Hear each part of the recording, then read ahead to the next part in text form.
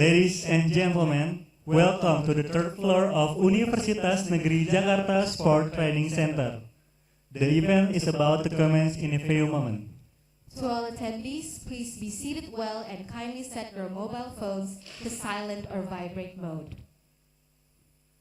Assalamualaikum warahmatullahi wabarakatuh. Good morning, ladies, gentlemen, and all of our distinguished guests. The Honorable Profesor Dr. Komarudin MSc, Rector of Universitas Negeri Jakarta and the Board of Management of Universitas Negeri Jakarta. Profesor Dr. Ahmad Syah MSc, Secretary of Senate. Dean of the Faculty of Sport Science, Dr. Hernawan, SA MPD and Vice Deans of Faculty of Sport Science. Deans and Director of the Postgraduate Program Universitas Negeri Jakarta. Profesor Iwan Sugihartono MSc, Head of the Institution of Research of the Community Services. Profesor Johan Syah Lubis MPD, Head of Institution of Educational Development and Quality Assurance. Dr. Muhammad Fahrudin MSc, Vice Manager for Lab School.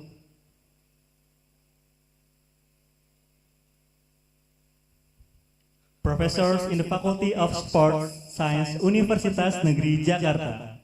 To the distinguished speakers and moderators throughout today's plenary sessions and all of our honored guests. Welcome to the 2024 International Conference on Sport Sciences, Physical Education and Health.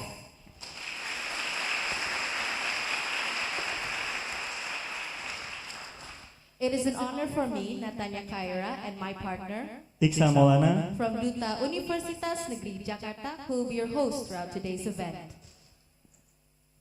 Ladies and gentlemen, to begin today's event, let us sing the Indonesian national anthem, followed by Mars UNJ. To all in attendance, please rise.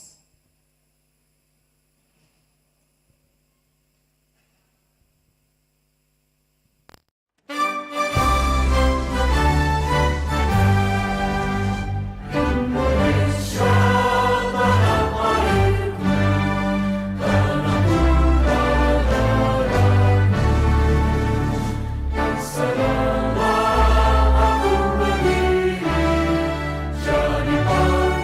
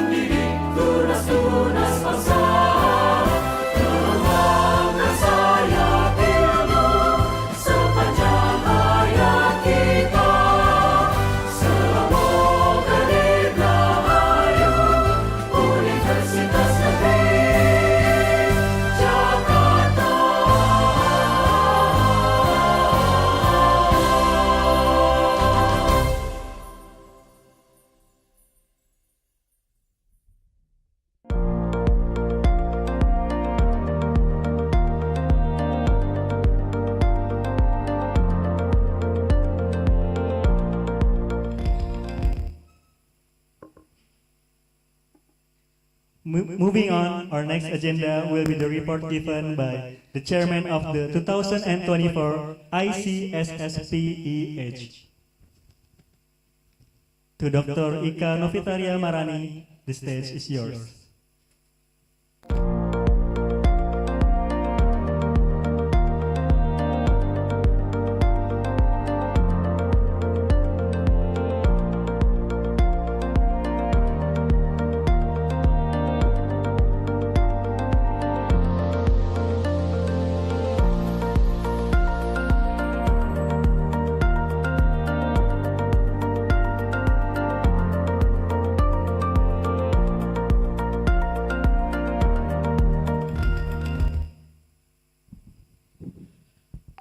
Honorable Rector of Universitas Negeri Jakarta, Profesor Dr. Komarudin, MSI.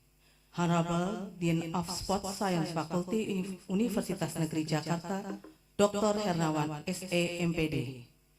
Honorable distinguished co-hosts and keynote speakers for this conference, and honorable all participants in International Conference Sports Science, Physical Education and Health 2024.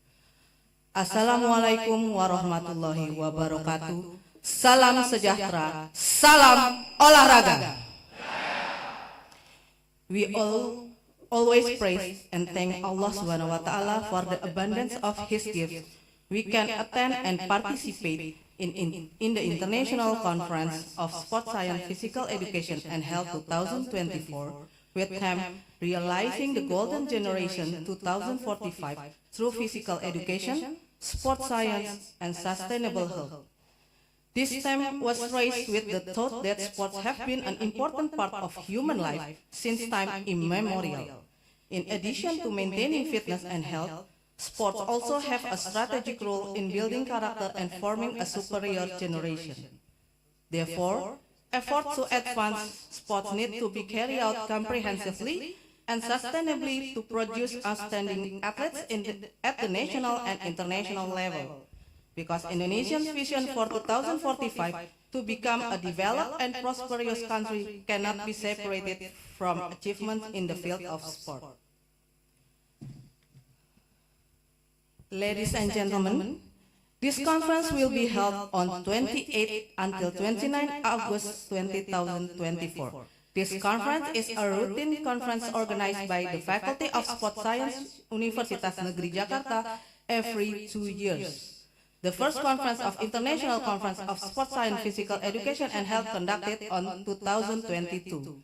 The aim of this conference international was 1. Formula a strategy to achieve the golden generation of Indonesian sports in 2045.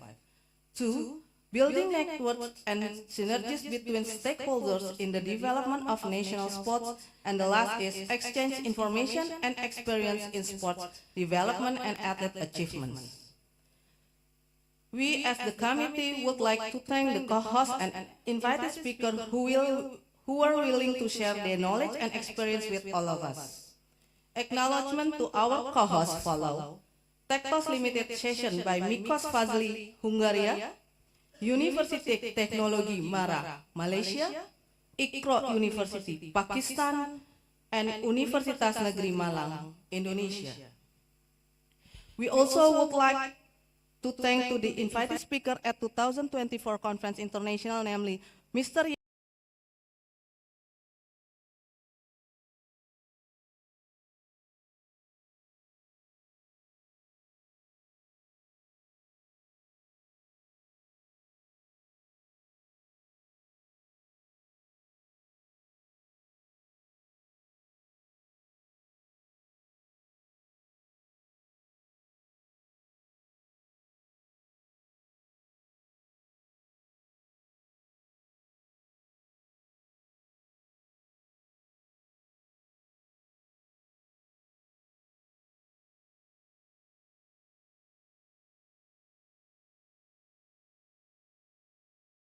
who will present their writings in the oral session.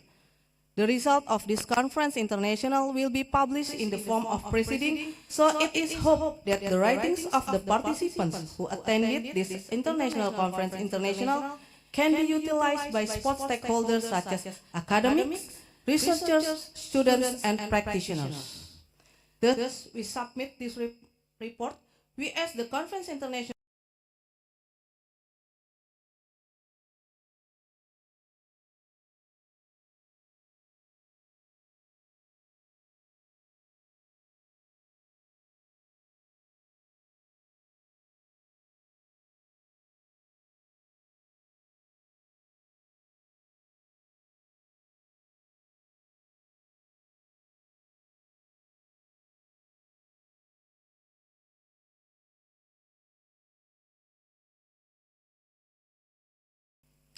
kalau ada sumur di ladang, Cakep. boleh saya menumpang mandi. Artinya, Kalau ada umur yang panjang, boleh kita jumpa lagi. Thank you very much. Hope you enjoy the conference. Have a nice day. Wassalamualaikum warahmatullahi wabarakatuh. Salam olahraga.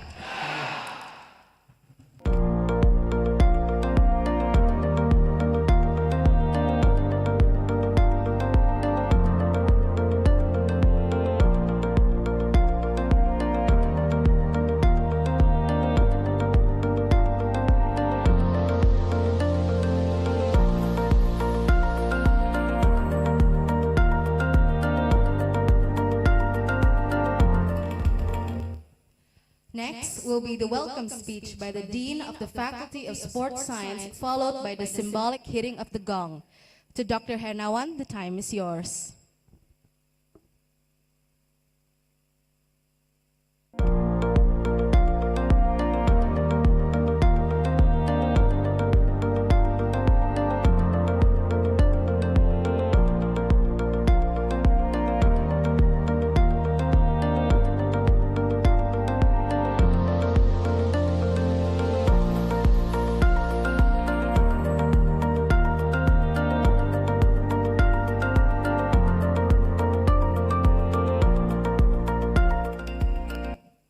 Bismillahirrahmanirrahim. Dear Excellencies, Rector of Universitas Negeri Jakarta, Prof. Komarudin, keynote speaker and invited speaker on international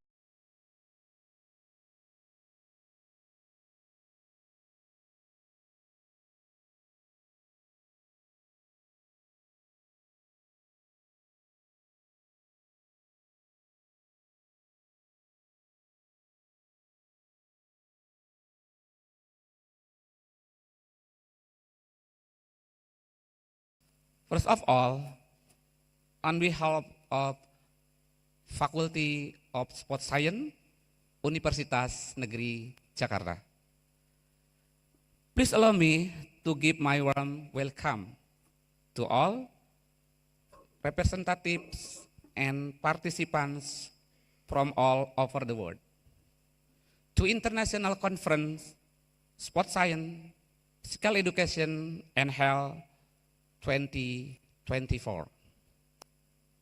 With theme realizing the golden generation 2045 through physical education, sports science, and sustainable health, is very pleased to host this conference in Jakarta, Universitas Negeri Jakarta. As many of you are already aware, this conference is the second international conference held by Universitas Negeri Jakarta that focuses on developing literacy in three main subjects: sports science, physical education, and health. The conference is the right momentum to formulate a joint strategy to realize the golden generation of sport in 2045. Based on scientific studies, state that first, sports science is a scientific foundation for producing a goal generation in the field of sport. the field of study that examines the physical, and psychological aspect of sports performance. Provide an understanding the each of these aspects interacts and is connected following athletes to exercise optimally. Second, physical education has a contribution to children's physical and cognitive development. Physical education that is applied well from an early age in the school environment not only stimulates physical growth and improves children's fitness and health, but can improve cognitive development and brain function, thus supporting improved academic performance.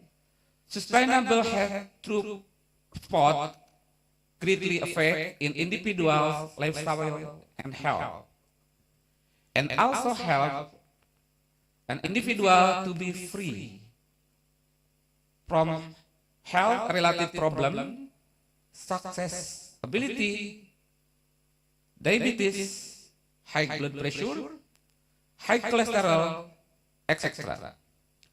So that's why, through sports science, physical education and health can achieve to a golden generation in 2045. Therefore, we are inviting incredible speakers from related background to discuss the development of that subject. Finally, I sincerely hope that this conference will succeed in very aspect, especially for the development of sports science, physical education, and health around the world. To all of our distinguished guests and participants, welcome and enjoy the conference. Thank you very much. Wassalamualaikum warahmatullahi wabarakatuh. Waalaikumsalam warahmatullahi wabarakatuh.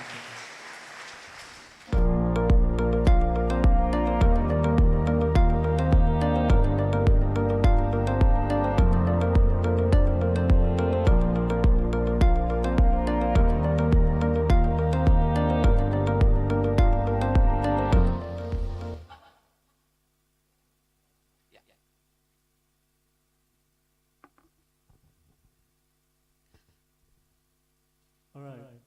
The next session is documentation, and please, for all of our honored guests, please come forward.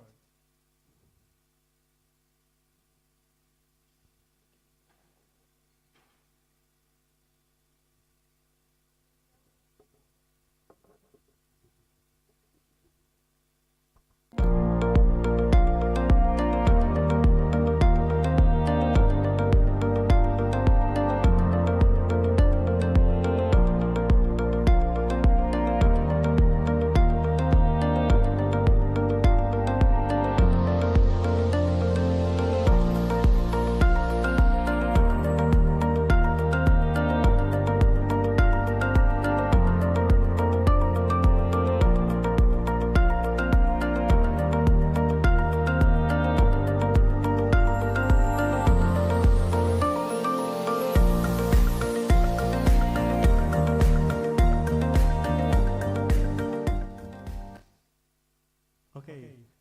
The symbolic opening will be led by the Dean of Faculty of Sport Science. To Dr. Hernawan, please, the time is yours.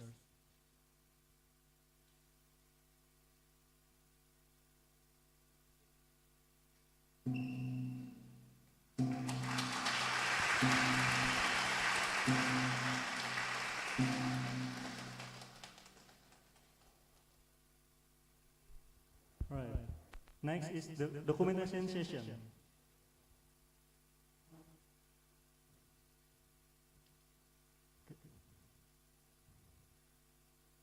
The documentation session will be on my count. 1, 2, 3. Once again.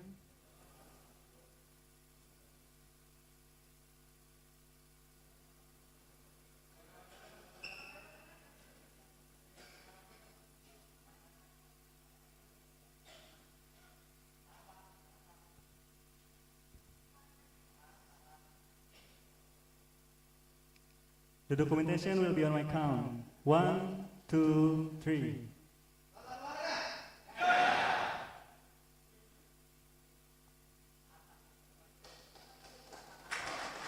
Okay, for all of onlookers, please stay on the stage. Please stay on the stage.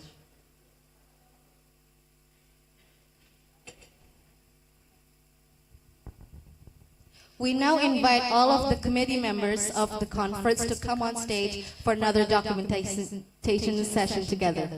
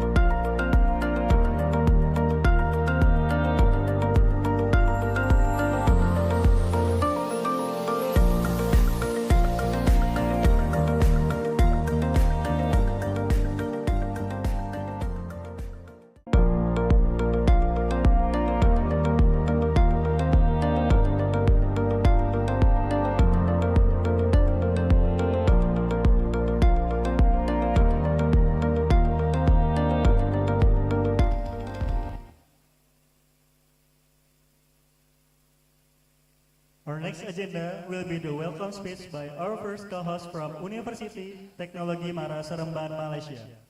To Dr. Mohd Syariman bin Syafi, the time is yours.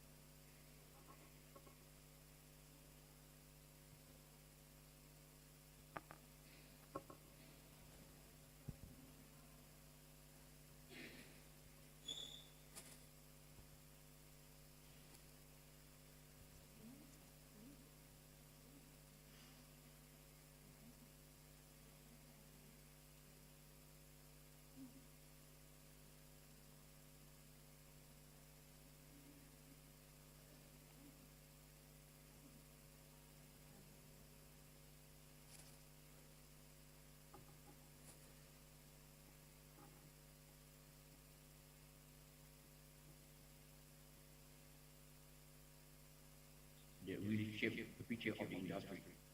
We are fortunate to have exceptional lineup of speakers and panelists who will bring wealth and experience insight.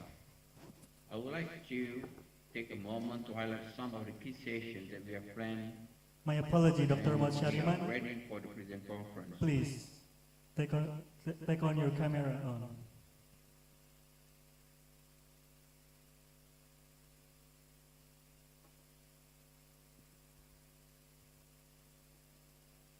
Please, I would like to remind you to take camera on for the Zoom.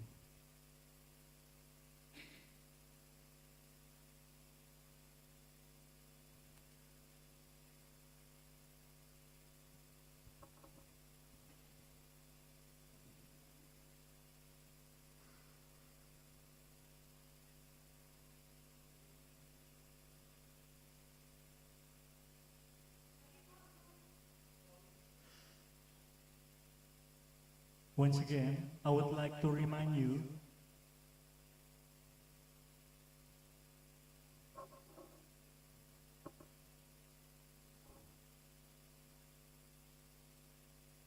remind you to turn your camera on. Dr. Mod Syariman.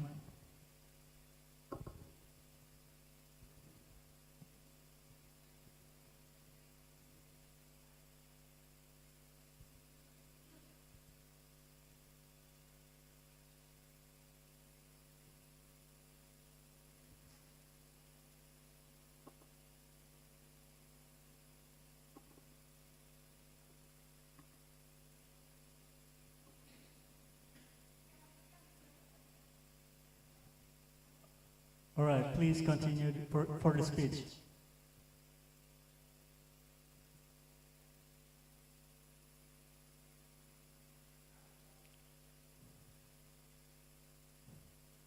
To Dr. Mod Syariman, please continue the speech.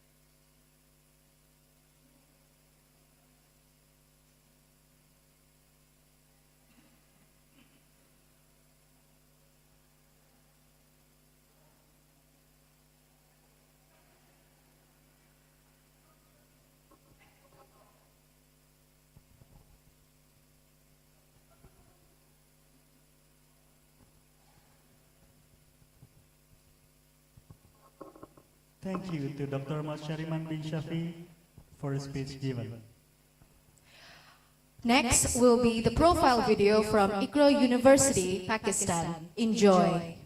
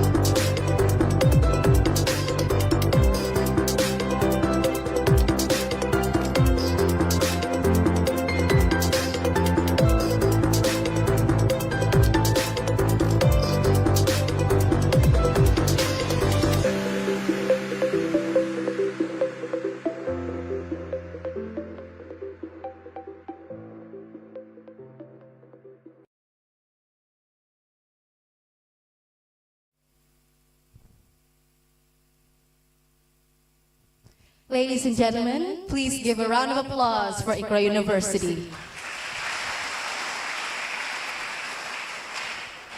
Moving on will be the official opening by the Rector of Universitas Negeri Jakarta to Professor Dr. Komarudin. The time is yours.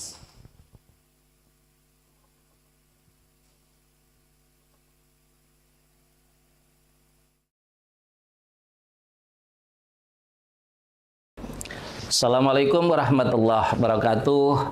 Good morning. May God bless us. The distinguished speakers, Universiti Teknologi Mara, Malaysia, Profesor Rajesh Kumar, Osmania University, India, Mikos Pasili, Tektos Limited, Hungaria, Dr.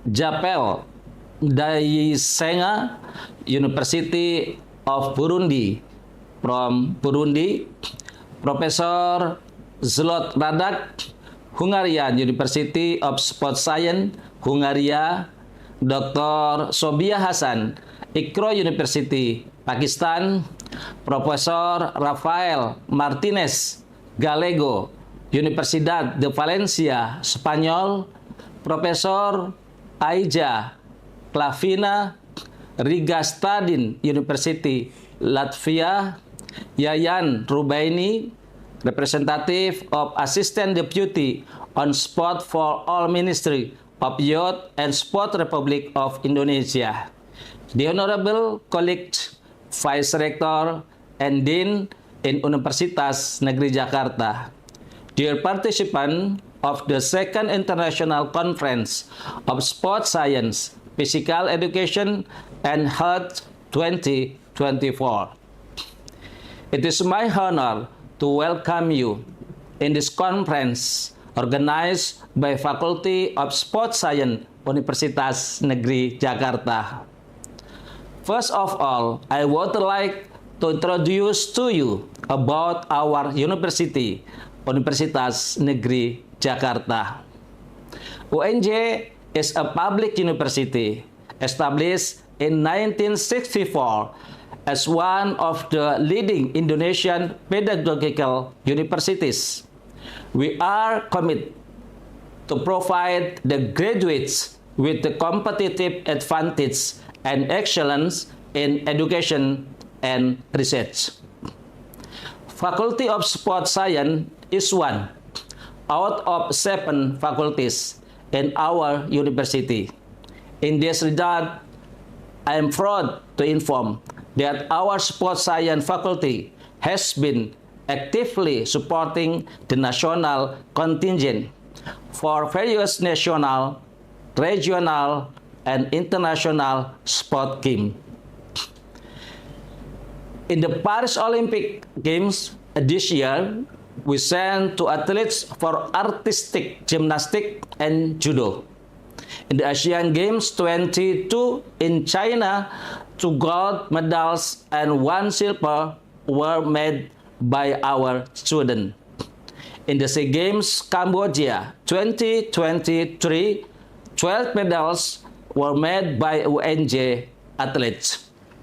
Ladies and gentlemen, thus, I believe the theme of this international conference is very significant, not only for Indonesian context, also for everybody. Since sustainable health and its relationship with sport is the concern of anybody across generation. Therefore, I hope this conference may contribute significant benefit for the development of sports science and physical education. Now, before I end my speech, I would like to express my deep gratitude to all speakers of the conference, the advisory board, the organizing committee, as well as all institutions, educators, and volunteers who have contributed to the success of this event. My special gratitude must be addressed to the co-host university. University Teknologi Malaysia, Icsspeh University Pakistan, Tektos, and Universitas Negeri Malang.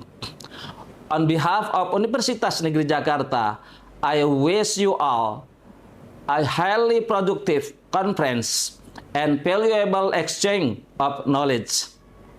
Ladies and gentlemen, as request to open the conference by saying Bismillahirrahmanirrahim, officially open the second International Conference of Sports Science, Physical Education, and Health 2024. Thank you. Wassalamualaikum warahmatullahi wabarakatuh.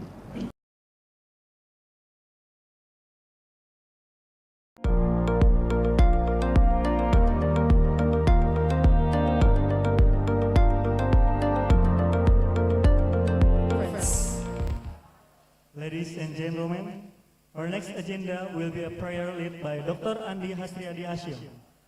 To Dr. Andi Hasriadi Hashim, the stage is yours.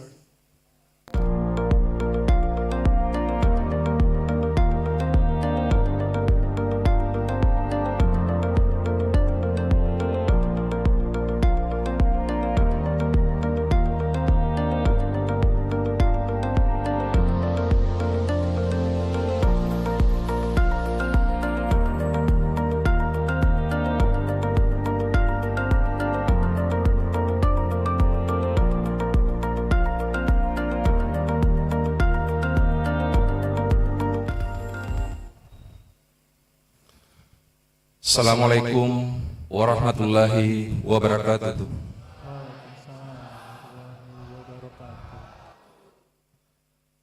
Ladies and gentlemen, let's bow our head for a moment.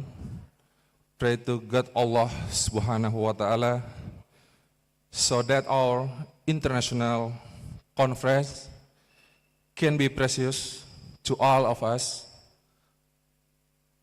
I will lead this prayer based on the teaching of Islam, and those who are not Muslim, you are pleased to pray according to each of your beliefs. Bismillahirrahmanirrahim. Alhamdulillahi Rabbil Alamin. Hamdan syakirin, hamdan na'imin, hamdan yu'afi ni'mahu wa yukafi'u masidah. Ya Rabbana lakal hamdu kama yanbagil jalali wajal karim. Allahumma salli wa sallim ala sayyidina wa ala alihi wa sahbihi ajmain. Oh Allah, today, Wednesday, 28 August 2024, in this beautiful place, we are gathered here to organize the International Conference on Sports Science, Physical Education, and Health. Make this international conference as useful science assembly as a medium of sharing useful idea, knowledge, and experience of scholars, research, and students of various disciplines. May the conference we organize today benefit to our life, broaden our knowledge, send our ideas, and lead you to be successful product person, which in turn will boost dignity of our nation. Oh Allah, get and bless our heart and our mind with the light of your guidance. Impart your supreme wisdom upon our activities. Help us to speak our mind clearly. Help us to listen to each other, respect each other, love each other, so that we are included to the blessed person. Oh Allah, you are the one who can fulfill our doa. Rabbana atina fid dunya hasanah wa fil akhirati hasanah wa qina azabannar. Subhana rabbika rabbil izzati amma yasifun Wassalamun alal mursalin walhamdulillahi rabbil alamin. Amin amin ya rabbal alamin. Assalamualaikum warahmatullahi wabarakatuh. Waalaikumsalam.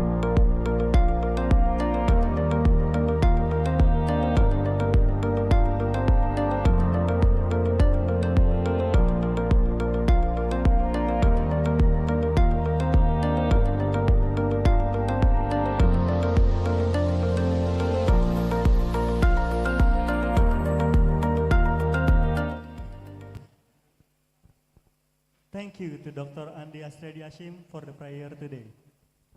Next, we'll witness an artistic gymnastics performance followed by a pencak silat performance presented by the Faculty of Sports Science, Universitas Negeri Jakarta. Please give them a round of applause.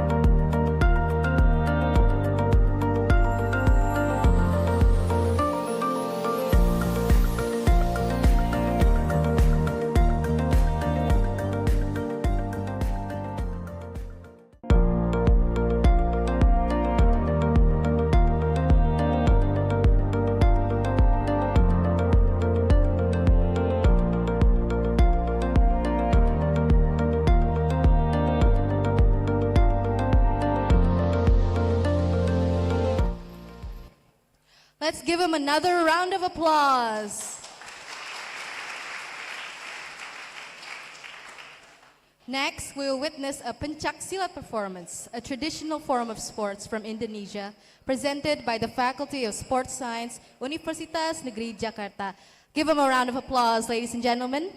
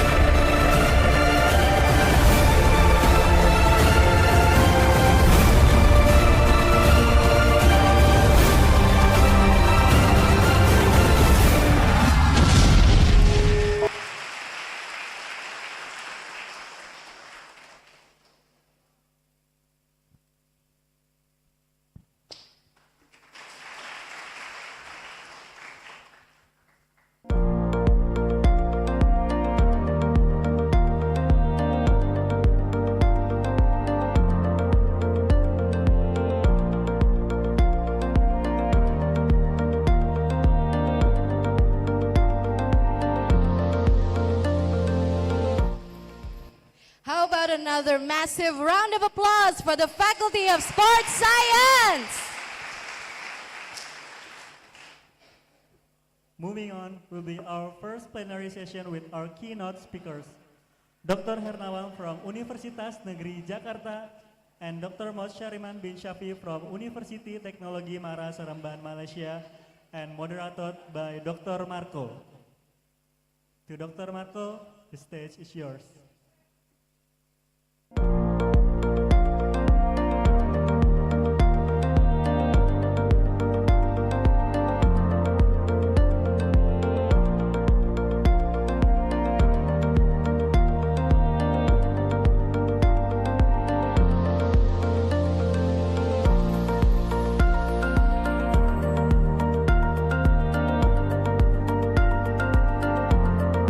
Honorable Rector of Universitas Negeri Jakarta, to Dean of Sports Science Faculty, to faculty leaders and all participants. Welcome to the first plenary session of the International Conference on Sports Science, Physical Education and Health. My name is Dr. Marco Arino Nainggolan, Sports Medicine Specialist, and I am honored to serve you as your moderator for this session. We have an exciting and insightful session lined up today with two esteemed keynote speakers. First, we will hear from Dr. Hernawan, SA, MPD, from Universitas Negeri Jakarta, Indonesia. Following that, we will have pleasure to listening to Dr. Syariman bin Syafi from University Teknologi Mara, Seremban, Malaysia. Each of our speakers will present for 50 minutes, and after both presentation, we will have a 10-minute Q&A session. I encourage you to take notes and prepare any questions you might have for our speakers. Before we proceed, I'd like to introduce our first keynote speaker, Dr. Hernawan, SA, MPD. Dr. Hernawan is the esteemed Dean of Faculty of Sports and Science at Universitas Negeri Jakarta, Indonesia. He earned his PhD in Sports Education from Universitas Negeri Jakarta in 2011 and have an extensive list of publications in field of sports science. Additionally, Dr. Hernawan also have a distinguished background of former athlete of the Indonesian national hockey team. With his vast experience and contribution to sports science, we are truly privileged to have him with us today. Let's warmly welcome Dr. Hernawan as he shares insight with us. Dr. Hernawan, the floor is yours.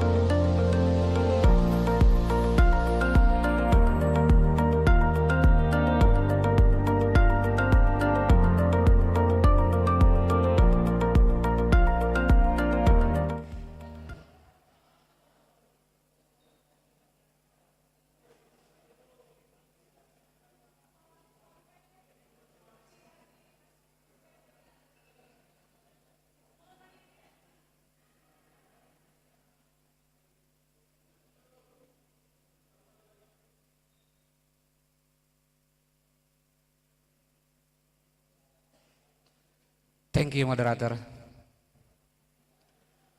Assalamualaikum warahmatullahi wabarakatuh. Good morning, ladies and gentlemen. First of all, I'd like to thank the organizer for inviting me to this conference today as a speaker. And then, thank you the audience for coming and joining with us today.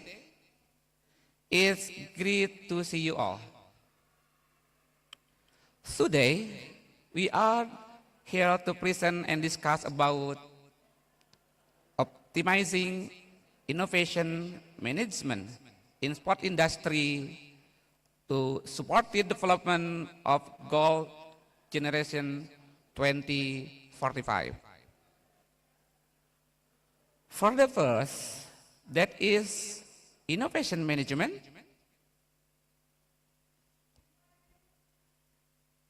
innovation management refer to the systematic process of managing and organizing innovation procedures from the initial stage of idea generation through to implementation and commercialization.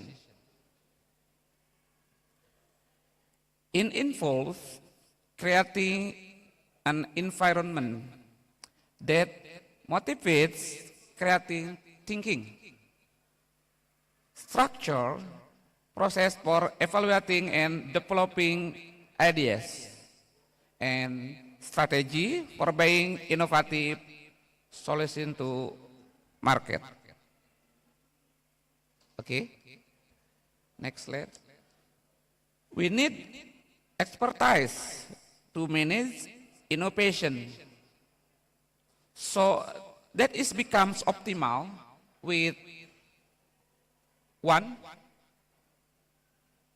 communication skill is the solvent of all problems and is the foundation for personal. Two, problem solving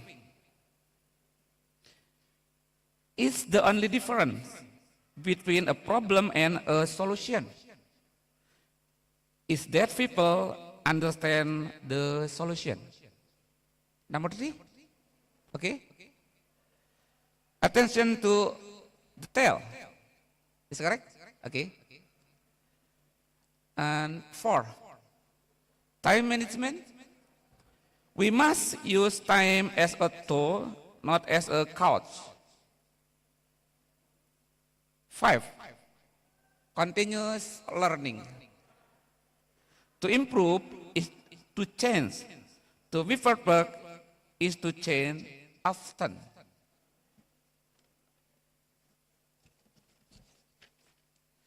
Six, teamwork. The strength of the time is each individual member. The strength of each member is the team. Seven, technological literacy is the best when it brings people together. Eight, organizational literacy is finally the road to human progress and the means through which every man, woman, and child can realize his or her full potential. Nine, emotional intelligence. It is very important to understand that emotional intelligence is not the opposite of intelligence. It is not the triumph of heart over heart.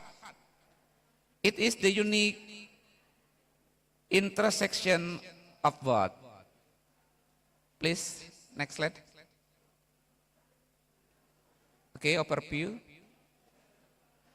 The sport industry encompasses all business and organizations involved in the production, promotion, marketing, and management of sport-related activities, goals, and services. This includes everything from professional, from teams, event, and media right to sport equipment, apparel, and technology. Global dependencies on sport industry. Economic impact.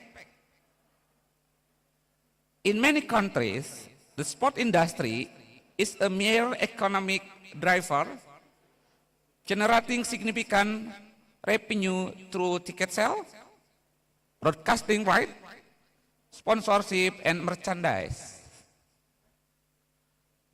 Job creation.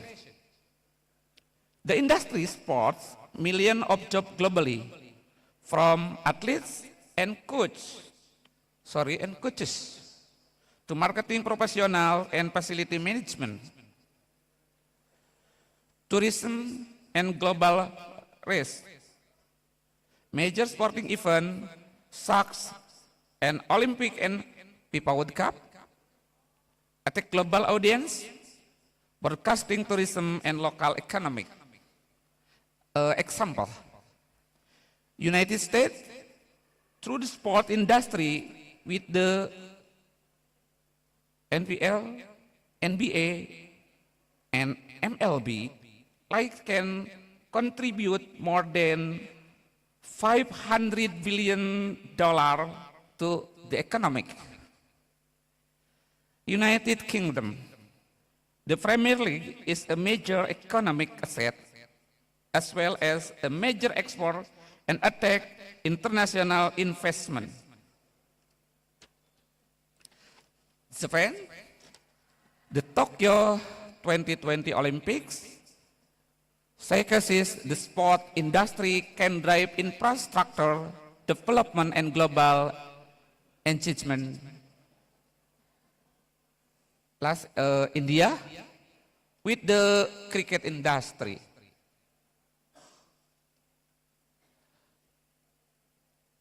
Large population and growing interest. Population size with over 20 to 160 million people. Indonesia has a vast and diverse population that forms a significant customer base for sport-related activities and products. Increasing sport engagement. As interest in sport grows, more Indonesians are participating in and following various sports, creating opportunities from industry growth, infrastructure development. Indonesia is gradually investing in sport infrastructure, such as stadium and training facilities to support both local and international events. Economic opportunities. The rise in popularity of sport combined with the nation's market offers opportunities for investment and development within the sport industry. Market expansion with continued investment in infrastructure, sport education, and technology. Indonesia has the potential to become a significant player in the global sport industry. International recognition. As Indonesia hosts more international sporting events, as its athletes achieve greater success of the world stage, the country's sport industry will continue to gain prominence. Next slide, please. Market size. The global sport market was valued at approximately $500 billion in 2023. The market includes revenue from sport events, sponsorship, broadcasting rights, sport apparel, equipment, and related technology.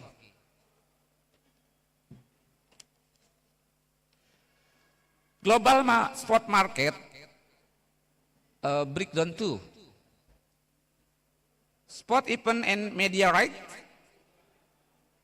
sponsorship, sport apparel and equipment, then sport technology. Next slide, please. Breakdown revenue by sector. There are sport event and media right with 43% success. FIFA World Cup, over $6 billion. National Football League, $15 million. Sponsor with 60% success. Olympic, over 30% success.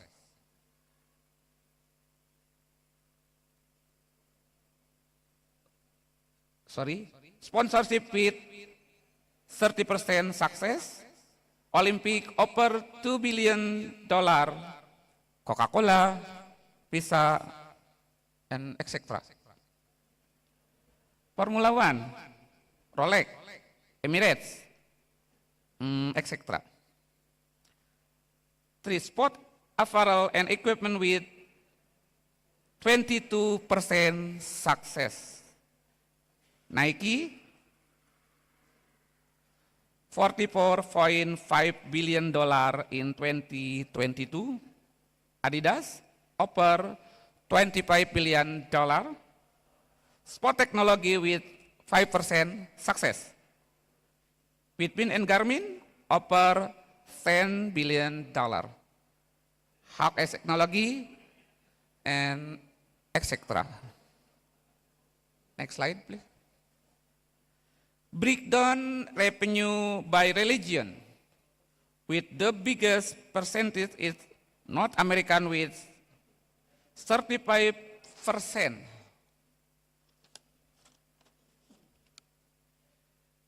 Breakdown revenue by specific country, with the biggest percentage is USA with 32.5%. For now, we know about the role of technology in modern sport are smart clothing, robotic, virtual reality, VR, big data and analysis, computing power, wearable technology, drone, and sport science. Here the example of the technology in modern sport, such as smart clothing, smart stadium, and also fan adjustment technologies. The sport industry in Indonesia also involves technology that is applied to various needs, improving the quality of sport from various sectors. One example is Universitas Negeri Jakarta, which has new innovation in the field of sport technology. First, Recovery Phase by Prof. Johan Salubis is a specialized phase designed to aid athletes in recovery after intense physical activity, particularly in high-impact sport. Is widely used in various sports. Its innovation have reduced muscle fatigue and accelerate recovery time. And second, mesin pelontar, launcher machine for sepak takraw, Burhanuddin Basiruddin, is a mechanical drive developed to aid in the training of sepak takraw players by simulating different game scenarios. This technology has revolutionized sepak takraw training, allowing players to hone their skill more effectively and consistently. There is big opportunity for the sport technology industry in Indonesia.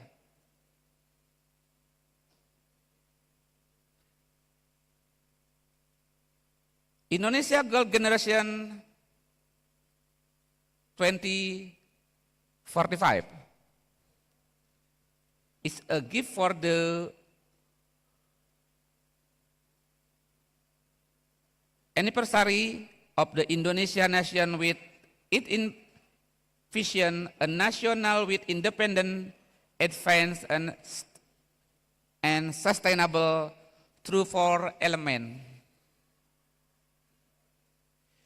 human development and mystery of science and technology, sustainable economic development, equitable development, and strengthening national resilience and governance. Next slide, please. Key concept.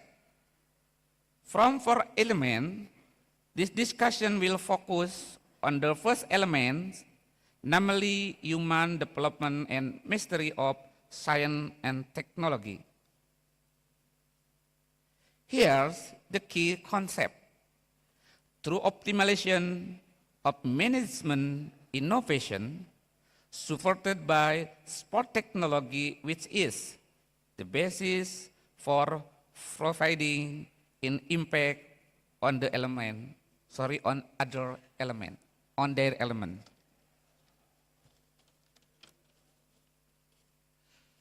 Therefore, the rule of sport is very important in this element because it will motivate the development and mastery of science and technology, is achieving the division of Indonesia goal generation 2045. In relation to building Indonesia, by maximizing innovation management based on sport technology, of course, we can build this element, which will also have an impact on the sport industry variable, which is directly related to the element of sustainable economic development. Thus, sport will have to have an impact on other aspects. In this case, on human development and technology, economy, so that it will lead to equitable national development in realizing a nation with independent, advanced, and sustainable. Thank you. Please, big. Thank you, Dr. Hernawan, for the awesome presentation. You can sit down, please. Now we will move to the second keynote speaker. And it's my pleasure to introduce our second keynote speaker, Dr. Muhammad Sariman bin Safei from University Technology Mara, Malaysia. Dr. Sariman earned his PhD from University Pendidikan Sultan Idris, Malaysia, and has impressive portfolio of publication in the field of sports science. Today he will be discussing the important topic of outdoor education. With his extensive experience and expertise, we are eager to hear his perspective. Please join me in welcoming Dr. Muhammad Sariman bin Safei. Dr. Sariman, the floor is yours. Testing 1, 2, 3.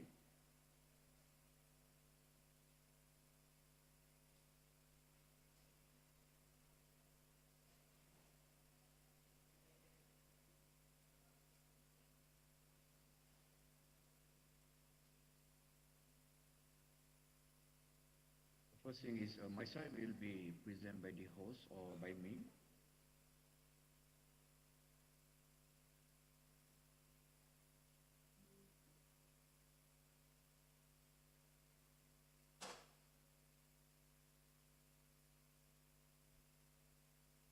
Ya, Assalamualaikum warahmatullahi wabarakatuh. Salam YTM di hatiku.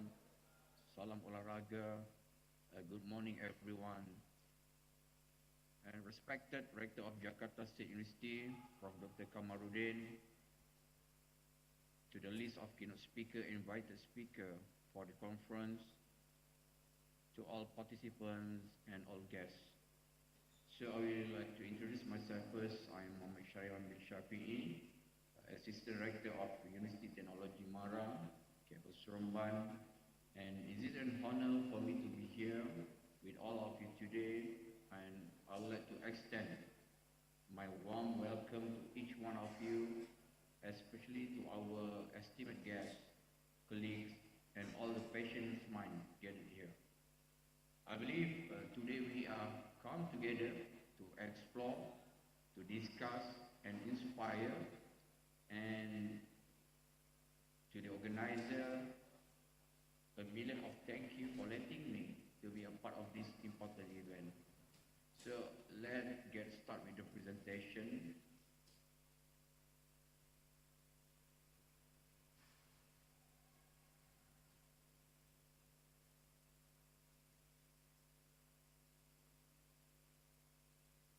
Okay, so came back first to the topic first, to the first slide, which is the title.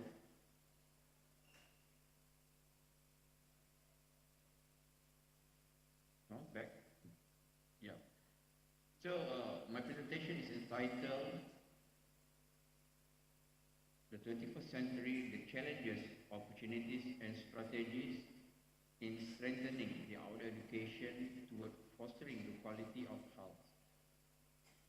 So, in regard of this topic, first we need to really understand why I choose to be focused on this area.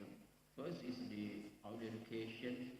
I think all around the world, outdoor education has been implemented in schools, institutions, and also in the higher institutions. And when we are talking about the quality of health, first we need to clearly define what is health is.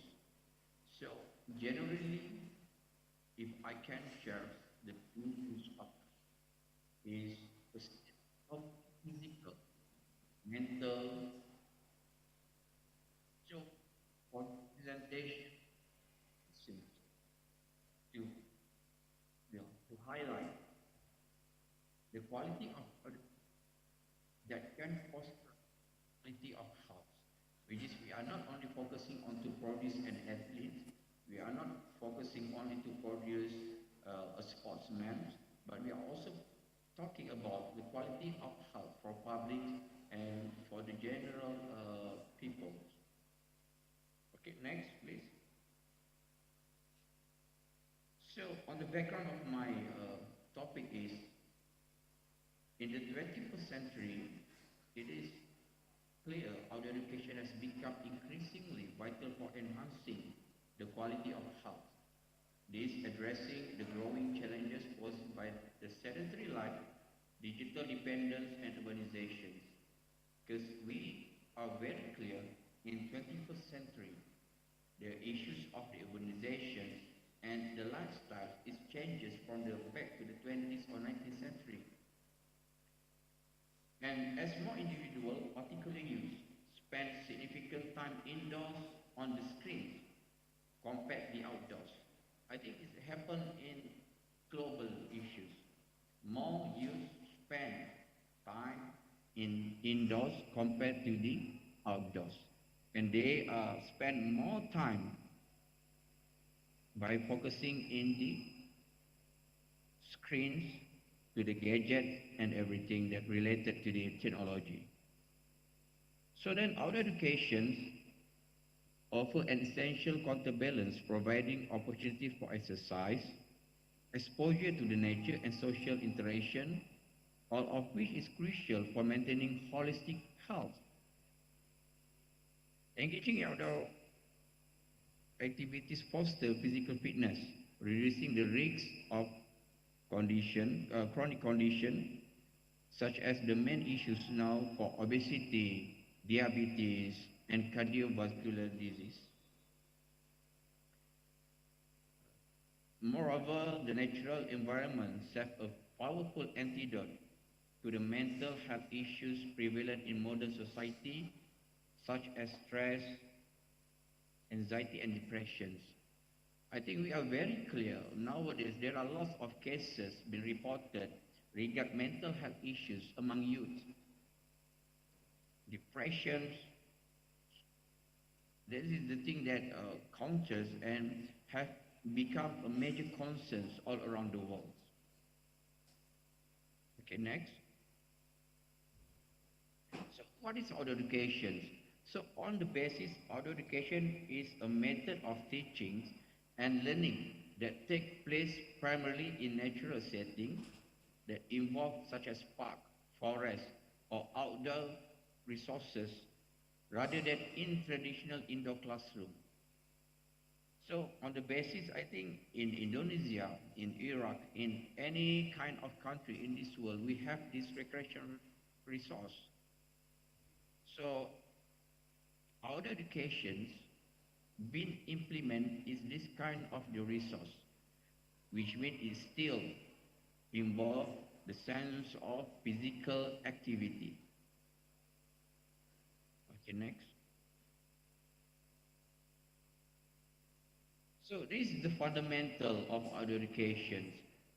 On the early 20th century, it was based on John Dewey for the progressive education movement, and the early middle 20th century, the outward bound movement founded by Kurt Hunt was established in 1941, and this outward bound movement have given the different dimension of outdoor education, which is, if I can say that, the revolutions of outdoor education was started progressively during this middle 20th century.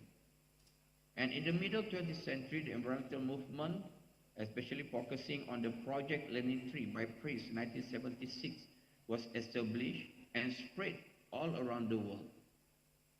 And in 90s to 90s, the progressive growth of education. There are many countries all around the world have currently become a catalyst in organizing or implementing our education, such as New Zealand, Australia, Japan, United States, and many more. They believe that our education has a significant role in fostering healthy lifestyle, quality of health, and as well to producing and a sense of athletics people. Okay, next.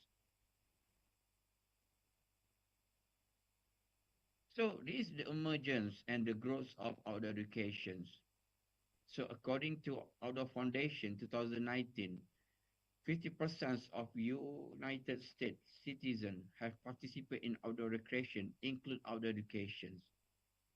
And according to the Environmental Education Foundation 2019, 60% of United States citizens aged in range of 6 to 25 years old participate in outdoor recreation, include outdoor educations. And specifically in Malaysia, it is reported by the Institute of Youth and Research of Malaysia under Ministry of Sports stated that 50% of Malaysia youth participate in outdoor recreation, include the outdoor educations. And another report by the Outdoor Foundations in 2021 stated that the participation of Asian in outdoor education varies widely, but it depends on the country and it was influenced by the cultural factors, access to the outdoor spaces, and the resources. So all the emergence of the growth of our education shows and convince us the importance of the outdoor education toward fostering quality of health. The next.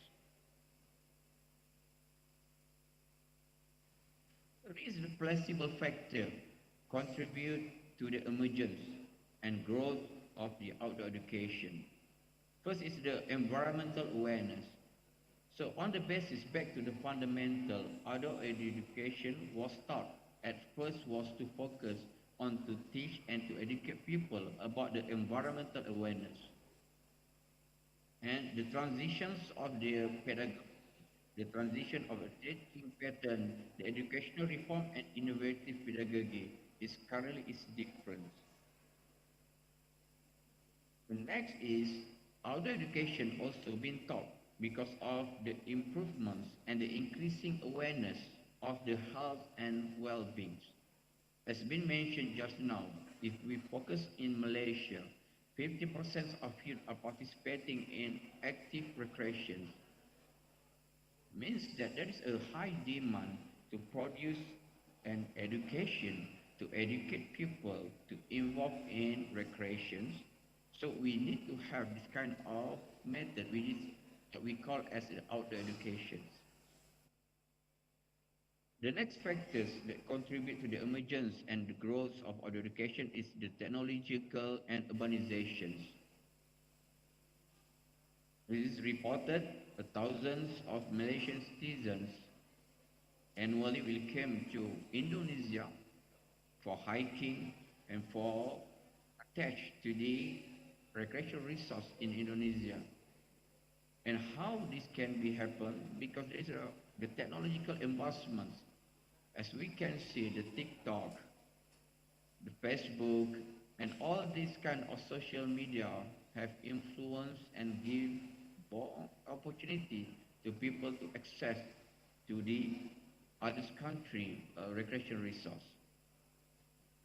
And next is a policy and institutional support. In focus of Malaysia, I can say that there is a policy and the institutional support regarding the implementations of outdoor education. It is compulsory to be included in the syllabus from school age and also in the higher institutions. They need to learn about outdoor education because there is lots of benefit of outdoor education that will be discussed later. So all these factors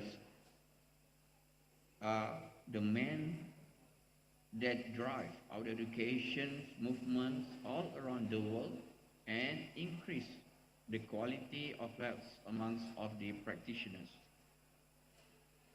Okay, next.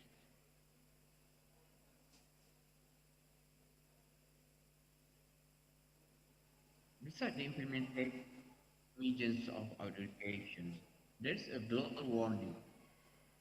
As I share here, this is the report by the World Health Organization from 2020 to 2021.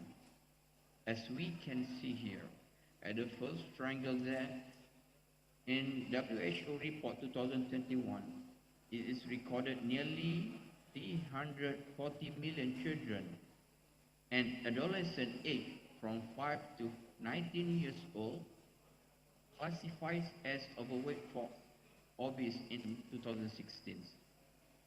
And 2020 is recorded prevalence of obesity among school age children in Asia has rising rapidly. This is include us in Asia. WHO to 2020, obesity among children aged from 5 to 19 years old range from 5.8% to 19.3% in Asians. It shows the increased number of percentage. And the report in 2020 also highlight the mental health issues among Asian youth include mental health disorder. This we will be further discussed in the next slide. Please. The next slide. So childhood obesity with nearly 340 million children aged from 5 to 19 classified as overweight and obese in 2016. Now we are talking about 21st century. As I mentioned just now, more time has been spent by adolescents and youth focusing on screen compared to doing a physical activity. And the result is the obesity numbers are increased. And if we analyze this data also, we found that age from 5 to 19 means that they are still in the primary school and as well in the secondary school and maybe in the early stage of the higher institutions. Means that all of these adolescents are people who are in the system of education system. So that's the opportunity for us to focus and to study, whereby even though they are attached to the institutions, but the numbers of the obesities are increased. And in this is include the type 2 diabetes, cardiovascular disease, and certain cancer. Next.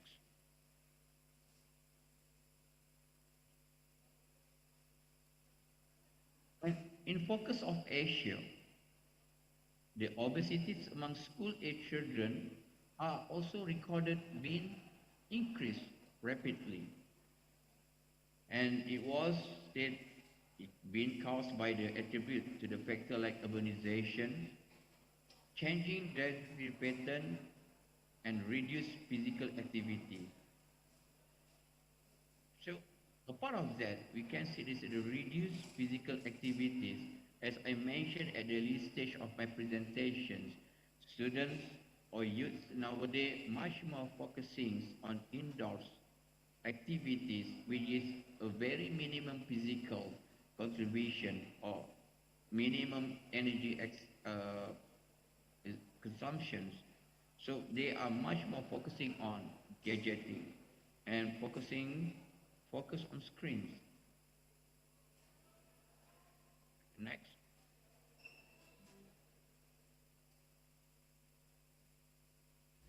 When in specific to the issues, again, it's also found that age from 5 to 19 years old range from 5 to 8% to 19.3% were observed in countries such as Malaysia, Thailand, and China. So all these citizens, all these youth, has been exposed to the 21st century culture, and then the lifestyle pattern have been changes, and what happens is the increased number of the chronic disease. Okay, next. And one of the most important thing to concerns and the most issues been debated and also been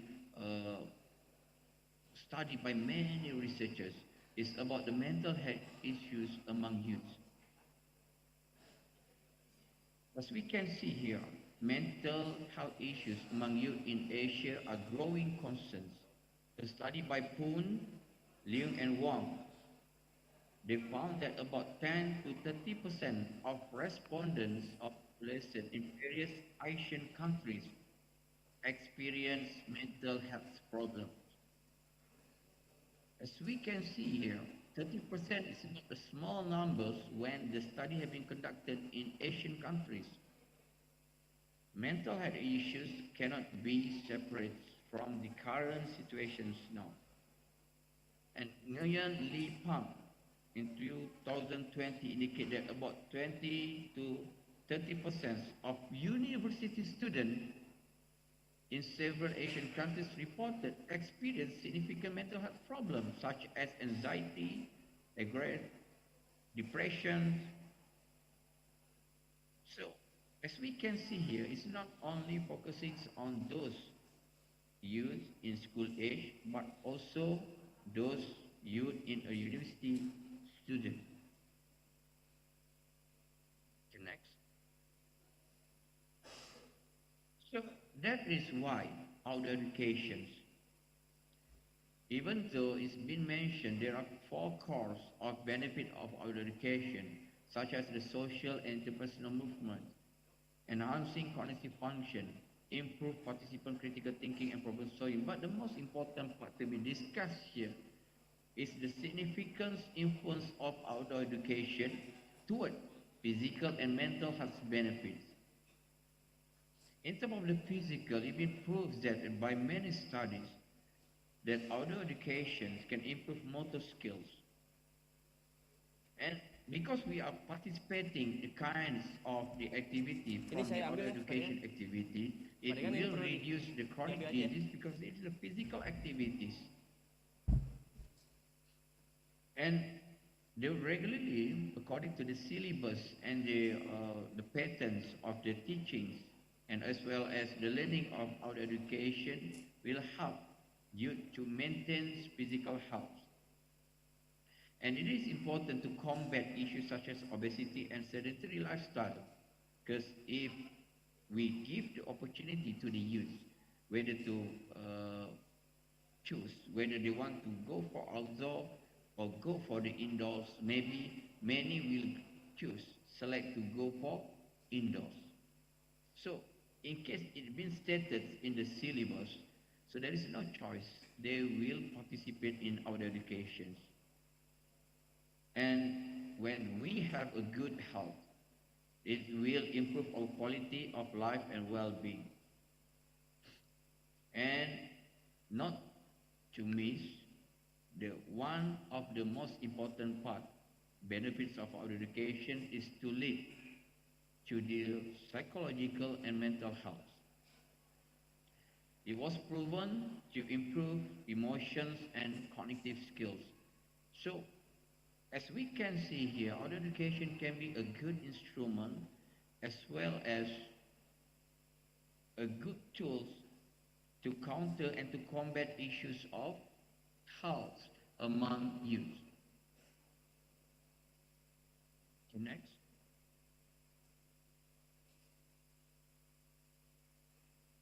However, there is a challenge in our education in 21st century. The economical issues, the financial constraint going to be the first issues on implementing our education all around the world, and the access to the availability of natural spaces. For example, from the institution is far away to have these kinds of resource. The safety and risk management, because when we back to the definitions of recreation as well, it will involve the element of risk, danger. So this cannot be separate from the elements of other educations. So safety and risk management become a part of the concerns as well as the challenges in conducting our education in 21st century. And then the societal and cultural barriers, as I mentioned, our pattern of life nowadays is totally different from 19th century, from the 20th century, because it's the changes of modernization. So the cultural, the barriers, all things changes now. The environmental and ecological issues, so is greenhouse issues, the themes of ozone layer issues, that is something that currently been focusing. That's why out of outdoor education, they are also thinking about sustainable outdoor education. And next is the educational system. It is a bit shame to state that some of the institutions are too much focusing on the cognitive parts, but the balancing of to produce a quality individuals are not being concerned. So it depends on our education system. Some of the system are focusing to have a balanced promotions of within the cognitive and also the health. So this is important to foster these issues and also to look in deep what is the functions and as well as to design the educational system that can foster a quality individual in future. Okay, next.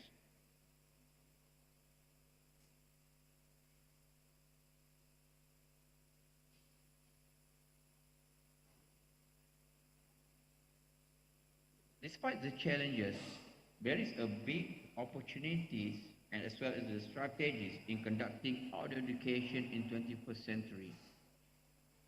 As I mentioned just now, in 21st century, outdoor education are much in focusing of the environmental sustainability.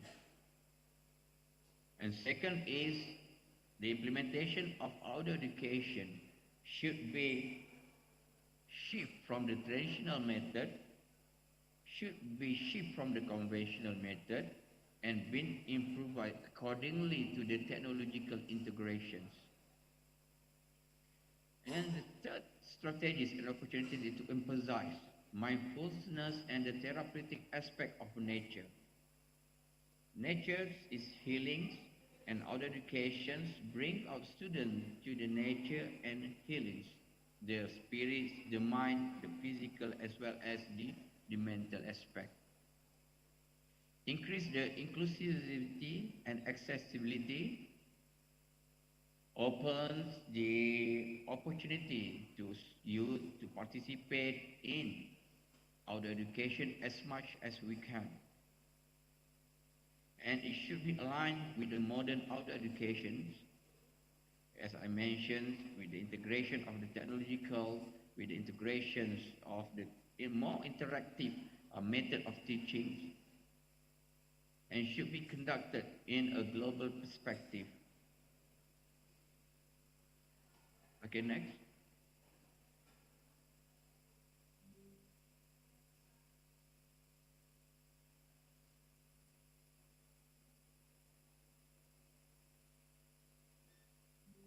Okay, when we have to integrate the outdoor education for quality of life,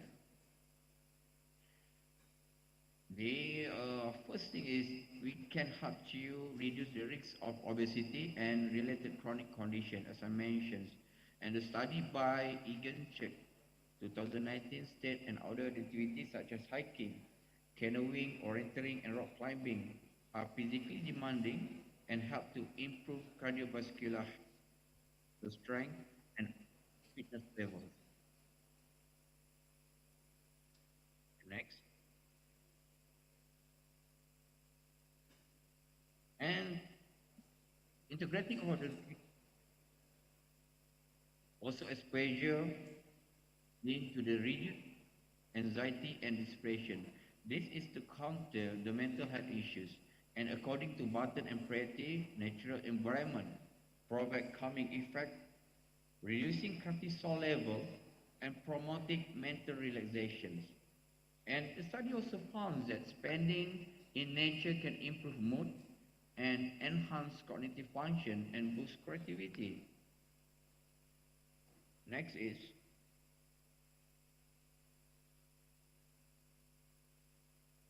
next. And in terms of social effects, outdoor education is also a great strategy to improve their social and emotional well-being. A study by Quay and Simon 2013 found that activities in outdoor education help to build resilience and self-esteem and sense of community, all which crucial for emotional well-being.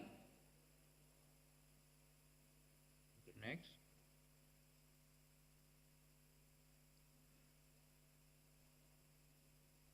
In focus of mental health issues again, especially to outdoor education, have linked to reduced stress, anxiety, and depressions. And according to Barton and Pretty, 2010, natural environment, I think this one is repetition, a calming effect, reducing cortisol level and promoting mental health, as I mentioned just now. Okay, next.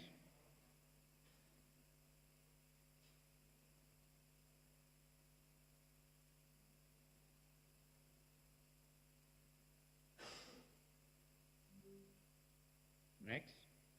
And this is important to state here that outdoor education is also found to improve quality of sleep that typically to meet 7 to 9 hours per night for adults. A study by Millington 2006 is found that spending time in outdoors can help regulate circadian rhythms, which lead to the better sleep quality. And the natural light exposure during the day helps synchronize the body internal clock, making it easier to fall asleep at night. Okay, next.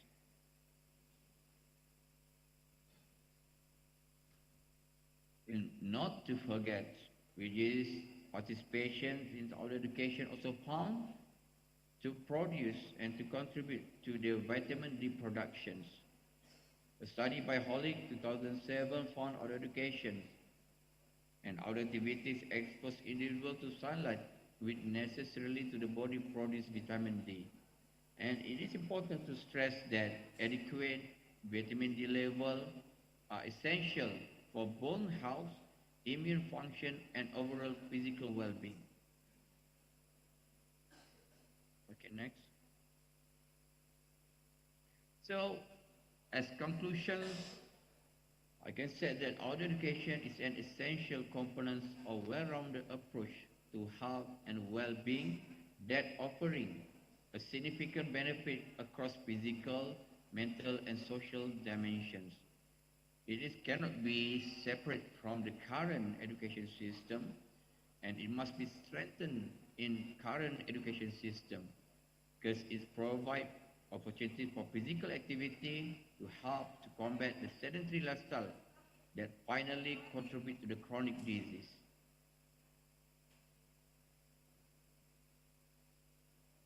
Next. Thank you so much. That's my presentation.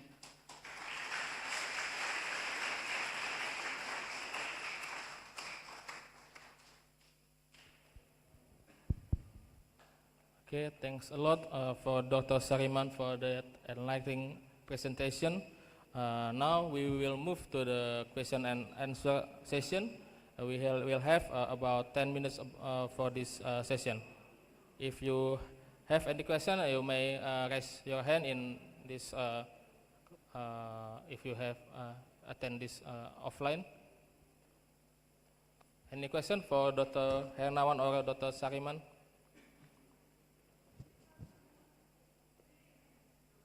Please. You can move forward.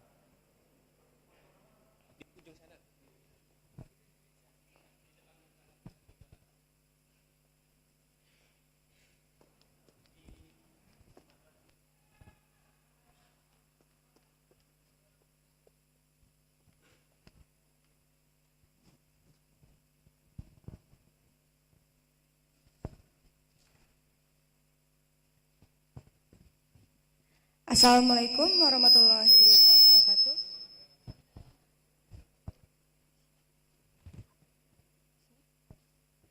Thank you for the moderator for giving me the opportunity to ask my questions. And also thank you for the speaker for such a great presentations. Before I ask my questions, let me introduce myself first. My name is Naila Fatia Ariendra from Faculty of Sports Science of Universitas Negeri Jakarta. My question is, about the gold generation in 2045, especially in sports scope, what goals that sports want to achieve? Thank you very much.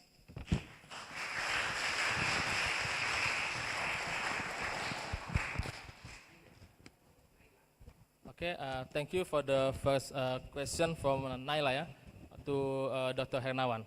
Okay, so the question is about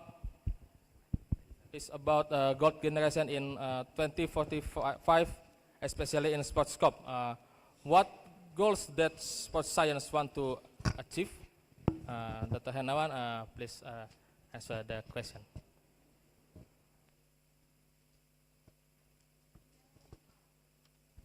Test.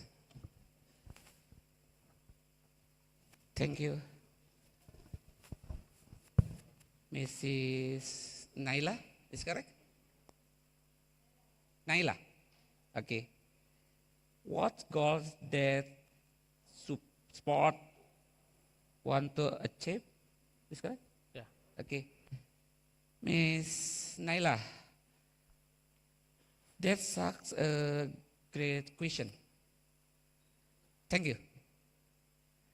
Sport goal for Indonesia goal generation 2045 is Indonesia will be in Olympic the big 5 medal country and contribute to our nation development aspect to become an independent, advanced, and sustainable nation. To achieve the sport goal, we already set up sport national design from 2022 until 2045. Thank you. Thank you. Okay, thanks a lot for Dr. Hernawan for the answer. So the top goals of the Indonesian 2045 is to become a top 5 medalist in Olympics. Okay, next question, we can move to the next question. Maybe in the Zoom, ada any question for Dr. Hernawan or Dr. Sariman?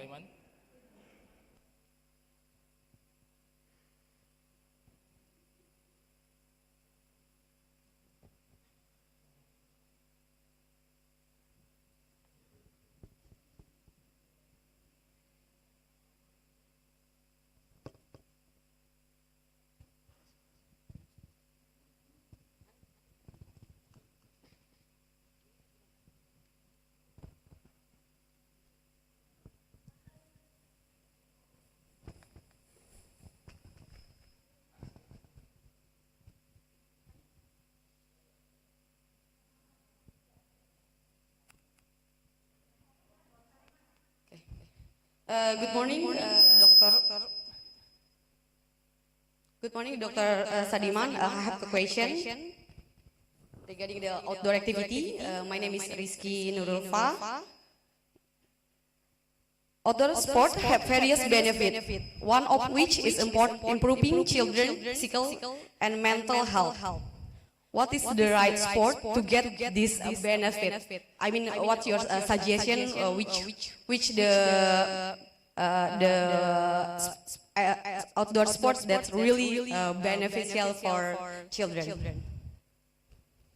Do you get it, sir? Yeah, I think the question is regard what type of activities that contribute towards Yeah, the most. quality of health. Yeah. Yeah, thank you. Okay. First of all, is we need to identify the range of the age of the participant first. But at the basis, there are many types of other activities that can be played generally improve the health of students. For example, is the most common one is a camping. But the intensity of the implementations of the campings is the thing that we need to consider, which is the high intensity of the implementations or low intensity of the implementation. As well of the activities should be include the element of physical activities. As I can share with you, we just need to make sure the implementations of the activities have a target of the intensities. For example, we can also use what we call as abseiling activity. For an example, using a rope to rope down from a particular tower. So this will improve physical as well as a mental state of the individuals. But to answer the questions, the most important part is to consider the type of the student first. Number two is to identify the intensity of the implementation of the activity, and as well as the stability of the activity. And in specific way to answer the question, which activity, I can say that any kind of outdoor education activity have its benefit toward physical as well as mental health aspect. Yes. That's all. Okay, so for connecting to mental health, nowadays, like the sedentary behavior is really make the worst thing in our daily life. So what do you think, like, the outdoor activity can improve or decrease the sedentary behavior life? What's your opinion, sir? Okay, very good questions. So in specific of mental health issues, because the dimensions of mental health issues is too big. But if I said one thing, if you can consider is about the depressions or about the anxiety. So we are focusing on to develop a social skill as well as the confidence of the individual. So one of the good activity to do is as well as the camping, but it must have a team based activities as to foster the social impact and as well as we need to have individual-based activity such as kayak, such as abseiling, wages to foster to improve the self-confidence part. So combining all this kind of activity, we can have a medium to minimize and reduce the issues of mental health among youth that participate in our education. So you mean I'm asking about your country so far about the outdoor activity in there. How's there, sir? I mean, like, are they like put the regular schedule for doing the outdoor activity or kind of what for the program in Malaysia? Okay, thank you for the question. So for Malaysian practice, especially in high institutions and in my faculty, as well, we do have this kind of subject to focus on to fostering skills and knowledge to the students to have a fundamental knowledge in conducting our educations and our recreations. And in schools, it is being stated in schools policy also, there's a co-curriculum subject that must be attached student to the outdoor education, which is the implementation throughout the syllabus and the physical education chapter, which is outdoor education in Malaysia have been in school age. Outdoor education in Malaysia has been implemented in the subject of physical education, but there is a chapters of outdoor education within that particular subject. And in higher institutions, it is compulsory, and also these selections of the subject that have been offered by all around the university in Malaysia to participate in co-curricular activities that also offer kinds of activities and programs that are focusing on outdoor recreation as well as outdoor education. Okay, So thanks. there's a systems there. Yeah.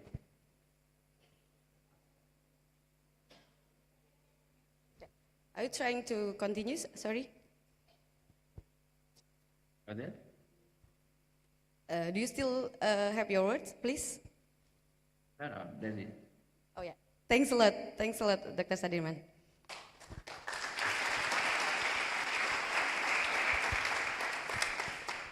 Thank you, Dr. Sadirman, for the answer that the importance of the physical activity for the children on the mental health, and it's depend of the type of the activity, the intensity, and it helps to the mental health of the children. And we will have another question, maybe you can. Okay, in online in Zoom, you may speak. Maybe the operator of the Zoom, you can unmute the.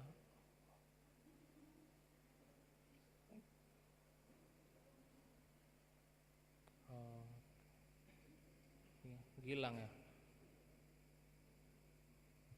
Thank you for moderator and Mr. Muhammad Syariman. Good morning. My name is Gilang. I'm from Universitas Pendidikan Indonesia. I have a question for Mr. Muhammad Syariman bin Shafi'i. Yeah, what are the most popular recreational sports in Malaysia? Regarding traditional sport, how does local culture influence people's participation in this sport? Thank you. Okay, for the question first is about what is the most participate of the recreation activity in Malaysia. Am I right? Yes, yes. Okay, and the second is? Well, let me answer the first question first. So, accordingly to the current cultures and the currents of recreational movement in Malaysia, we can say that the hiking activities is one of the most participated activities in Malaysia. And it's also been stated that the numbers of hikers in Malaysia is too many and been implemented by every weekend, and a lot of operator in this area of recreation activities. And as well as there is numerous numbers of participation also toward water-based activities in Malaysia. But to answer the question, if you ask me what is the common and the most popular currently is hiking, which is the hills or mountain hiking.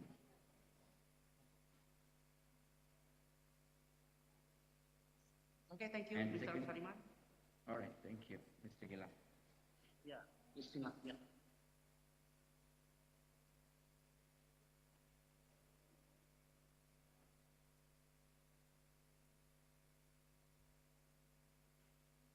I need to answer this question from the presentation from the UM University Negeri Malang. I would like to know your thought related social media use technology which may contribute to unhealthy lifestyle. I think there is no issues about the usage of social media, but then time spent for that social media usage is the most issues now. It's not about the social media, but the time spent for that social media is the issue that contribute toward the potential of reducing your physical activity. Is there any research gap in see a context that potential to explore to raise awareness or even solve the problems? So there's a huge opportunity to deliver a study on this area as well as to identify what is the significant influence of the contribution in exposure too much in media and you are being physically minimum activity participation. So there is a huge gap for you to conduct a study as well.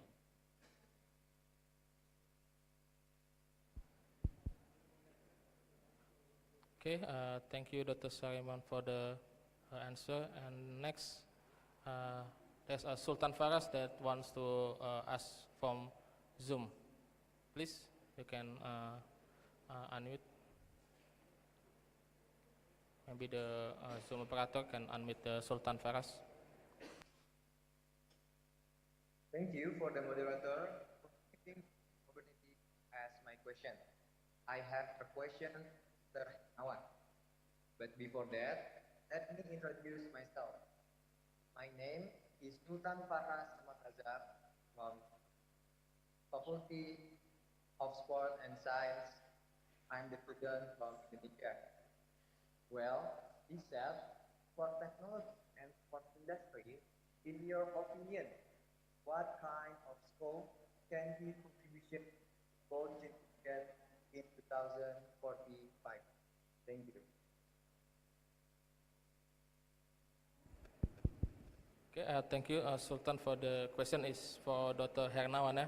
So, what kind of scope can you give contribution to the growth generation in 2045? Dr. Hernawan, you can answer.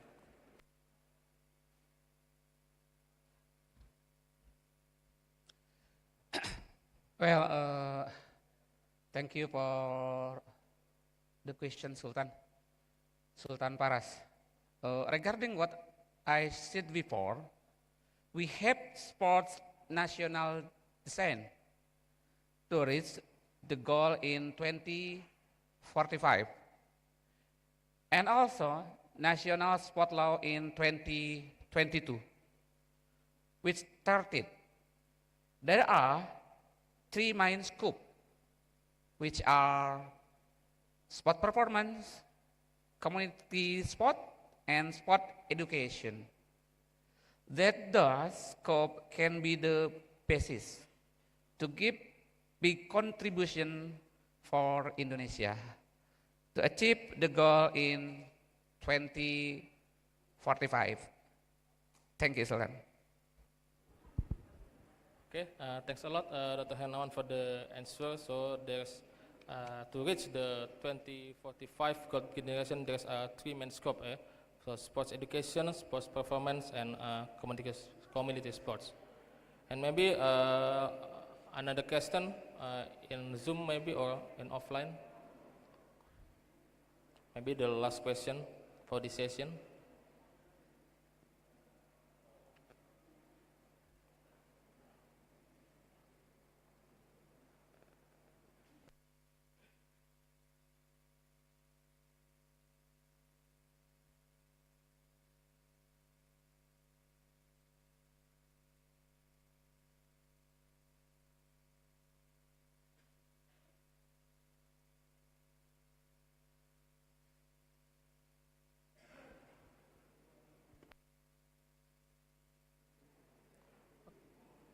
Okay, if there is no another question, we will close this session and then we will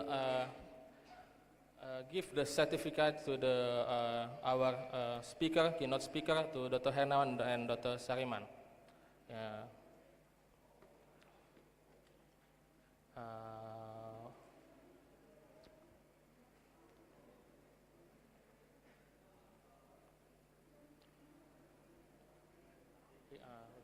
We will give to Dr. Hernawan the certificate of the realizing the golden generation 2035 through physical education, sports science, and sustainable health.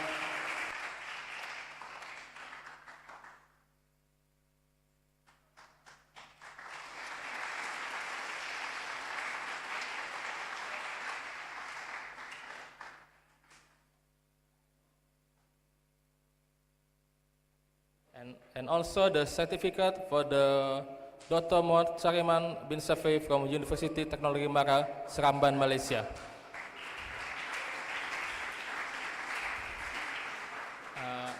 Thanks a lot for these two keynote speakers, Dr. Hernawan and Dr. Sariman, that have our perspective from the golden generation of Indonesia in 2045, that we will have how to optimize the sports industry to have this golden generation. And also Dr. Sariman for the perspective that outdoor education is important aspect to health and well-being and have a lot of benefits for the health, physical, mental, and social. Then this is an opportunity to decrease sedentary lifestyle. Okay, we will close this session, this first plenary session, and I will give back to the MC. Thank you.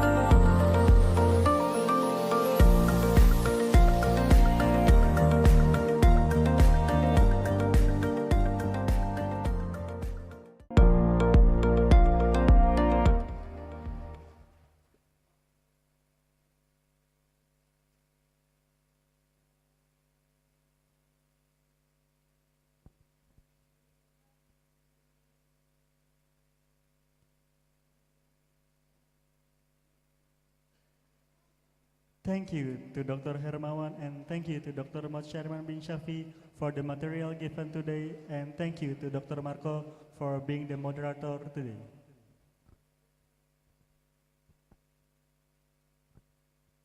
Our next agenda will be a 20-minute break. To all of our participants attending here and through Zoom, please enjoy the break.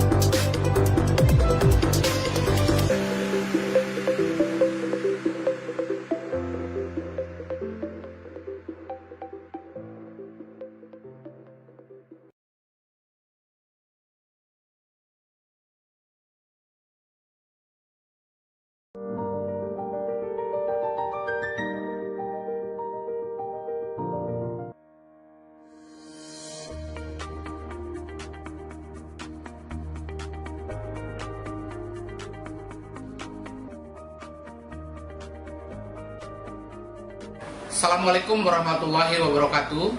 Salam olahraga.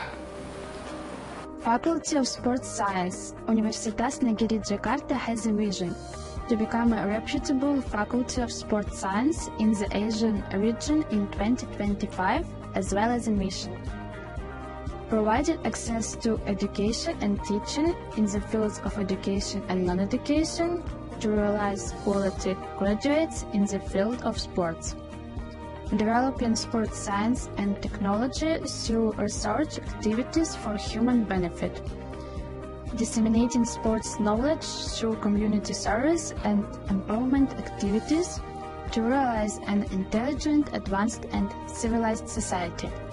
Increase a network of mutually beneficial cooperation at the national, regional, and international levels to realize a reputable institution in the Asian region. Realizing transparent, clean, and accountable governance based on the noble values, the nation's culture. Faculty of Sports Science has 5 undergraduate major programs including physical education, sports coaching education, sports science, sports training, recreational sport. Meanwhile, the master's degree program is physical education and sports science, and the doctoral program is physical education.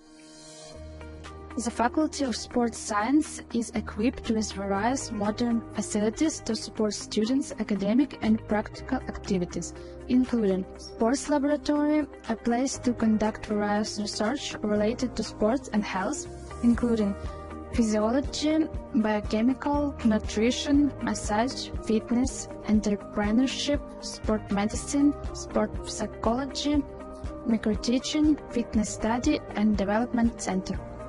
Fitness center, equipped with the latest fitness equipment, support students' exercise programs, sports arena. This facility is used for field practices and various other sports activities. The lecturers at the Facility of Sports Science are experienced professionals and academics as well as outstanding athletes in their respective fields. They not only have in-depth theoretical knowledge, but also extensive practical experience in the sports industry. Therefore, a lot of research and community service are directly implemented by both the world of outstanding sports and the community in order to advance the health and fitness of the Indonesian people. Several research products were developed, such as cooling vests to reduce fatigue in pencak silat athletics, balance-enhancing tools for the teeth, automatic throwing tools, and more. In addition to products, the research of Faculty of Sports Science Universitas Negeri Jakarta lecturers is to create innovative gymnastics movement along with problems in Indonesia. For example, the creation of robot gymnastics to improve the posture of both children and adults in accordance with anthropometric rules. Graduates of the Faculty of Sports Science have a variety of promising career opportunities, including physical education teacher, teaching in elementary, secondary, and upper schools, sports coach, work as a coach in sports clubs, professional teams, or educational institution, fitness consultant, become a consultant for individuals or organizations who want to improve their fitness and health, sports researchers, conducting research in the field of sports and health for various institutions or universities. Sports analyst is a technical and theoretical sports policy assessor in each sports policy maker. Non-medical health expert in the field of sport. There are sports health service managers in the community. Sport activity coach is the manager of health sports activities, recreation, and community sports. The Faculty of Sports Science is committed to creating graduates who are ready to compete in the professional world with knowledge and skills. Come join us and be part of a community that is passionate about advancing the world of sports.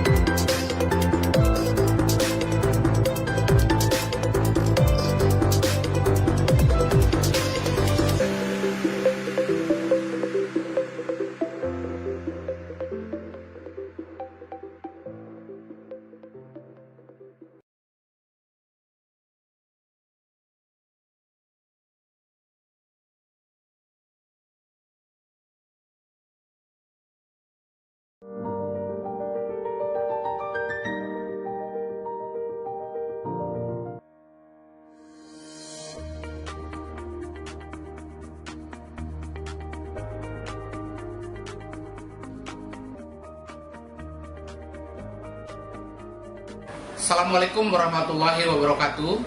Salam olahraga.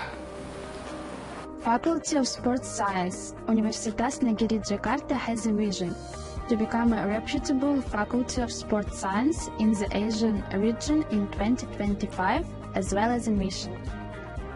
Provided access to education and teaching in the fields of education and non-education to realize quality graduates in the field of sports. Developing sports science and technology through research activities for human benefit. Disseminating sports knowledge through community service and empowerment activities to realize an intelligent, advanced, and civilized society. Increase a network of mutually beneficial cooperation at the national, regional, and international levels to realize a reputable institution in the Asian region. Realizing transparent, clean, and accountable governance based on the noble values, the nation's culture. Faculty of Sports Science has 5 undergraduate major programs including physical education, sports coaching education, sports science, sports training, recreational sport. Meanwhile, the master's degree program is physical education and sports science, and the doctoral program is physical education. The Faculty of Sports Science is equipped with various modern facilities to support students' academic and practical activities, including sports laboratory, a place to conduct various research related to sports and health, including physiology, biochemical, nutrition, massage, fitness, entrepreneurship, sport medicine, sport psychology, microteaching, fitness study, and development center. Fitness center, equipped with the latest fitness equipment, support students' exercise programs, sports arena. This facility is used for field practices and various other sports activities. The lecturers at the Facility of Sports Science are experienced professionals and academics as well as outstanding athletes in their respective fields. They not only have in-depth theoretical knowledge, but also extensive practical experience in the sports industry. Therefore, a lot of research and community service are directly implemented by both the world of outstanding sports and the community in order to advance the health and fitness of the Indonesian people. Several research products were developed, such as cooling vests to reduce fatigue in pencak silat athletics, balance-enhancing tools for the teeth, automatic throwing tools, and more. In addition to products, the research of Faculty of Sports Science Universitas Negeri Jakarta lecturers is to create innovative gymnastics movement along with problems in Indonesia. For example, the creation of robot gymnastics to improve the posture of both children and adults in accordance with anthropometric rules.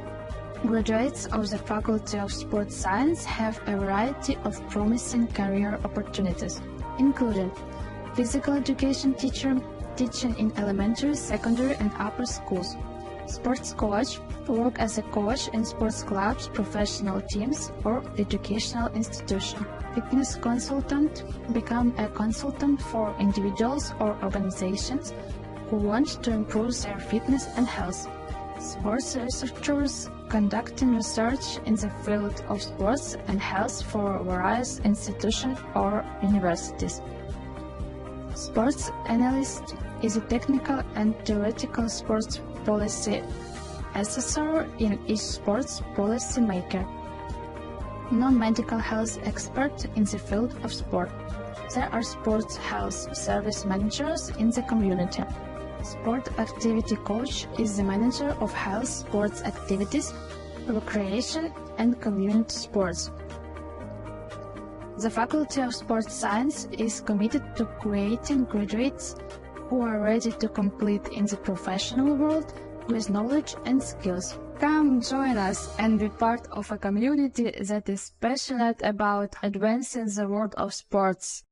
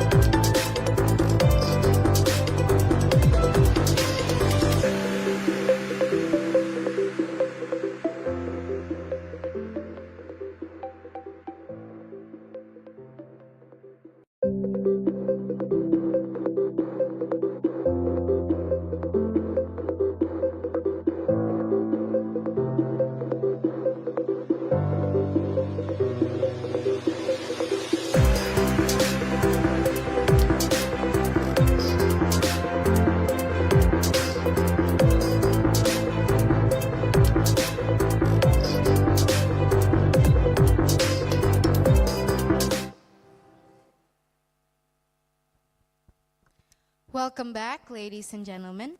Moving on will be our second plenary session with the keynote speakers, Mr. Yayan Rubaini, a representative of the Ministry of Youth and Sport, the Republic of Indonesia, and Professor Rajesh Kumar from Osmania University, India, moderated by Dr. Albert Walter Aridan Tangkudung. To Dr. Albert Walter Aridan Tangkudung, the time is yours.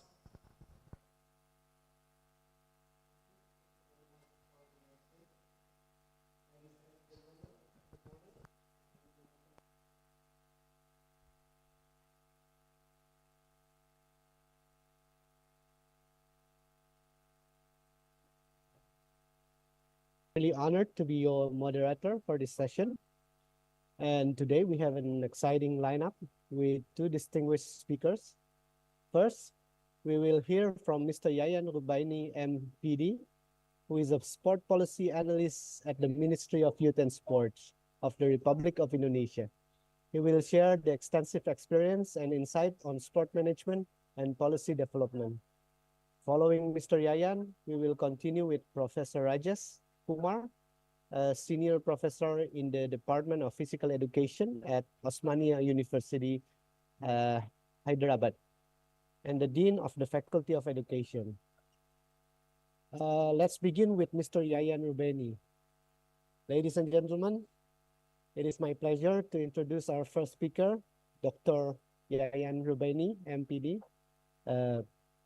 Dr. Yayan has a remarkable track record in sport management and policy development, demonstrated through his extensive experience in overseeing major national and international sporting events, Mr. Yayan. He served as the CDM, Chef de Mission, for the ASEAN School Games in 2019, the Association of Southeast Asian Nations, where his leadership contributed significantly to the event success. Moreover, Dr. Yayan played a pivotal role as the National Training Center Administration Manager for Indonesia delegation to the Olympic and Paralympic Games in 2020, as well as the Asian Games and Asian Para Games in 2022, and the SEA Games in 2019. I think Mr. Yayan's expertise ensured that our athletes were well prepared and support on the global stage. In addition to the accomplishment, Dr. Yayan was also deputy for the government guarantee for FIFA Under 20 World Cup 2022, where he worked closely with international stakeholders to ensure smooth operations. He also took on role of the international government relation manager for the FIFA Under 17 World Cup 2023, further showcasing his ability for navigate a complex global sporting landscape. So, please join with me. Welcome, Dr. Yayan Rubaini. The floor is yours. The time is yours, Mr. Yayan. Thank you. Thank you, Dr. Abed, moderator. Did you hear my voice, Mr. Abed? It's Yes, clear? yes. Loud Okay, and clear. thank you. Good morning, ladies and gentlemen. Honorable the Dean of Faculty of Sport Science, Jakarta State University, Mr. Hernawan SMPD, Honorable Mrs. Chairs, the International Conference on Sport Science, Physical Education and Health 2024, Dr. Ika Novitaria Marani, SPD SMC, Honorable invited speaker, Professor Rajesh Kumar from Osmania University from India. It's nice to be with you. And our moderator, my friend, my close friend, Dr. Abed. Thank you for the opportunity. Ladies and gentlemen, on behalf of the Ministry of Youth and Sport of Republic Indonesia, Mr. Abed, did you see my screen? Okay, I continue. I will continue. Sorry.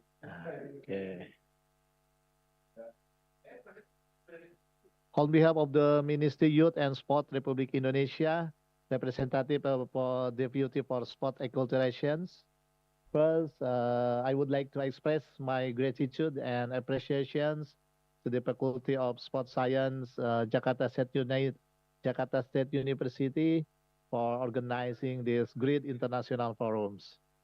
On this great opportunity, accordance with the theme, releasing the golden generations 2045 through physical education, sport science, and sustainable health.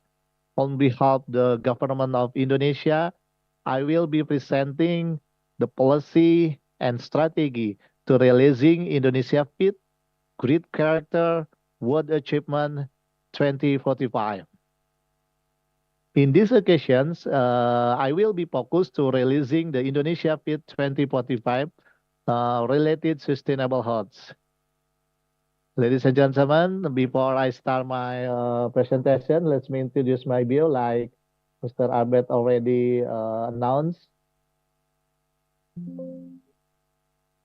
Okay.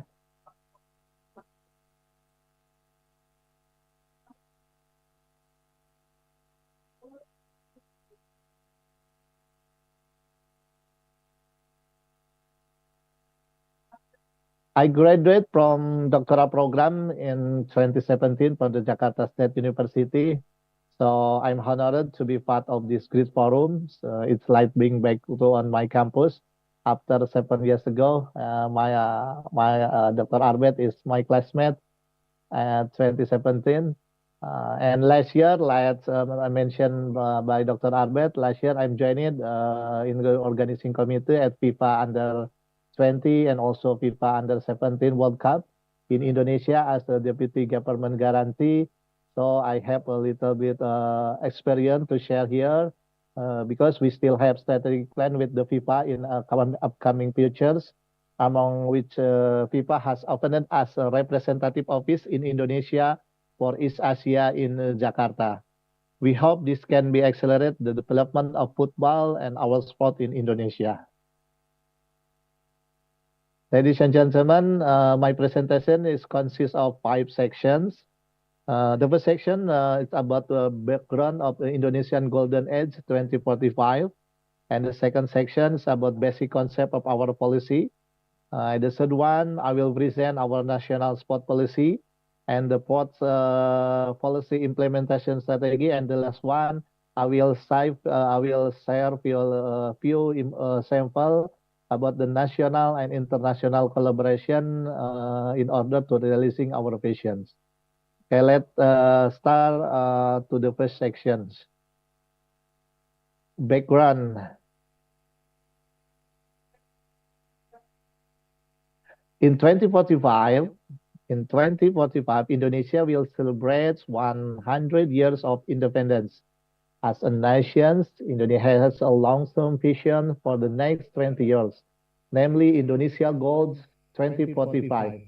The vision are realizing a better and more equitable level of welfare of the Indonesian people with higher human quality and Indonesian economic that has increased to become a developed country and one of the world's 5 largest economic powers. Equitable distribution in all fields of development within the framework of the unitary state of the Republic of Indonesia, which is sovereign and democratic. In the field of the sports, the vision of 2045 are Indonesia Fit, Great Character, World Achievement 2045. There are 3 main visions. It's fit, related to physical fitness ability. And then the second one is great character. It is related to national character building through sport. And the last one is world achievement, related to sport performance in Olympic and also in Paralympic. The main indicator for the Indonesia Fit 2045 are participation level in physical activity and sport become 70% for the whole citizen at 2045, and a good fitness level at 30% at 2045. Like I mentioned beginning, this presentation will be explained only about the Indonesia Fit. It's related our theme sustainable health. Ladies and gentlemen, this is our current conditions. at 2023 based on Sport Development Index data 2023. The data show that the current sports participation is 25%, with the fitness level is low. This is a challenge for us and also for all stakeholders to accelerate so that we can reach our target at 2045 become 70%. These conditions are the background for us as the governments to prepare the long-term policies and also the strategies of the implementations. And let's move to the second section about the basic concept of the policy. Our basic concept of the policy is based on legislation of the numbers 11/2022. The first, the basic concept are sport are all activities that involve the mind, body, and soul in an integrated and systematic manner to encourage, foster, and develop physical, spiritual, social, and cultural potential.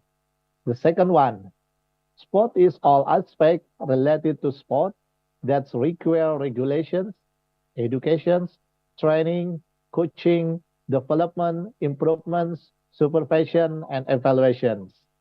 And the national sport is sport based on Pancasila and the 1945 Constitution of the Republic of Indonesia, which is rooted in the sport value, Indonesian national culture, and responsive to the demand of sport development.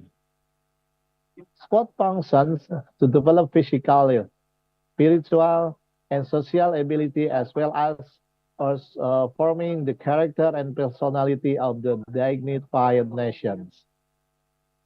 Those basic concepts are main reference or philosophy in making national sport policies, and also in the implementation phase, every stakeholder must be understanding this basic concept. This is very important to ensure that the governments and stakeholders share the same vision to release our visions. The next one, still based on the legislation number 11, 2022, the sport aims there are 6 sports aims.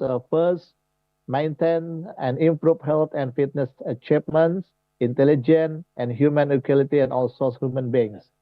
The second one, foster moral value and nobles, character, sportsmanship, competitiveness, and discipline. The number 3 is strengthen and foster national unity and integrity. And the number 4, sports aim to strengthening national resilience. The number 5, sports aim to elevate and the dignity and honor of the nation. And the last one, the sport aim to preserving world peace.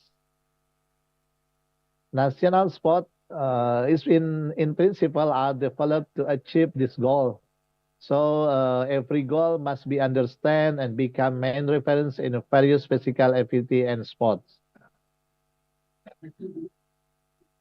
Ladies and gentlemen, let's move to the main topic at the third section. This is I want to presenting our national sport policy. The third sections. Now, our national sport policy.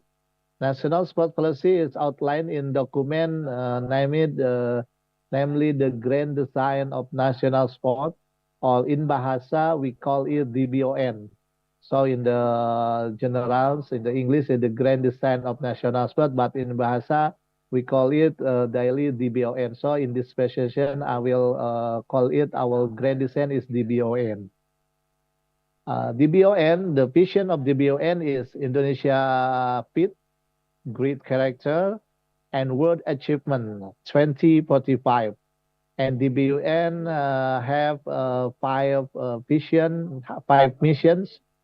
First, releasing an Indonesian society with good level of fitness through activity participation, in various physical activity and sport. This is related to healthy lifestyle in society. And the mission number 2, releasing children in education unit who have character, movement skill, and good fitness level through active participation in various physical activities and sport. The mission of number 2 is related healthy lifestyle in education's environments for the children in school and also children in the university. The mission number 3 of DBON, creating world-class athlete with long-term athlete development based on sports science. This is related to the sport performance in the like Olympic, Paralympic, and also Asian Game and Asian Para Games. And the number 4 mission of DBON is to develop a sport industry that support national sport development and contribute to the national economic growth. This is related sport in economic in order to development our sport industry to support national sport development. And the last one, the mission of the BON is to releasing good governance in the development of the national sport in a modern, systemic, synergistic, accountable, shared, and sustainable manner. Those the 5 missions of the BON or the grand design of our national sports. And the next one, the objective of DBON consists of 3 parts. The first one is improving sport culture in society. And the second one is increasing the capacity, synergy, and productivity of the national sport achievement. And the last one, the objective of the DBON is the advancing the sport-based national economy. The next slide about the goal of DBON. There are 5 goals of the DBON. The first one is active community participation in various physical activities and sport. The second one is active student participation in various physical activities and sport. And the number 3, in the world sport achievements through the long-term development program. And the number 4, the goals of the BON is sport industry development. And the last one, the goals of the BON is the modern, systemic, synergic, accountable, shared, and sustainable good governance of the national sports development. This is the important thing about the target of our DBON. We conduct the target of DBON is consists of the 5 stage. Every stage is 5 years. Stage 1, we start at 2020 until 2024 with the target is the sport participation become 40% and good fitness level 10%. And the stage 1, we will start at 2025 until 2029 with the target sport participation 47.5% and the good fitness level is 15%. And the third stage start from 2030 until 2034. Our target is sport participation become 55% and the good fitness levels will become 20%. And the stage number 4, we will start at 2035 until 2039 with the target sports participation 62.5% and the good fitness level at 25%. And the last stage, we hope we can release and start at 2040 until 2044. Our target sport participation 70%, good fitness level 30%. This is our main goals at 2025 when the Indonesian Independence Day become 100%. In sports sector, we hope sports participation become 70% and also the good fitness level become the 30%. This is the medium and long-term target of the National Sport Game Design, or we call it the DON. Ladies and gentlemen, we conduct a comprehensive evaluation with the stakeholders to see achievement and effectiveness of the policy, as well as a reference in making policy for the next stage. This year, we are currently conducting the evaluations as input for the next policy, along with the change of the government as the result of the general election on the October 20. So at the October 20, we will have the new president, maybe we will have the new minister, new policy. So the result of the evaluation will be the reference to make the policies in the stage 2 to 2025 until 2029. Let's move to the section number 4. Section number 4, we will explain about the implementation strategy of DBON to realizing our visions 2045. Our strategy first, increasing active participation in sport and the level of the physical fitness in the community through promotions, campaigning to encourage sport activities accompanied by the provision of the facility and access to sports, recreational sport infrastructure, fitness center, sport personnel, and also the recreational sport event. This is the number 1 of the implementation of the strategy. And the number 2, increasing active participation in sport and the level of physical fitness of students in education units through additional hour of physical education, sport and health lessons, messaging physical fitness exercise, and physical activity with interesting learning method and media. And the number 3, our strategy is increasing national sport achievements toward the world or international achievements through coaching and development, focusing on 14 Olympic and Paralympic level sports.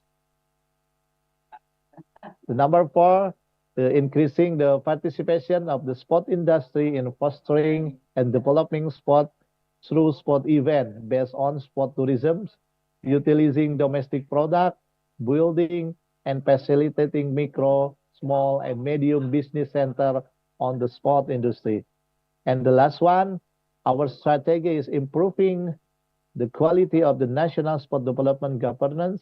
That's modern, systemic, synergistic, accountable, shared, and sustainable between the central governments, regional governments, sport organizations, business and industry, and the community to training and technical guidance of the sport organization, organizational restructuring, and structuring management system. This is the next one is our strategic program. Number 1, our strategic program is strengthening regulations related to community sport and educational sport in the draft the government regulations. Number 2, our strategy is strengthening the role of the community of sport in the draft of the RPJMN, or the program for 2025 until 2029. The number 3, the government will facilitate the organizations of the festival and invitation to increase active participation in the community in the physical activities and sport. The number 4, development community sports, industry, and educational sport, as well as strengthening the capacity of the organization related to the sport acculturations. Number 5, facilitation of the sports facilities and infrastructure to increase active participation in the community in physical activity and sports.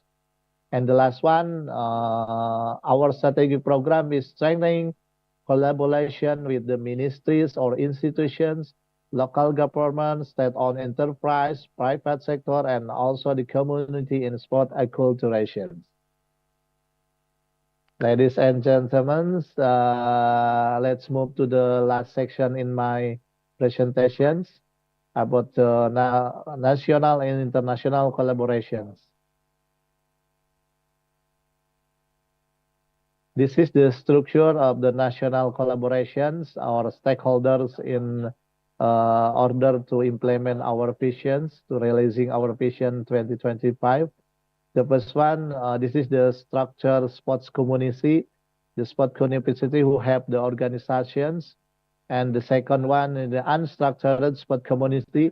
This is the community that don't have organization, but they have a community that do the physical activities and sports.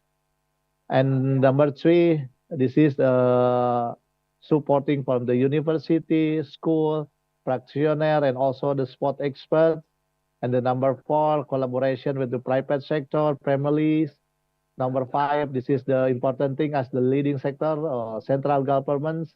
It's mean the Ministry of Youth and Sport Republic Indonesia, and also the provincial governments. We have now 38 provincial governments, and also the city of government. We have now 1998 city of government.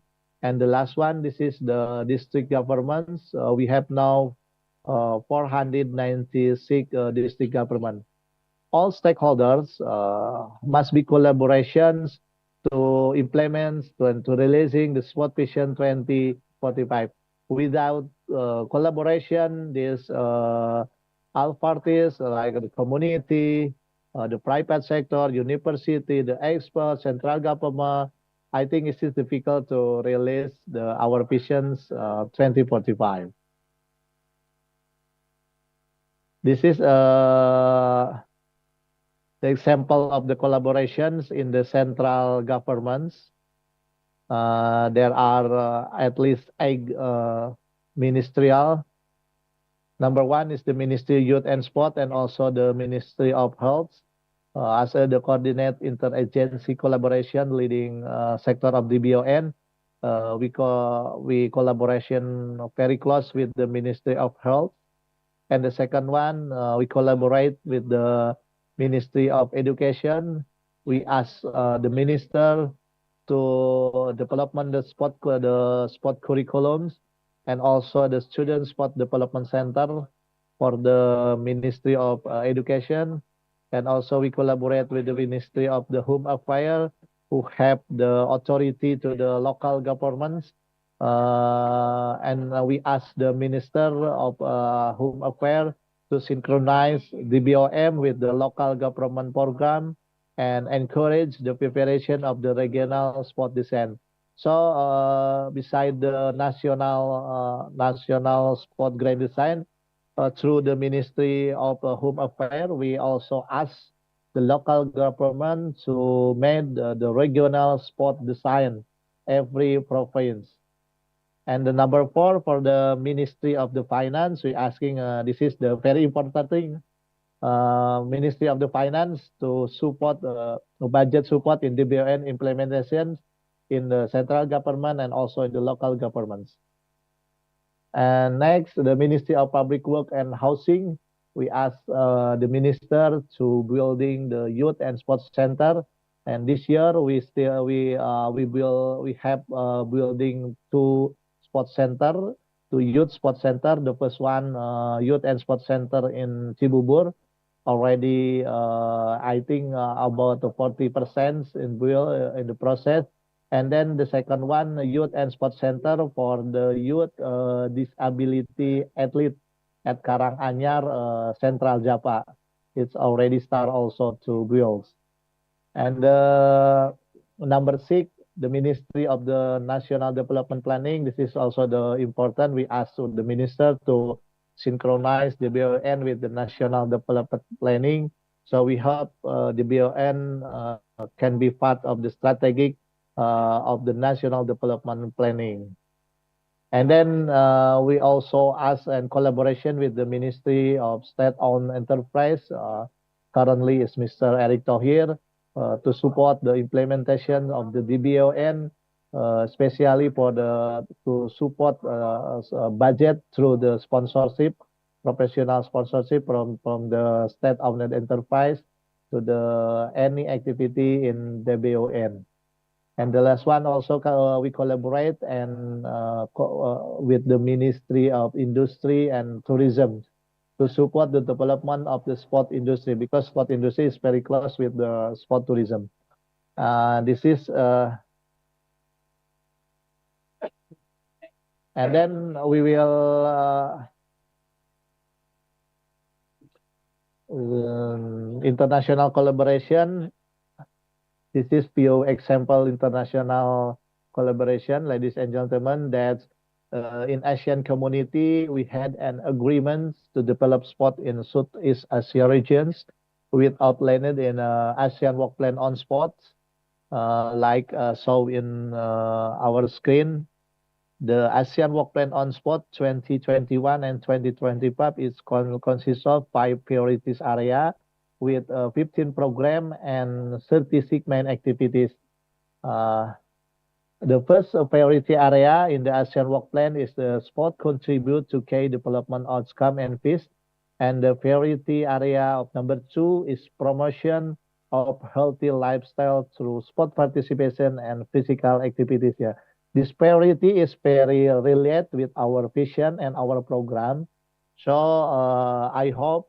we hope through these collaborations, we hope to have a positive impact to accelerate realizing our vision 2045. So Indonesia hopefully participating in the Asian community, and we hope also the Asian community can contribute to our vision 2045 in field of sports.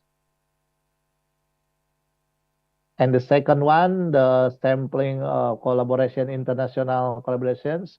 ASEAN and FIFA have agreements for the 5 years already start at 2019 until 2024. And this year, ASEAN member set, including Indonesia, have agreed to extend our MOU ASEAN with FIFA. And with the main program is a FIFA football for school. This is very strategic for us because most of all our children likes football. So this program I think is very related to accelerate our vision to realizing our vision 2045.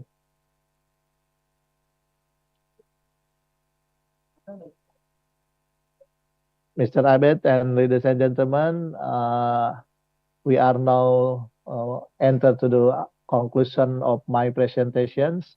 That's to realize in the visions of the 2045 requires comprehensive and massive policies and strategies, and also require the collaboration of all stakeholders such as governments, private sector, university, practitioners, family, sport experts, sport community, sport organization, and also the international partner and other parties. I think that was my presentations. We are open for discussions, share information, and experience any idea or other perspective. Thank you, and back to moderator, Dr. Albert. Okay, thank you. Thank you very much, Mr. Yayan Rubeni. Can we give a round of applause to Mr. Yayan Rubeni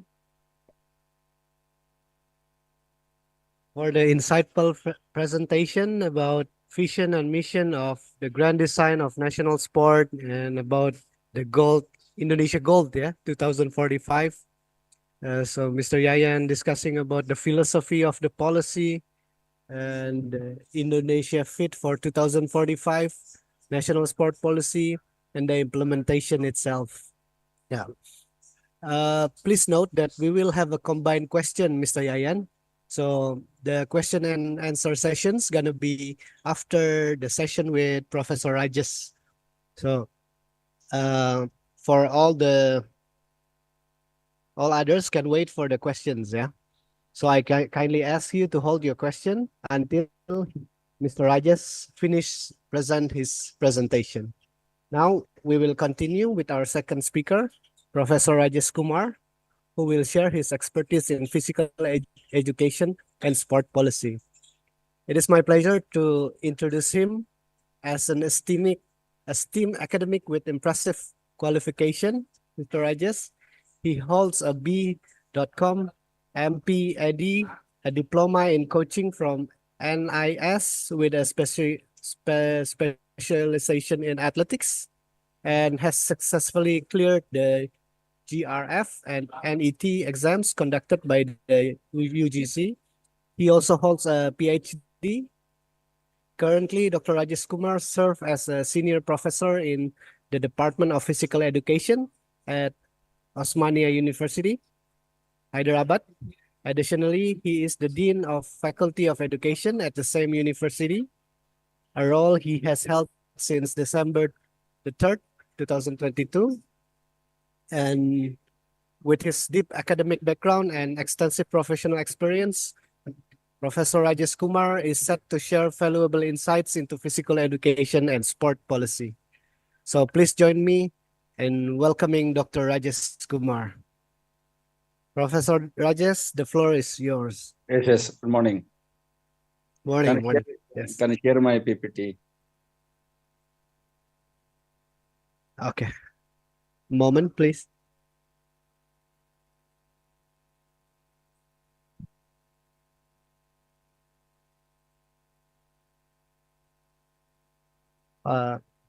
Operator, can share Mr. Rajesh's PPT?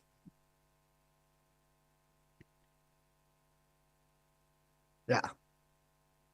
Okay, Prof. Good morning. The floor is yours.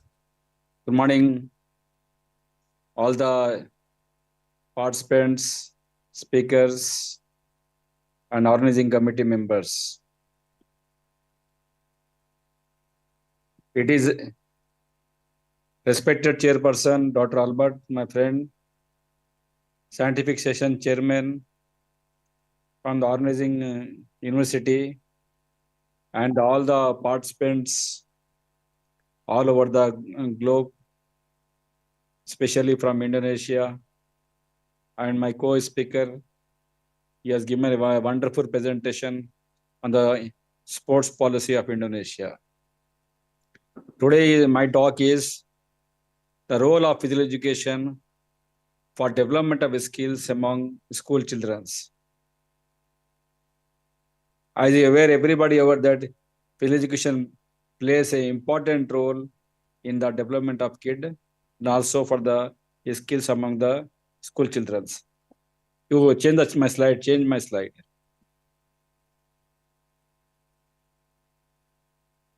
Next. Okay.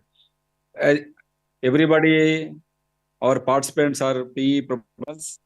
Everybody knows that physical education is a type of education that uses the physical activities to promote the human performance and also develop the students' physical competence, leads to the development among school children.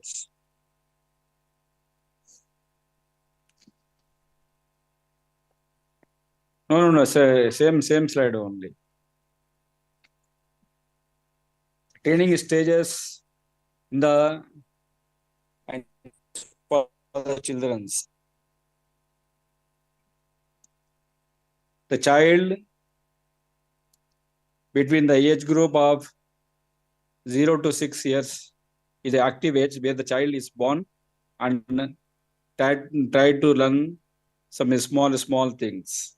That is also a movement activity that a child, when he grows and do the physical movements, that is indirectly the child involves in the physical activity for the promotion of his growth and development from the age of the 0 to 6 years. Then from the 6 to 9 years, child learn to do the fundamental activities like jumping, throwing, doing normal gross and motor activities for the coordination purpose. That is the child do play all the fundamental activities during the age from 6 to 9 years. Then during the age from 10 to 12 years, child learn to train. In the schools, children learn to train in sports. And here physical education helps in the identifying the talent of a child.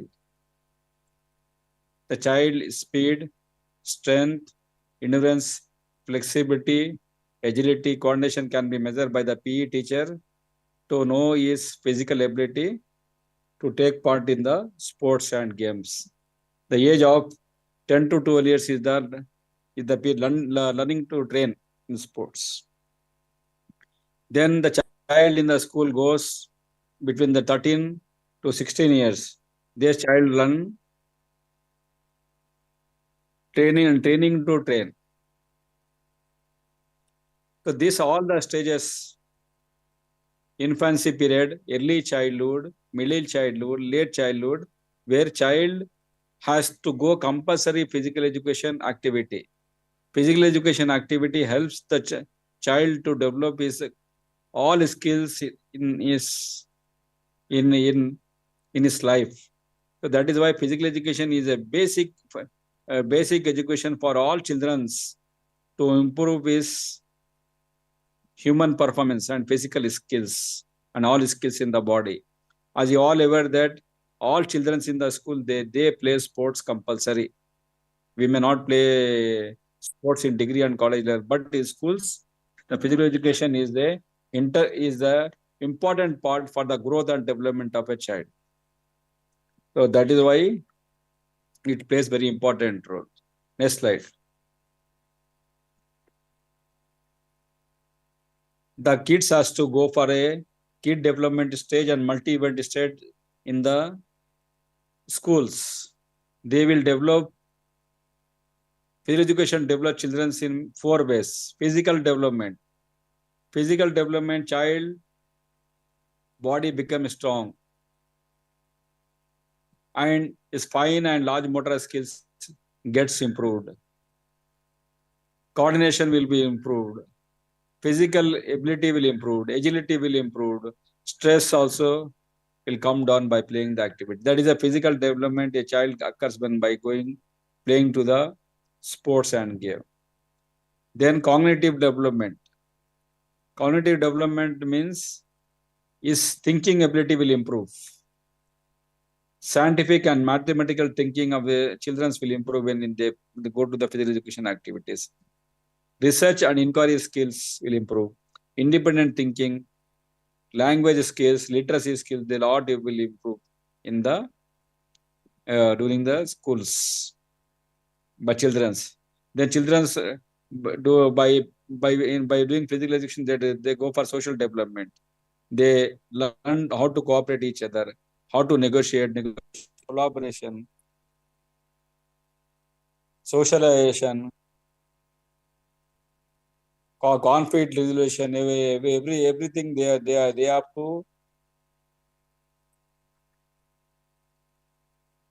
have to improve. Like social development is a very much important. Emotional development, joy, empathy, resilience, peace, resistance, self-regulation, self-confidence, everything will be improved by child in during the school period. And sports is a medium to promote the unity among the children. Sports promote the happiness among children. Sports promote the health among the children at school level. Sports promote the fitness among the children. Sports promote the peace among the children.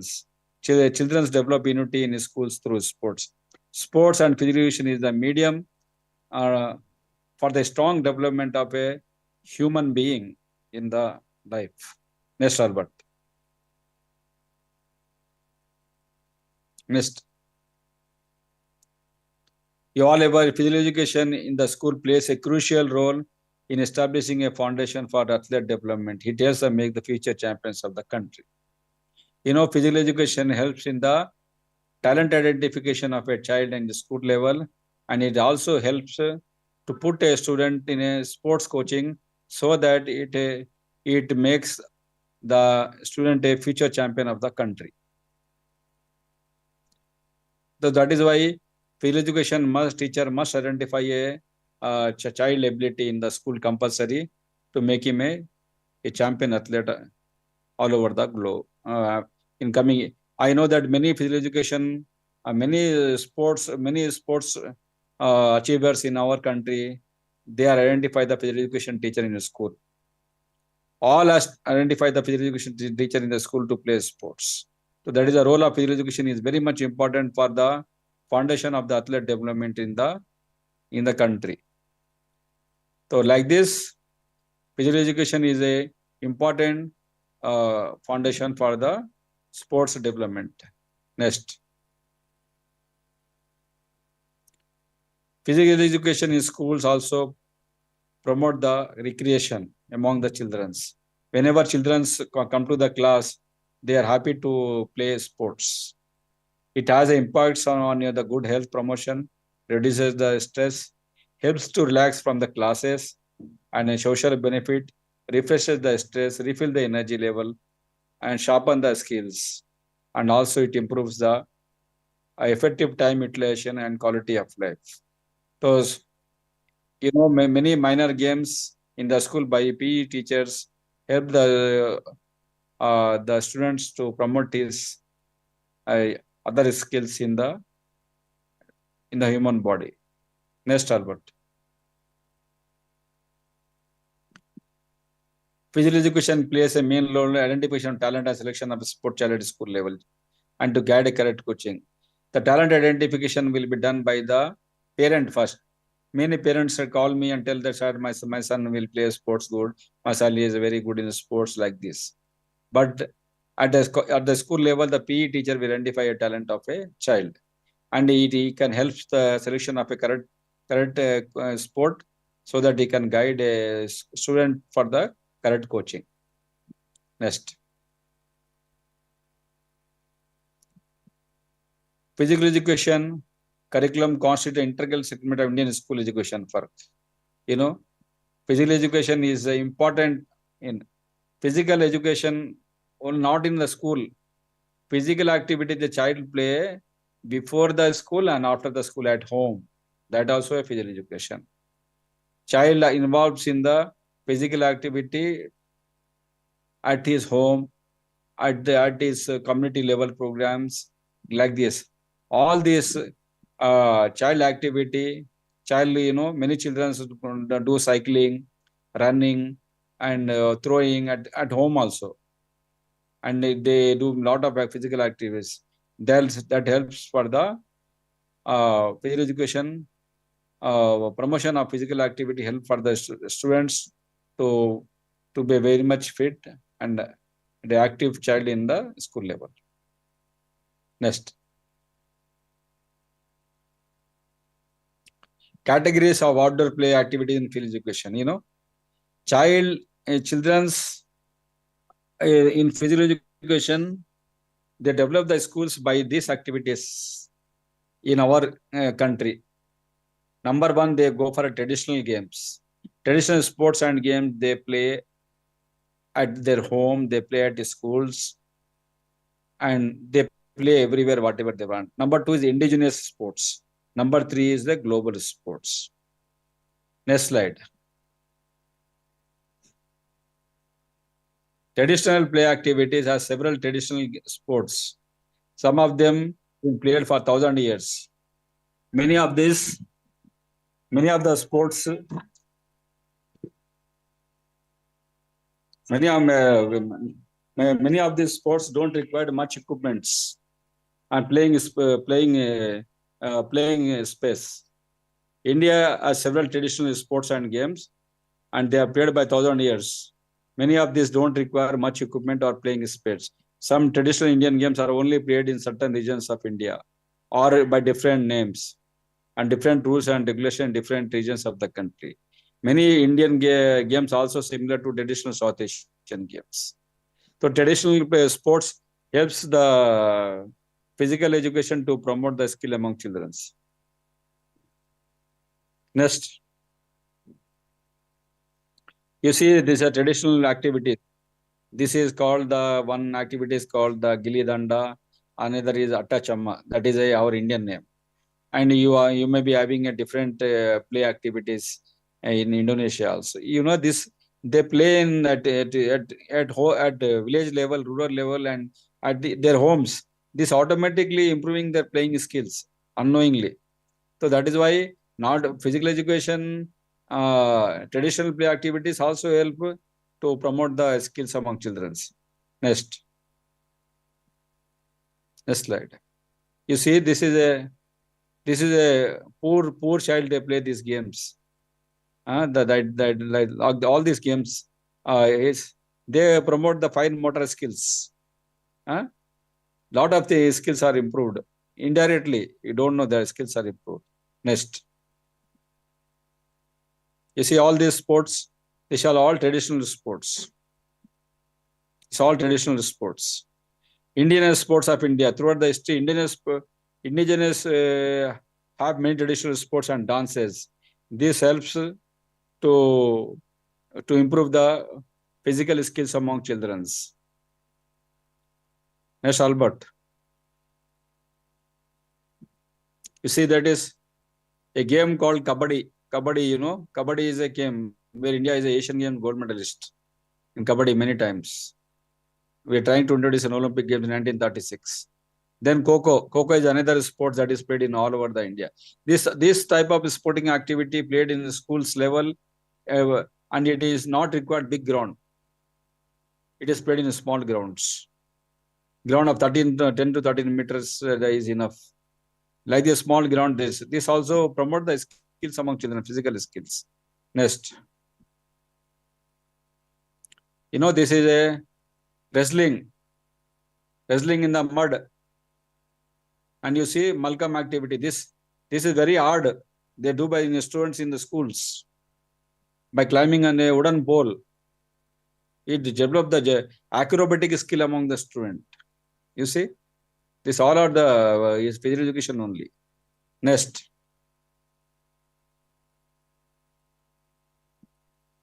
Now yoga.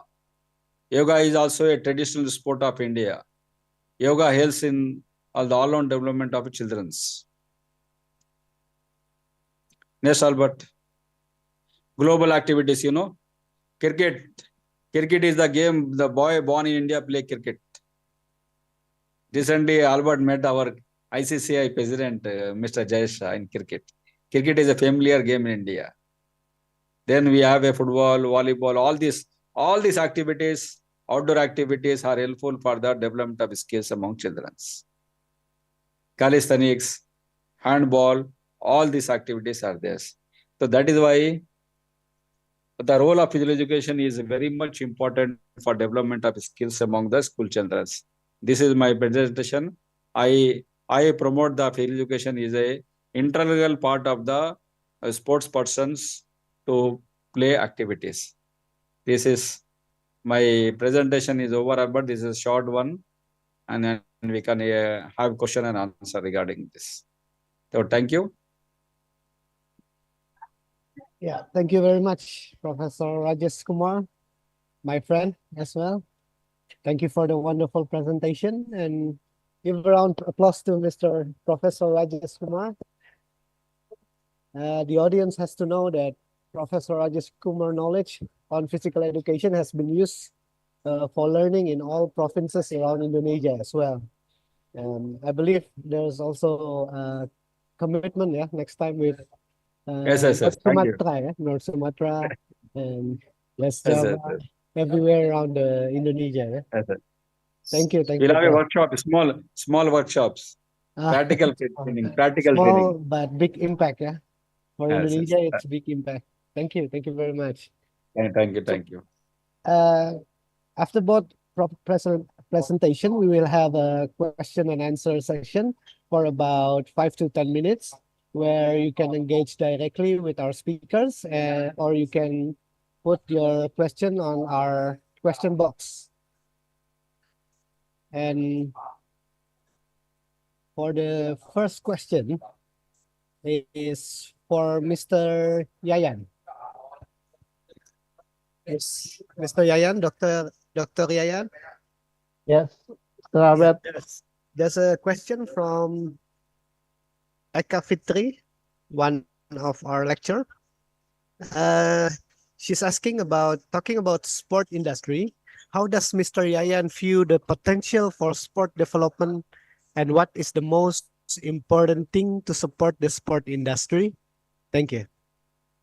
Thank you, Mr. Albert, and thank you, Ms. Eka from the Jakarta State University for the questions. This is very interesting questions that the sport industry is an important part of the realizing our vision 2045, and the development of the sport industry is the one of the mission in the BON or the grand design of the national sport. It's number 4 of the mission of the BON that develop a sport industry that support national sport development and contribute to the national economic growth. Wait, sorry, my video is closed. Okay, I repeat my answer to Ms. Eka that the sport industry is an important part of the realizing of our vision 2045, and the development of sport industry is one of our mission in the DBUN in the grand design of the national sport. This is sport industry is very strategic to realizing our mission that the develop of sport industry that support national sport development and also contribute to the national economic growth. The sport industry is a very potential for our sport industry, especially rights. But yeah, we know currently it has not been optimized. Yeah, for example, in the sport of football, last year when the President FIFA met our President, Mr. Joko Widodo, he said that in the future, Indonesia will become the center of the Asia in the football development. This is also the reason why FIFA last year opened the permanent FIFA office in Jakarta. This is so that the potential of our sport industry, especially soccer, is fairly large.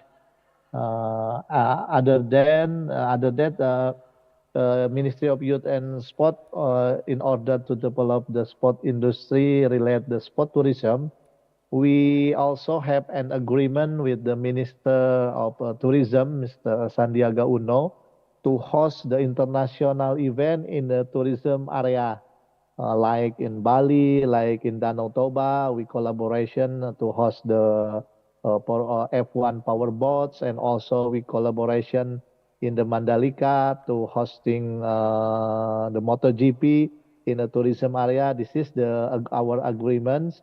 Our commitment to develop the sport industry in Indonesia, and also in the community of sport or in the mass sport, we cooperate with the Ministry of the Industry to create the product, to create the tools, the equipment for the sports, who have a national and also the national standard.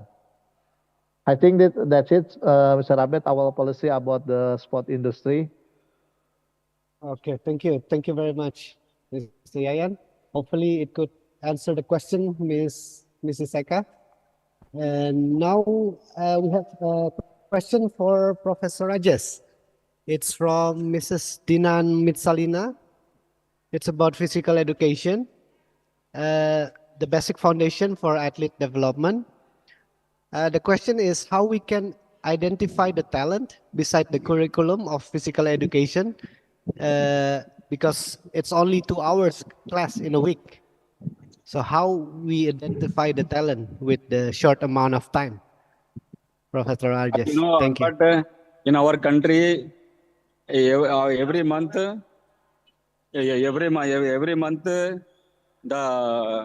we go for a test, physical test, speed, strength, and endurance ability of the student.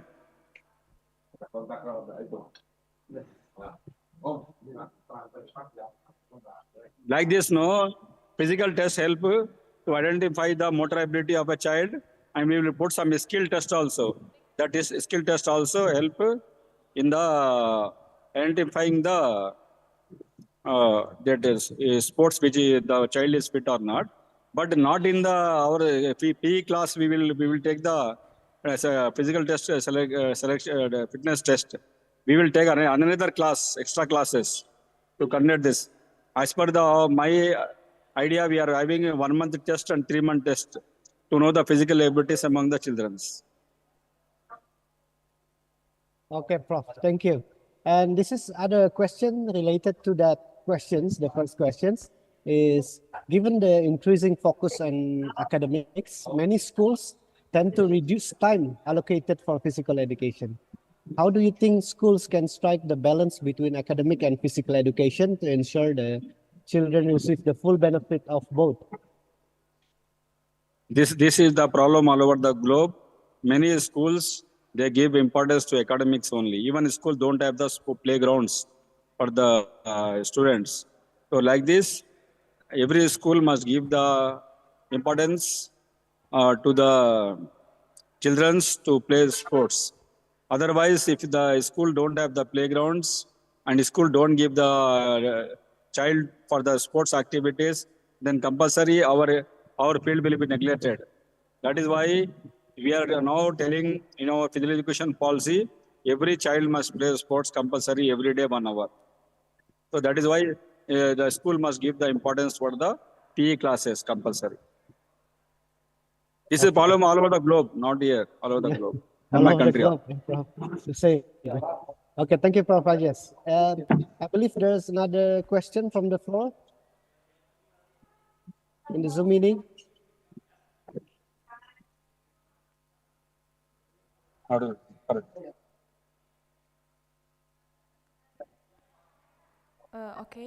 Okay, sir, thank you for your time. Let me introduce myself. I am Era Fazira from Semarang State University. I would like to ask Professor Rajesh.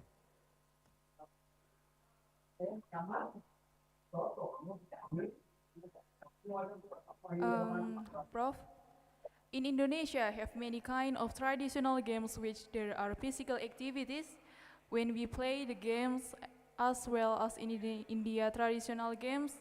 But for now, many children just prefer to play the gadget, and the impact is many children really deficiency of movement. So, what's your suggestion to solve this problem? Thank you. Excuse me, madam. You know, traditional sports nowadays is very much important, but due to the computers and mobile phones came in the among the children, they are avoiding playing the traditional sports. That is why if they don't play sports more and they involve more in computer type of that mobile phone, I think that is why they are decreasing their physical ability. But the traditional games must be given important only for the promotion of physical health and fitness of a child, compulsory. That is my idea. Okay, thanks, Prof. Thank you very much. Is there any other question from the floor, from the Zoom meeting? From the box?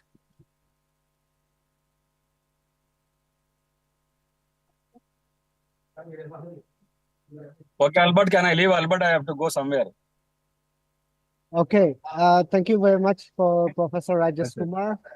Professor Rajesh Kumar have another appointment. So once again, all of you, give round of applause to Mr. Professor Rajesh Kumar. Thank you, Albert. Next time, call physically. Thank you. Thank you. Thank you very much. Thank you, Prof, for everything. Thank you very much. Okay, we're gonna continue with some of the question for Mr. Yayan. So there's another question, Mr. Yayan, regarding the grand design of national sport. Could you elaborate the key achievements or milestones that Indonesia aims to reach in the future? What specific outcomes or improvements are expected as part of this long-term plan? Okay, Mr. Abed. Thank you for the question. Can I direct answer, or there are another questions? Okay. Yeah, Okay, I I will think we can. respond. Yeah. Okay. Thank you for the question, Mr. Abed, that our grand design of national sport is a comprehensive roadmap to aims to elevate Indonesia's standing in the global sports, especially in the sports performance. That the key achievement is we are targeting, including the significant improvement in our athlete performance in the multi-event. Our priority is minimum of the our top priority is the Paralympic and the Olympic, not only in the regional like SEA Games or as ASEAN Para Games, but our top target, our key achievement is in the Olympic and the Paralympic. So our strategy, we are focusing to develop the 14 kind of sport who has in the level Olympic and Paralympic. Yeah, thank you, Mr. Yayan. Okay, Mr. Abed. Thank you, thank you. Any other question from the floor or from the Zoom meeting? Test. Can I have questions, sir? Am I audible? Yes, yes. All right. Yeah, yeah. Yeah. Good afternoon, Mr. Yayan. My name is Rizky Nurulfa. I am PhD student in Latvia and Hungary right now. I have a question about the fitness level in Indonesia. In order to reduce the number of inactive students, what the strategy of Ministry of Youth to conduct or make a student in Indonesia more active, as we know that in advanced country, especially in Europe, in my country study right now, there's a lot of facility in sport, especially for outdoor activity or in school also, that government provide to the school or to what is like environment in order to make the civilization act more active. So my question is how to reduce the low of activity, and how to so far how to evaluate the program, as we know that in advanced country, when we want to make a policy, we kind of work together with the researcher or the academic sector in order to evaluate it. Okay, so did you get it, sir? Sorry. Yes, I get it. Yeah. Hi, Rizky. Where are you now? Directly from Latvia or Hungary on you in Indonesia, Rizky? Currently, I have a holiday. I have a holiday in Indonesia, but I study double degree in Latvia, Riga Studian University, and Hungary, University of Pech. Oh, it's great. So you now in Indonesia for holiday, yeah? Yeah. Okay. Thank you, Rizky, for the good He's question. been around the world, Mr. Yayan. Yeah, they come back to Traveling. Indonesia for holiday, yeah. So. Holiday only. Okay, thank you, Rizky, for the good question. How to reduce or to change inactive student become an active student? Yeah. Thank you for the information, for the perspective in Europe. I think.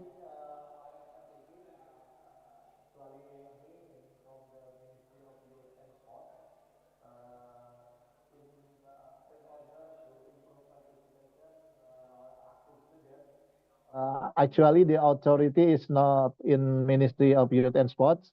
The authority is in Minister of Education, now Mr. Nadiem Makarim. So in this case, we have collaboration closely with Mr. Nadiem, with the Ministry of Education, how to improve, how to reduce inactive students become the active students.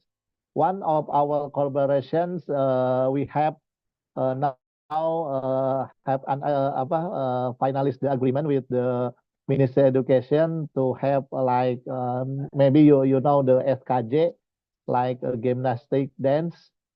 So we propose to the Minister of Education to every student before enter to the lecture every morning maybe for 5 until 10 minutes to have SKJ first gitu.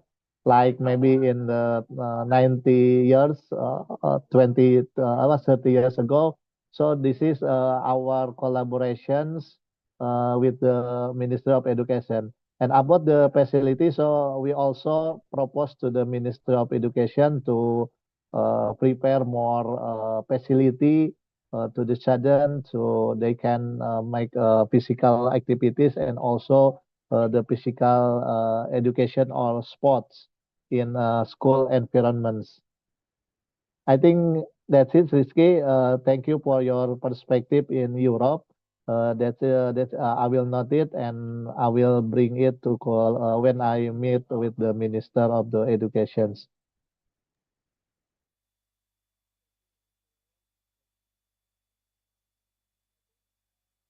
For moderator, yeah. I think to improve participation, we can also learn from European model, yeah, by Yes, investing of more in course. sport infrastructures, promoting community-based sport programs, and integrating physical education deeply into the educational curriculum, yeah, and fostering Yeah. culture that values support sports from early age. It could be substantial difference.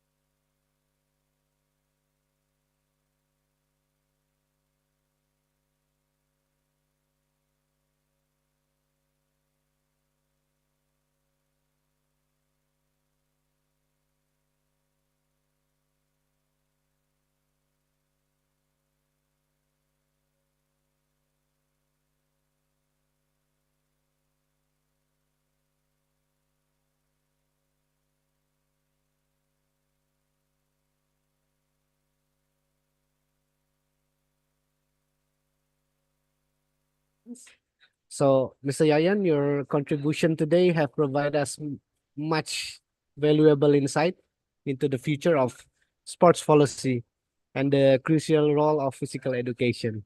So, as a token of our appreciation, Universitas Negeri Jakarta would like to symbolically present certificate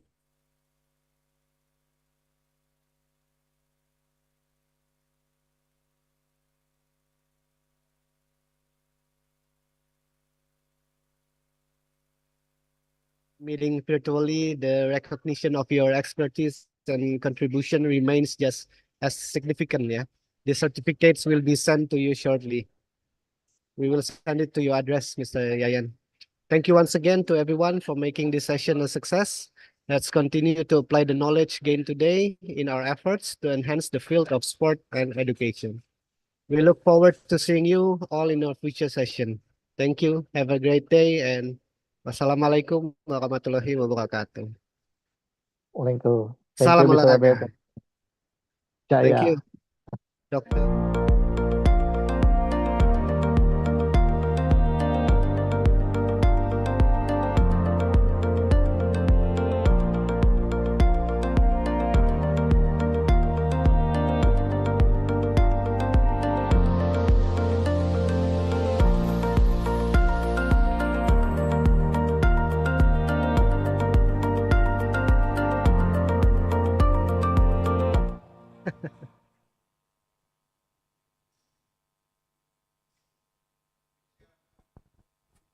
Thank you very much to Dr. Albert Walter Adrian Tangkudung for moderating the second plenary sessions and to all of the speakers who presented.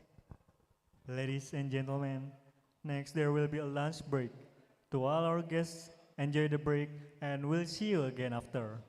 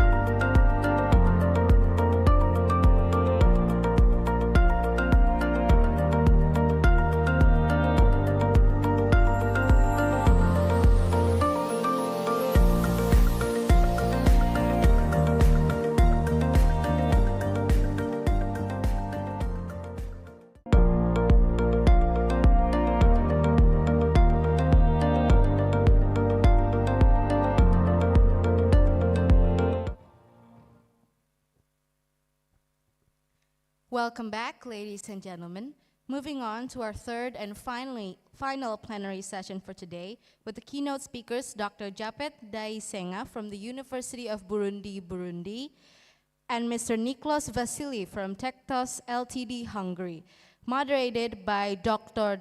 Ruliando Haschapurba, Mars Specialist Physical Medicine and Rehabilitation, a lecturer and health lab coordinator here at Universitas Negeri Jakarta. To Dr. Ruliando, the time is yours.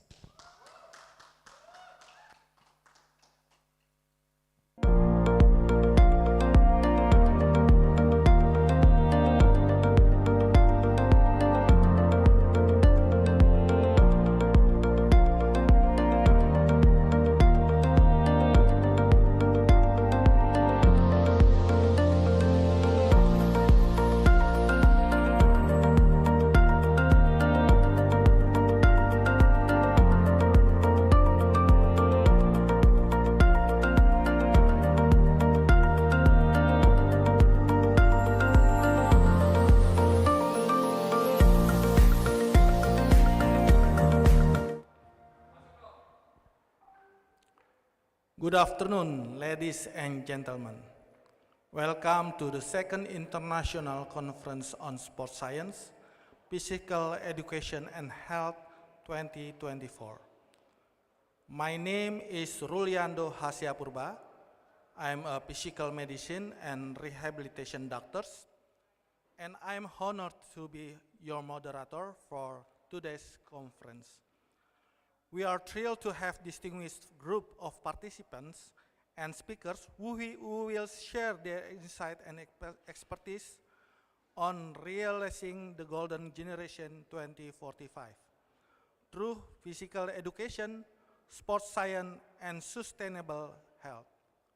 This conference is a unique opportunity for us to engage in meaningful discussions, exchange the ideas, and explore solutions to innovation in physical education to improve children's fitness and health, challenges and opportunities in developing sports science in the digital age, the role of nutrition and healthy lifestyle in supporting sport achievement, utilization of technology in the evaluation and development of athlete performance, the effect of physical activity on cognitive, affective, psychomotor, and mental health. Now, without further ado, let's dive into our first session. I'm pleased to introduce Niklos Vasili from Tektos, Budapest, Hungary, who will present on empowering the Golden Generation 2045, innovative education through e-learning. Niklos Vasili, Master of International Business in Hull International Business School, London, Great Britain, Bachelor of Arts in International Business in Corvinus University of Budapest, Hungary.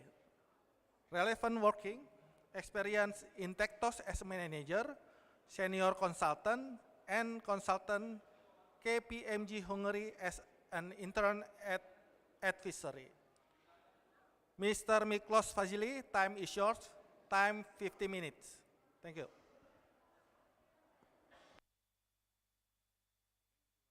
For the introduction, first, my question is, can you hear me loud and clear? Okay. Let me share my screen and start my presentation. Just a second.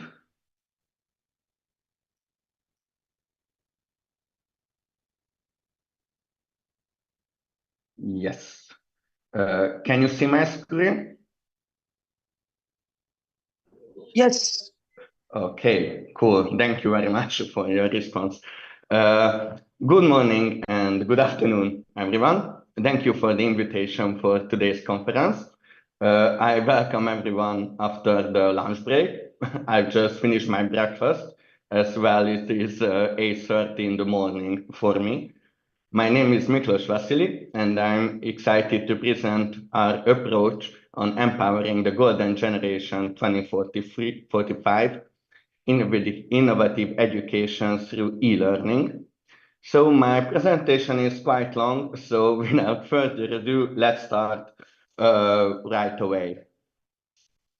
The first point of my presentation, I would like to talk about how our insights offer a unique approach to the broader goals of this conference, particularly in the context of education, sports, and sustainable development. During the presentation, I will use three hats, basically. These hats, or roles, as we can call them, represents our successes and values in many fields. Tactos, as a facilitator, we take pride in the establishment of a sector-leading educational bridge between Hungary and Indonesia. We created an educational framework with 5 Indonesian and 1 Hungarian sport university. But this isn't just about this collaboration, it's about a sustainable framework for the future. By fostering long-term partnerships between these universities in both countries, we are laying the groundwork for innovative education and laying groundwork basically for lecturer exchange, student exchange, shared PhD programs that would benefit all parties involved. Tactus, as an innovator, developed a brand new outside-the-box professional career model for athletes. Recognizing the challenges of these professional athletes, the challenges they face when transitioning from the professional career for the post-professional career. We created a 100% e-learning program tailored to their needs. This program allows them to pursue higher education while still competing, ensuring they have the skills and the qualifications needed for their life after the sport. It's about providing security and the future for them while doing the sport in a professional way. Our third hat, at its core, Tactus is a Hungary-based consultancy company and a supporter. As consultants, we bring an outsider perspective that is both fresh and forward-thinking. We are not just here to advise, we are here to contribute meaningfully to realize this golden generation 2045. By integrating our innovative approaches to physical education, sport science, and sustainable health, we aim to support this vision in a way that is both practical and transformative. So, without further ado, I would like to outline the 3 main topics that will guide my presentation. So, about this agenda. The first topic is a company overview. I will introduce you to Tactus, a company dedicated to empowering clients in several industries by maximizing their potential through innovative strategies. We specialize in bridging global partnerships and fostering excellence, particularly in the fields of education and sports. Our work spans a range of services from process management to strategy development, all aimed at creating real and measurable value for our customers. The second topic, we can say the main body of today's presentation. During this phase, I will dive into our innovative approach to learning. We live in a time where education is rapidly evolving and traditional methods are being challenged by new technologies, especially after the COVID-19 pandemic. We will explore how our 100% e-learning model is not just a trend, but a revolutionary approach that can transform sport education. This model allows athletes and students alike to engage with sports science and physical education in ways that were previously unimaginable, offering flexibility, accessibility that meets the needs of today's learners. Finally, we'll look at the next steps and future plans. Our goal is to expand our e-learning programs and deepen our collaboration with educational institutions globally. We'll talk about our vision for the future and how we plan to continue driving innovation and excellence in the upcoming year. I'm confident that by the end of this presentation, you will have a clear understanding of how we can contribute to the future of education and sport, and how we can maybe work together to make a lasting impact. So let's jump into our first topic, our company overview. But first, I would like to address a critical question, that how does consultancy even fit into the sports and educational ecosystem? This space where many different stakeholders come together and take a role as a consultant can be pivotal. In the world of sports, many diverse range of groups are working together, and consultants mainly facilitate and drives the communication between these key actors, from clubs, players, coaches, to government bodies, federations, and regulators. Each plays a crucial role in shaping this sports landscape. Our job is to bring these groups together, providing them with insights, strategies, and the collective framework that needed to achieve the goal of the whole industry. We collaborate closely with supporting institutions like universities and academies. These institutions are the bedrock of educational innovation and athletic development. By working hand in hand with them, we help to design programs that are not only academically rigorous, but also aligned with the unique needs of athletes and students. Moreover, sponsors, retail firms, and influencers are also key players in this ecosystem. They provide necessary financial and social support that drives the growth, sustainability in sports and education alike.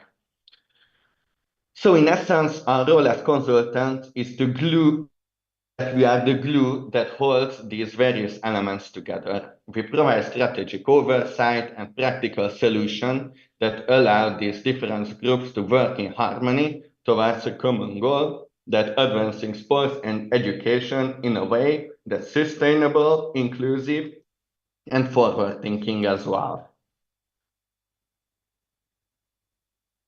I'd like to highlight what truly sets Tectus apart from other consultancy firms, that our commitment is to driving our client to not just achieve, but exceed their own potential. At Tectus, our mission is to create real and measurable value for our clients by supporting them to overcome their challenges.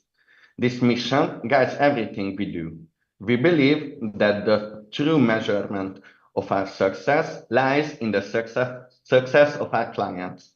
That's why we are dedicated to providing them with the tools, strategies, and the support they need to reach their heights. Our vision, on the other hand, goes beyond our goals or a single project. We aim to be the most trusting consulting firm in Hungary, by also establishing a strong and respected presence globally, starting with the ASEAN region. This, let's say, dual focus allows us to bring a global perspective to our work, ensuring that our clients benefit from the latest innovation and best practices, no matter where they are, while having a strong sense of foundation what we can do in Hungary, basically. Moving forward, I want to take a moment to delve deeper into what defines Tectus, our values. These values work as principles that shape our project and client interactions and every challenge we face. At Teamwork, we also pursue online and in-person teamwork with most of our clients to ensure we understand their values correctly. Efficiency means that we work as fast and as cheap, let's say, as possible to create value for our customers. Quality is, of course, one of our main values since our customers and our clients value quality really much. Trust is what we aim for with our client engagement. Ownership means that even though we are supporting our clients, we make sure that all of the projects are considered as our own and as we were in the shoes of our customers. And the satisfaction, as I mentioned in the previous slides, is what measures our success, because of course the client satisfaction brings more project, of course, but success for us as well. To conclude, as a service provider, because consultancy, let's be honest, is a service for customers, I would like to highlight three main values that I think the most important and work hand in hand together. These three values are teamwork, trust, and satisfaction. I think these are the most important factors since it highlights the client focus and the customer orientation of our company. As we continue, I would like to take you through the journey of Tactus from our establishment to the significant growth that we achieved over the years and where we are now. Tactus was born out of a shared vision by a group of former management consultants who saw a gap in the market in Hungary for delivering a real and measurable consulting value by also providing agile and innovative project management ideas. Our goal from the very beginning was to become the best consultancy firm in Hungary and one that clients can trust and deliver exceptional results every single time. In just a few years, our commitment to excellence began to pay off. Our first projects were met with a great success, and as a result, we experienced rapid growth, and our revenue reached $1 million, and we doubled the size of the team in a remarkably short period. This growth was not just a result of the hard work, but was the result of an innovative solution that we provided for these customers. Our growing reputation, of course, attracted new partners and larger and more complex projects. This success allowed us to reach $3 million of revenue and to expand our team to more over 30 dedicated professionals. Each project brought new challenges, of course, but also new opportunities to innovate and grow. Our national success led to foundation of our new big step, the international expansion, as you can witness today. With a solid reputation at home, we began to establish partnerships and projects across the globe. This expansion wasn't just about growing the business, it was about bringing a unique approach and values to new markets, helping clients around the world to achieve and exceed their potential and growth. I was talking about values, milestone, vision, and mission and vision, but I haven't talked about what exact services the Tactus provide. We have four main services for our clients: project management, strategy management, hire management, and process management. Each of these services are designed to address the unique challenges of our clients face, whether they are looking for streamlining operation, develop long-term strategies, or manage complex projects. With process management, we focus on optimizing our clients' internal processes to improve efficiency and reduce their costs, of course. We execute business process mapping projects, providing detailed documentation that helps companies understand and refine their workflows. With these projects, our goal is to ensure that every process is as efficient and effective as possible leading to significant cost savings and enhanced operational performance. Next, we offer strategy management services. In this area, we help our clients to develop clear, actionable strategic goals that involves conducting market research, performing risk analysis, and implementing structural reorganizations to align the company's resources and strategic vision. Our approach ensures that our clients are not just reaching their goals, but also, as I mentioned so many times before, exceeding them. Our hire management service is another crucial part. We assist these clients in optimizing their recruitment and selecting processes, conducting training and education programs, and facilitating organizational cultural assessment. By focusing on the people within the organization, we help our clients to build a strong and capable teams that are aligned with their strategic goals and, of course, organizational culture. Lastly, in project management, we offer an end-to-end support for project preparation, planning, and implementation. This includes setting up project management offices, that's called PMOs, and providing project controlling and development, robust project management methodologies, guidebooks, etc., etc. Our approach ensures that projects are completed on time, within budget, and with a higher standard of quality. As we move forward, I would like to highlight one of the key areas where Tectos has made a significant impact and relevant to today's conference, what is the Hungarian sport industry. Our partnerships within this sector showcases our experience and innovative solutions, how these solutions helping these organizations achieve their goals while driving efficiency and sustainability. One of the standout collaboration has been with the Hungarian Basketball Association. Basketball is the third largest and most popular sport in Hungary, just a side note. We conducted a complex energetic revision of 22 basketball arenas across the country. The goal in this project was to reorganize the use of their facilities to improve energy and cost efficiency.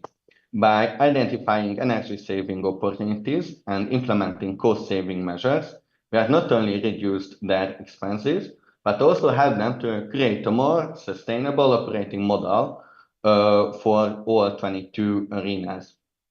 Similarly, we partnered with the Hungarian Ice Hockey Association, which is the fifth more popular sport in Hungary, side note 2. Here we extended our energetic revision to 43 ice hockey arenas across Hungary. Our task was to recognize their operations for maximum energy efficiency while calculating potential refunds and cost savings.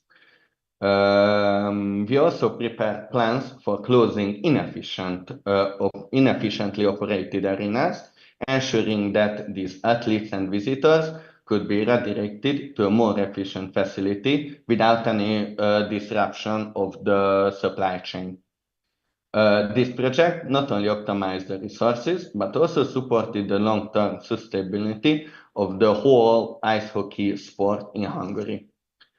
Finally, our work with the Hungarian Tennis Association further illustrates our commitment to excellence. We conducted a thorough review of documentation of all their processes, examining development possibilities, and preparing a comprehensive KPI, key performance indicator, measurement system. The association entrusted us to measure their success against similar organizations and to optimize their processes. This partnership resulted in a clear, actionable insights that have positioned the Hungarian Tennis Association to better achieve their strategic goals.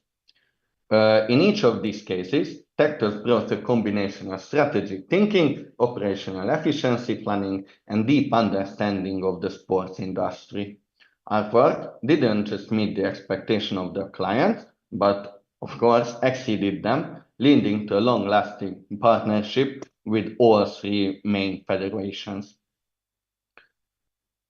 With this close connection with this federation, let's take a closer and more in-depth look to the Tennis Association project. When the Hungarian Tennis Association approached Tectos, the Tennis Association had a clear set of goals. They wanted to examine their organization structure, measure their success against similarly sized associations, and identify areas for improvement. Our role was to provide a comprehensive analysis, deliver actionable insights, and make action plan for them. Over the period of 5 months, our team of 2 senior and 1 junior consultant worked closely with the association. We began to carry out an in-depth analysis of the processes. We call it as-is analysis because we map how they work as they is, meticulously documenting the current state and proposing future processes to be processes that would enhance efficiency and effectiveness alike. This wasn't just about making an incremental improvement, it was about reimagining the association, how they can operate the best as they can. One of the key deliverables was the preparation of a complex project management methodology tailored specifically for ATP sports events. ATP events is a level below the Grand Slam tournaments in a sport of tennis. Grand Slam tournaments are the Wimbledon, Roland Garros, US Open, Australia Open, and I'm pretty sure I'm missing one, but these are the key main events, and APT tournaments are just a level below it. With this methodology, we provided the association with a robust framework to manage these high-profile events and ensure that they are conducted smoothly and successfully. When they use this methodology, we reviewed back our processes and made sure everything works perfectly in the future. Next to this project management methodology, we reviewed the association 3-year strategy as well, which included conducting market research, evaluating growth programs, and setting clear KPIs to measure their progress. The benchmark analysis compared Hungarian Tennis Association with similar sized organizations, providing them valuable insights of other nations' success. The deliverables from this project were extensive and impactful. So we provided these as-is and to-be process maps that I mentioned earlier, responsibility matrix, which we call RACSI matrix, that clarify roles and responsibilities, and the detailed KPI metric system to monitor ongoing performance. Additionally, we developed a comprehensive project management methodology with on-the-job education to ensure that the association's team could effectively implement our plans. So, in summary, our partnership with the Hungarian Tennis Association is a testament to how a strategic management consulting company can make an impact in a sports association. Next, I would like to share with you some projects we did in the educational sector. The work we've done with the Hungarian University of Sports Science was to help to transition them into a status of entrepreneurial university. The concept of entrepreneurial university is more about the academics and fostering research is about being self-sustained and bringing in as much revenue, let's say, as possible. And this ambitious transformation, of course, for the university required a comprehensive strategy, and that's where Tectos and the consultancy company came in to help them. So please let me highlight some of these projects we did for them. For example, our team worked closely with the university to develop an innovational framework strategy. This strategy was designed to coordinate the university's efforts in establishing a science and innovational park, a key element in fostering the entrepreneurial environment. Or another example is that we supported the university in preparation of their organizational structure changes. This involved redefining the roles and responsibilities to better align with the entrepreneurial vision. Another crucial aspect of our work was the development of the international educational model. We conducted a thorough audit, let's say, of the processes within the university's international department, ensuring that it was well equipped to handle the increased complexity and the opportunities that comes with international collaborations. This included creating a framework for an educational cooperation vision with foreign university partners, especially within the context of an event we organized, which was called the Sport Educational Workshop. This vision was documented and laid a foundation of the strategic goals and the collaborations and the next steps needing to achieve the university's mutual success.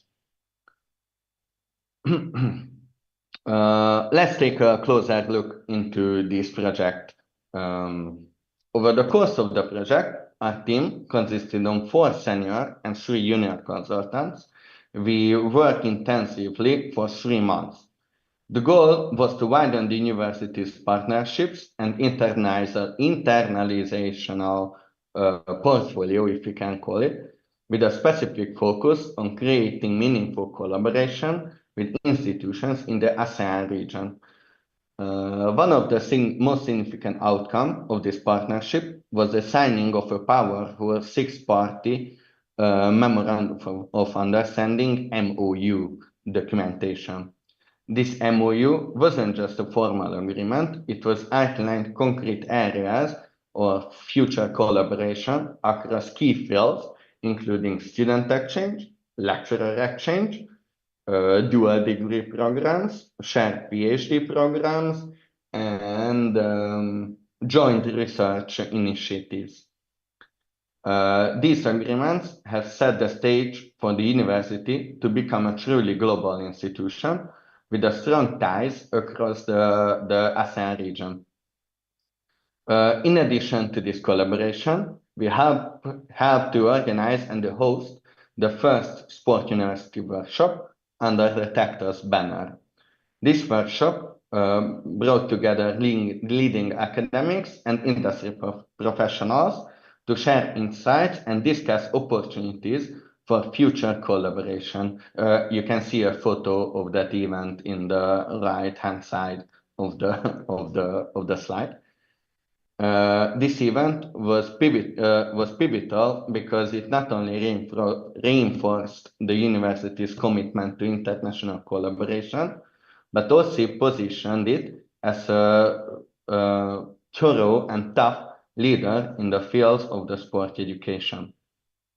One of our key deliverables of this project was the vision for educational collaboration document.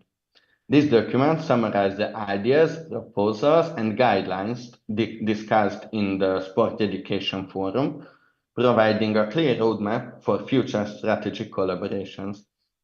This document serves as a living document, guiding the university's effort in expanding its international partnerships and enhancing educational offerings. Let's switch a topic a little bit because some call to action of this workshop and the collaboration with the universities concluded that, that there is a need for an innovative, outside-the-box solution to tackle the challenges that some or most university faces today. To tackle these challenges, let me introduce you to we can say one of the most, but I'm completely honest, the most innovative and more impactful initiative of Tactus, which is Icsspeh Academy, a sub-brand of Tactus. Icsspeh Academy was designed with one clear mission in mind, that is to democratize access to education for individuals whose demanding schedules preventing them from participating in traditional on-campus programs. For professional athletes, let's say, this challenge is particularly pronounced. Their careers are intense, time-consuming, and often unpredictable, leaving little room for traditional on-campus educational path. A 100% e-learning model allows these athletes to pursue their academic goals while continuing to excel in their sports alike. Icsspeh Academy offers a range of programs that are fully flexible, meaningful for athletes, and so that they can study anytime, anywhere without the constraint of rigid class schedules or mandatory on-campus attendance. This flexibility, as I mentioned earlier a lot, is crucial for athletes who's constantly on the move, whether for training, competing, traveling, or recreation, perhaps. Moreover, Icsspeh Academy is designed with accessibility in mind. There are no entry exams, making it easier for athletes to start their educational journey. All that's required to apply for the program is a basic understanding of the English language and the desire to learn. These programs are tailored to fit the unique needs of people who are eager to get a European accredited undergraduate degree, while they can focus on existing responsibilities. If I have to highlight one standout feature of Icsspeh Academy, would that it doesn't require any online classrooms. This means that athletes can learn at their own pace, on their own schedule, without the pressure of synchronizing with a traditional academic calendar. It's a learning experience that fits their lives rather than the other way around, if I can say this. Currently, we offer a pilot undergraduate programs in the field of international relations, food engineering, and international business economics. Yeah. In summary, so to sum up, Icsspeh Academy is perfectly fit, and with a joke, it can be said that it's a game changer for professional athletes, providing them with the tools and the flexibility they need to succeed academically, while helping them to prepare for life after the sports, ensuring that they have the right skill set and qualification to excel, whatever comes next.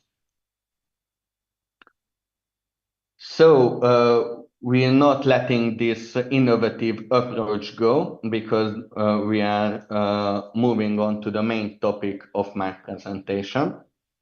And in this topic, I would like to discuss how e-learning can play a crucial role in realizing the vision of the Golden Generation 2045, and how it complements today's conference's sub-themes as well.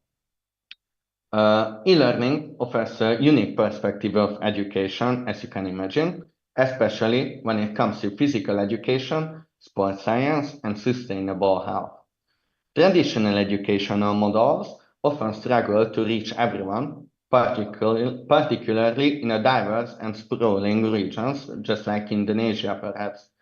E-learning, however, breaks down these barriers, making education more accessible, inclusive, and tailored for every and each individual's needs. One of the key benefits of e-learning is the ability to create personalized learning paths. Students no longer have to follow one-size-fits-all curriculum. Instead, they can engage with the content that is relevant to their interests, pace, and learning style.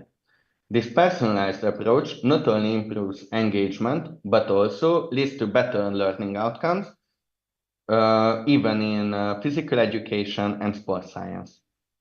E-learning also increases accessibility and inclusivity. Removing the need for physical attendance, students from all walks of life can access high-quality education regardless of geographical location or socioeconomic status. This is particularly important in today's Golden Generation 2045 agenda, because it ensures that the opportunity for everyone to educate and to study. Moreover, e-learning allows for engaging and interactive content. With the integration of cutting-edge technology and data analytics, students can interact with the material in a ways that are more engaging than traditional methods. For instance, in sports science, students can use wearable technology to monitor and improve their physical performance, gaining real-time feedback that enhances their learning experience as well. The role of nutrition and health can be done also with e-learning. Students can access tailored nutrition plans and ongoing support, helping them to apply what they learned in a real-life settings. This, let's say, holistic approach supports both academic achievement and the personal well-being as well. Another significant advantage of e-learning is, as I mentioned countless times, but its flexibility. Students can learn at their own pace, on their own schedule, which is especially beneficial for busy individuals like athletes or professional athletes. This flexibility ensures that learning can be integrated into their lives without sacrificing important commitments. Finally, e-learning provides a platform for data-driven decision-making and continuous updates. As new research emerges, curriculum can be updated instantly, ensuring that students always have the access to the latest knowledge and best practices. This is essential in the fields of sports science, where staying current and up to date with the innovations and developments are the difference between winning and losing. As we continue our discussion on e-learning, it is important to recognize that even its global impact and the rapid expansion even in the ASEAN region. Today, e-learning education have become a cornerstone or a really, let's say, cutting-edge trend all around the world. One of the most remarkable development of the rising of e-learning are these mega universities that are institutions that incorporates e-learning into their teaching methods. These universities, such as Universitas Terbuka in Indonesia, as I did research, and Ramangkaeng University in Thailand. I'm pretty sure that I butchered the pronunciation, and sorry for that.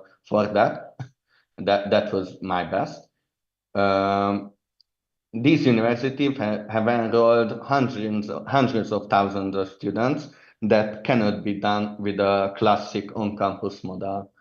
For instance, as my background research stated, this university, Terbuka, alone has 550,000 students enrolled in more than 50 countries.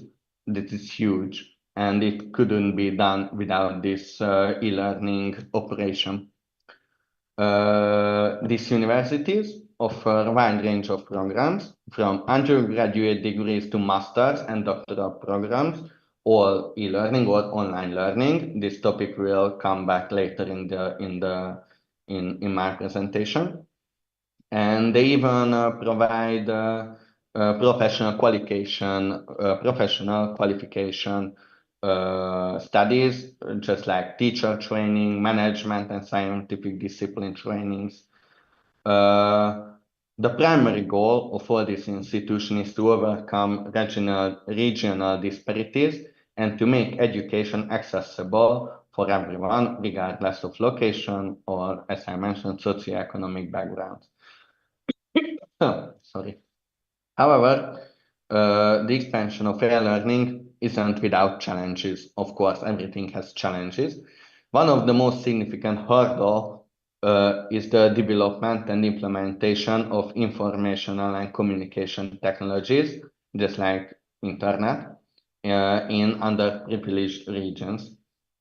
Ensuring that the students in remote and economically disadvantaged areas have access to the necessary technologies and internet connectivity is crucial for the success, of course, for this e-learning initiative. But despite these challenges, the benefits of e-learning are profound. It enhances the career opportunities by providing flexible access to education, cultivates a skilled workforce, and strengthens lifelong learning. The development of higher education through e-learning is not just degrees, it's literally life-changing for underprivileged areas. As I introduced you to e-learning, it is really important to define what exactly is e-learning and what makes it such a powerful tool in a modern education. At its core, e-learning is a form of distance learning and a method of studying in which students do not attend physical school, college, or university, but instead learning from wherever they are, typically through the internet. As you can see, the Cambridge Dictionary also defined distance learning as these. Sorry, Mr. Miklos, your time still Yes. 5 minutes. Five Oh, minutes really? more, yeah. 5 minutes more. Okay, I will be. Thank you. I will just hop on to other topics. Thank you very much. There are two main types. Then I will move on. There are two main types of distance learning, which I call e-learning and online learning. The e-learning is asynchronous learning, which means that students and teachers are not in a day-to-day and interactive environment like we are now. It's asynchronous. Students learning their own pace, and lecturers are doing everything in their own pace as well. In the other hand, online learning, which is synchronous learning, and is the second part of distance learning, is everything is in synchron. Just like now we on online learning, we do online lectures, online exams, where everyone is in the same time at the same time and the same online space. which creates a more structured learning experience, but in the other hand, takes out the flexibility that e-learning provides.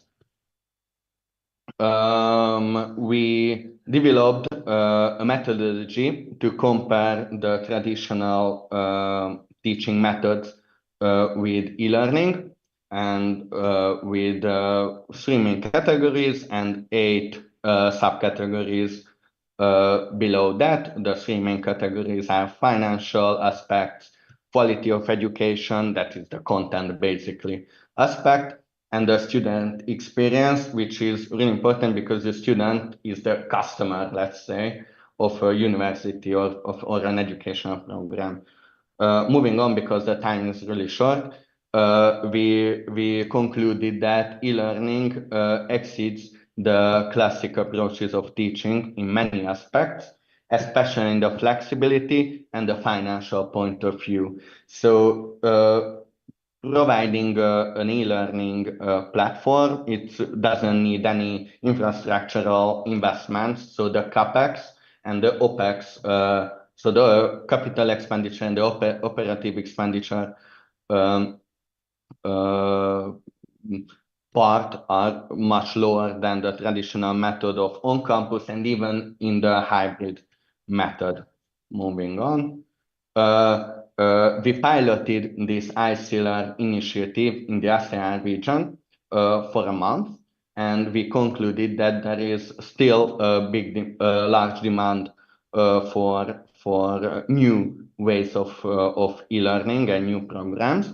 We concluded more than 100,000 web page views with 1,500 students requested a brochure to learn more about our initiative, to learn more about these programs, and which the conversion rate is really interesting, that about those 1,500 brochure application, 400 students started the application process for our 3 undergraduate pilot program that I mentioned you earlier: the international relations, food engineering, and international business economics courses. For the sake of today's presentation, we made a 2-week non-representative research targeted to Indonesia regarding the demand of sport-related 100% e-learning undergraduate programs. Our research showed that sport programs are among the most on-demand e-learning offerings, and it was really up to the standards of the classic economic and management-based subjects, which we found really interesting and thoughtful. Just to summarize our next steps and future plans, we have 2 pillars. We have the pillar of Tactos and the pillar of Icsspeh Academy. As Tactos, we aim to increase our partnerships and to expand our partner portfolio and target countries all over the world, building on the foundation that we earned in the last couple of years. And regarding Icsspeh Academy, our growth and expansion portfolio is that we are looking to significantly increase the number of university partners we collaborate with, and to expand the range of programs we offer. So from now on, so basically from the starting in late 2024, we are set to introduce 2 new bachelor programs: communication and media, and business administration and management. Both programs are designed to equip students with the skills and the skill set that is really on demand of the job market all around the world. In addition to these undergraduate programs, we are launching a master program building on the foundation of our communication and media undergraduate program. And the third key expansion is that we not only provide a university program from Hungary, but also we have a partnership collaboration with a university in Malta, which is part of the British Commonwealth, and we can provide a degree that is both European accredited and both Commonwealth accredited programs. And I think with this quick, I hope less than 5 minutes, let's say fast finish, we reached the end of the presentation, and I would like to thank you for your attention today, and thank you very much. Stop share, all right? I think I'm this close. I think. Yes. Thank you, Mr. Miklos, for your presentation. Give applause to Mr. Miklos. For second speaker, I'm pleased to introduce Dr. Jafet Ndayisenga, Master Olahraga, PhD, from the University of Burundi, who will be presenting on sports medicines, health and exercise science. Dr. Jafet Ndayisenga is a distinguished sports science expert with a PhD in sport rehabilitation therapy specialization. He currently serves as a teacher at the University of Burundi, where he teaches in physical education and sports degree program and various undergraduate and master courses. Additionally, he works as a physiotherapist at various reference clinics in Burundi. He was the physiotherapist of the Burundian delegation at the Olympic Games in Paris 2024. He is a vice president of the Burundi University Research Laboratory in Physical Activities and Sports for Social Development and Health. He is an editor and reviewer of various international sports science publication journals. His expertise has been shown at numerous international conferences, and his research contribution has been published in several prestigious scientific journals indexed by Scopus. Dr. Jafet, time is yours. Time 50 minutes. Thank you.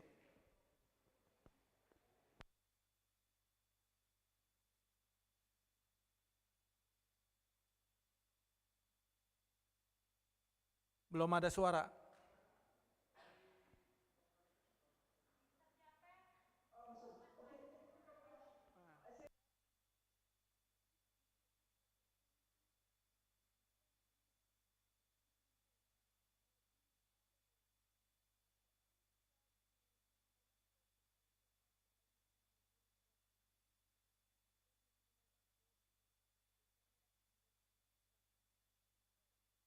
I want to ask you if the screenshot is already appeared.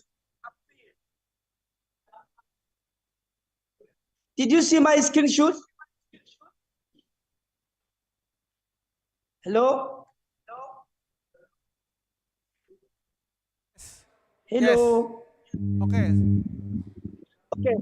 Or if someone can help me to share the screenshot, it will be good, and me, I will have to explain because my laptop is not so good. I use my handphone.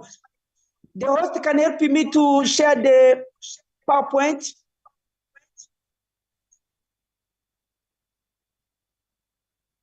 Is it possible? Is it possible?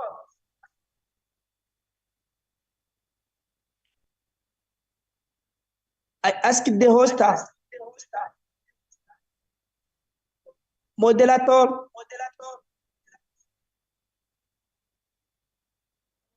Okay, okay. Okay, try to help me. For me, I stop saying yes. Thank you very much. So, you see on the first slide, I want to explain my topic into sport medicine, healthy exercise science. So you see, there is a lot of pictures which shows that there are many people who were suffering from injuries. And those people, among them are men, women, children, and elders. What does it mean? It means that everybody can get an injury, wherever you are, athlete or non-athlete. Next. So for the next, this is my presentation, no need. Next again. So I will have to explain what is sport medicine. After I will give the common injuries, the cause of injuries, diagnostic and treatment of injuries. And after that, I will have to explain the principles of innovation in sport medicine because it's very important to be known. After, I will have to explain or to show the role of sport medicine and the performance enhancement, or how we can develop the athletic performance. Next. So, what is sport medicine? Sport medicine is a specialized branch of medicine that focuses on first, prevention, second, diagnosis, treatment, and rehabilitation of injuries. So you see on this slide, there are a lot of pictures. First of all, sport balls. It means that whenever you are playing, for example, football, basketball, handball, and so, you can get an injury. So in athletic also, I can share an experience. When I was in Paris, I have seen many athletes who got injuries. So as a medicine sport therapy, you need to know how we can take off the injury. So even though, for example, you are doing the sport recreation, injury can happen. So in order to take off the injury, we need to combine with sport nutrition. All they will help us to develop the economical development. All in the area of sport, we need to develop the performance of athletes. Next. So we have to know the sport medicine component. As it has been explained with my previous keynote speaker or invite speaker, he explained about TikToks. In sport medicine also, we need to collaborate with others. So we have to know injury prevention, diagnosis, treatment, and rehabilitation, performance enhancement through training, nutrition, and psychological.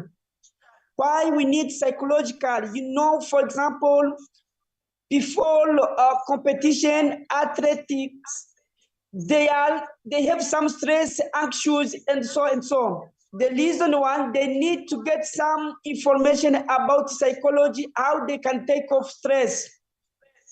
And we need also nutrition, because our body needs some carbohydrate, protein, and so and so, for example, mineral and others, in order to allow the development of performance. We have to know how to manage the problem which often occur in sport medicine. Next thing. So we know, for example, I said that sport medicine includes also some exercise. I say next, exercise prescription in health and in chronic disease state, the specific needs of exercising in children, female, others, people, and those with permanent disability. Next, lanjut. Yes, so the medical care of sporting team and event.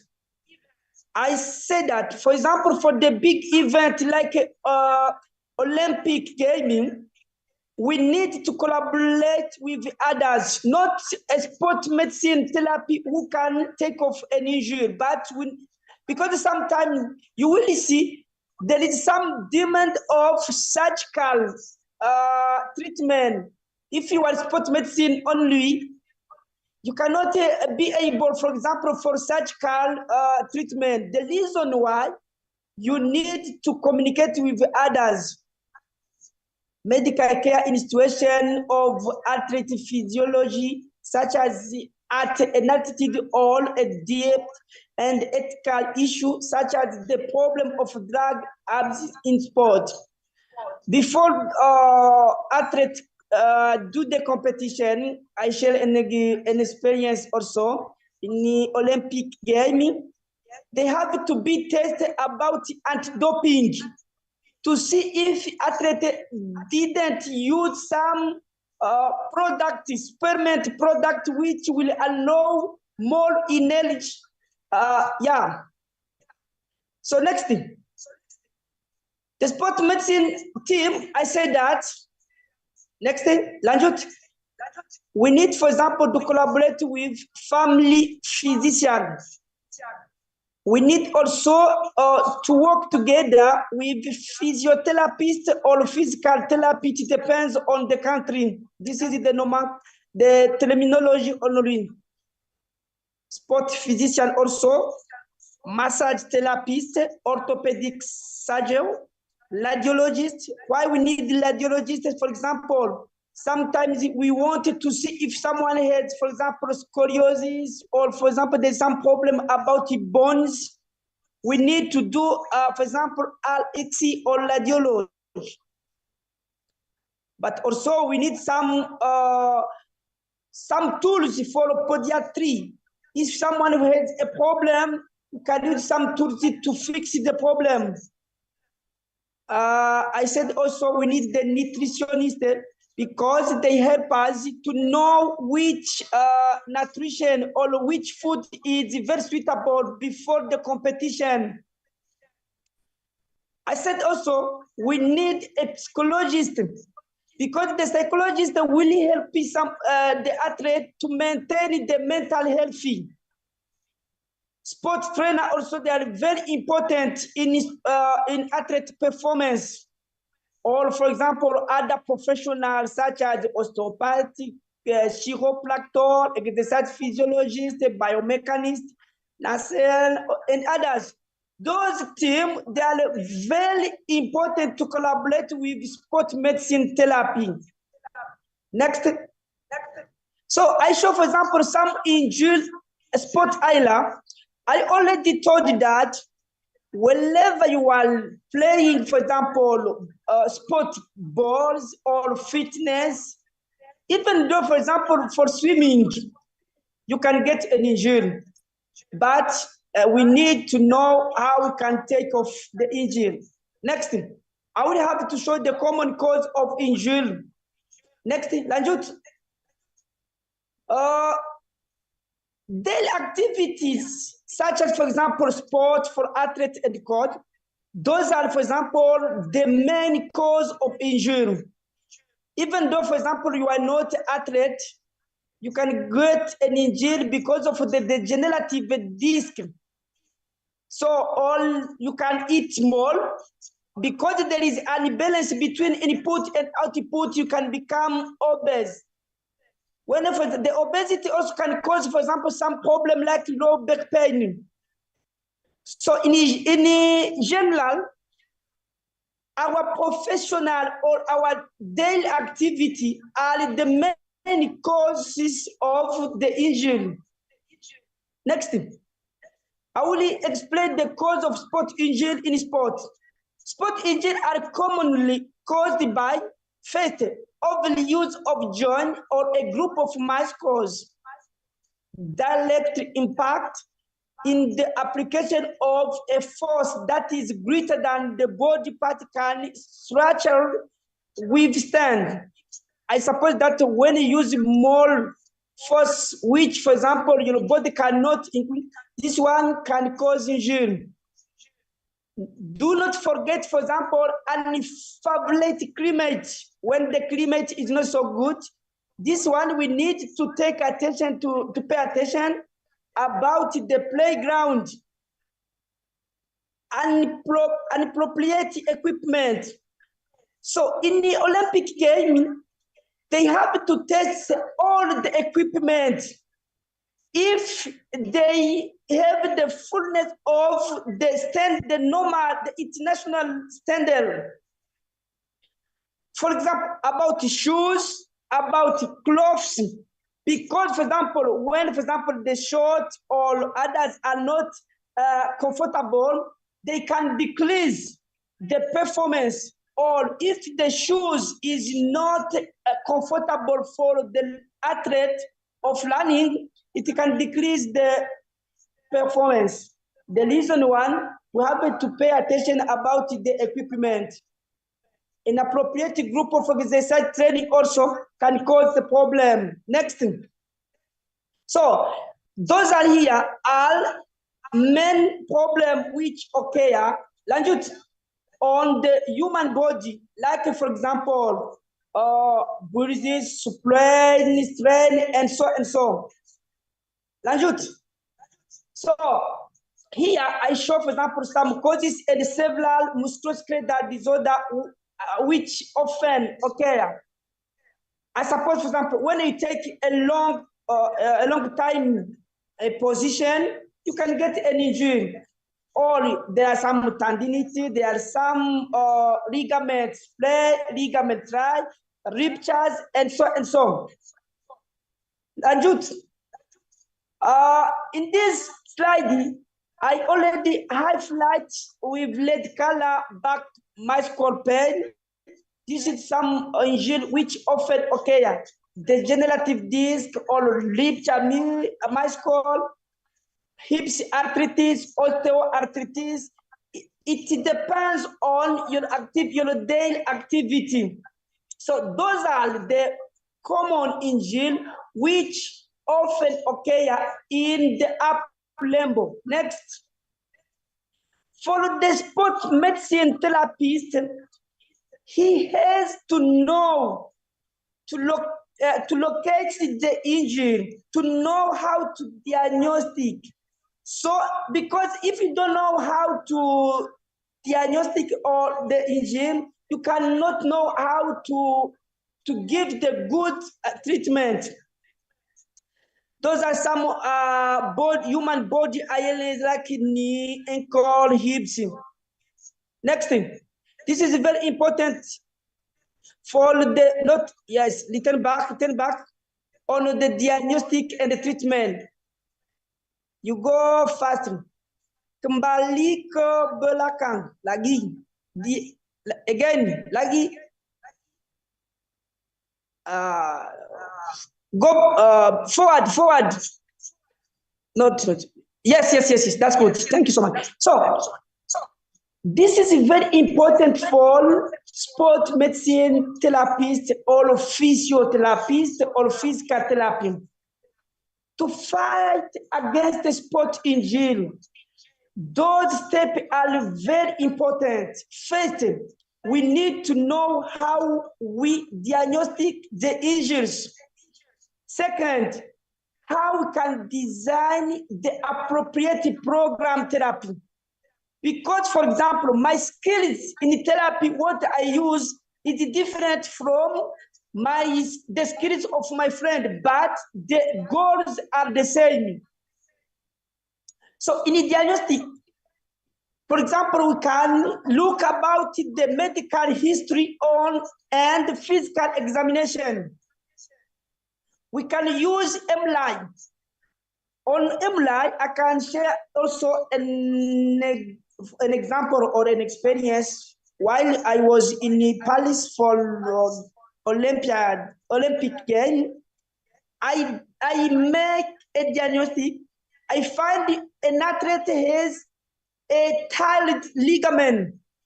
So I sent the athlete to the polyclinic for MRI. and they confirm that that athlete has a torn ligament.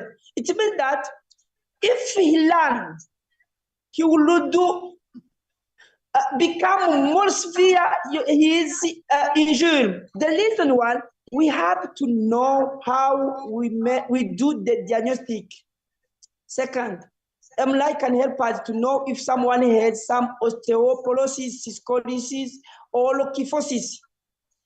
We can use it like a IMC to know if someone has obesity. There is another way also to diagnostic, like using the scale pain. You can use the pressure to know if someone is suffering, and you can know this human body, this human party has an injury. You can use a treadmill to know the capacity of the lungs or how the cardiorespiratory of someone. Just nowadays, there is also reflexology. With reflexology, you can know if someone is suffering from some injuries. This also is very important.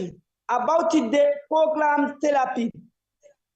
For taking off the injuries, we can use sport medicine therapy, rehabilitation and physical therapy, medication and injection of non-steroid anti-inflammatory drugs. But also, we can use surgical intervention. I suppose that someone, for example, the bones has broken. If you find that, for example, the bones has been broken, you can, for example, send him to the polyclinic or the clinic for surgical intervention. It means that you are not alone for the sport medicine. We need to collaborate with others. So you can use about the program used for treating the injuries.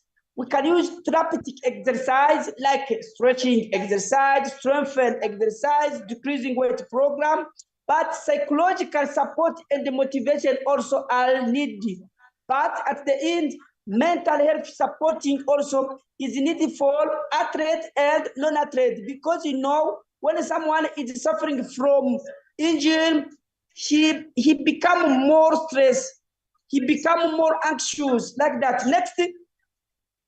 So I show you one research which has been done in Indonesia with sport massage and sport medicine. Next, lanjut.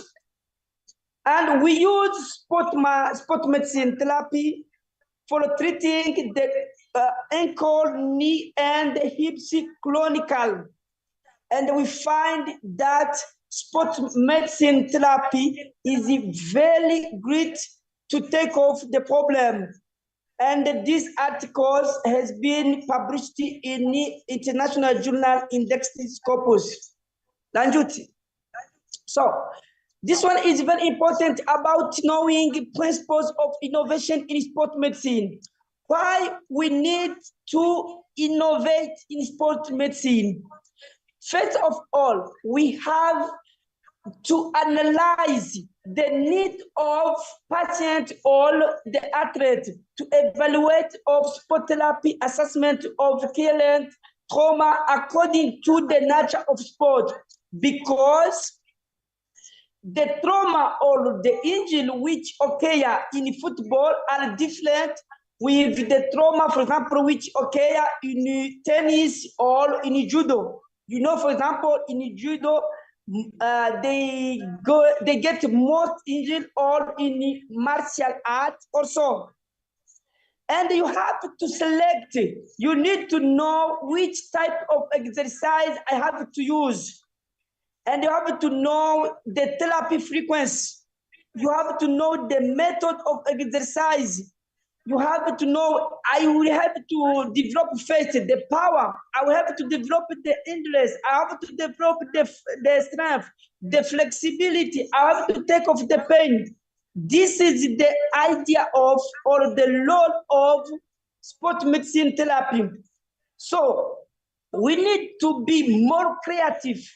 We have to think very quick in order to find the solution on each problem. So next.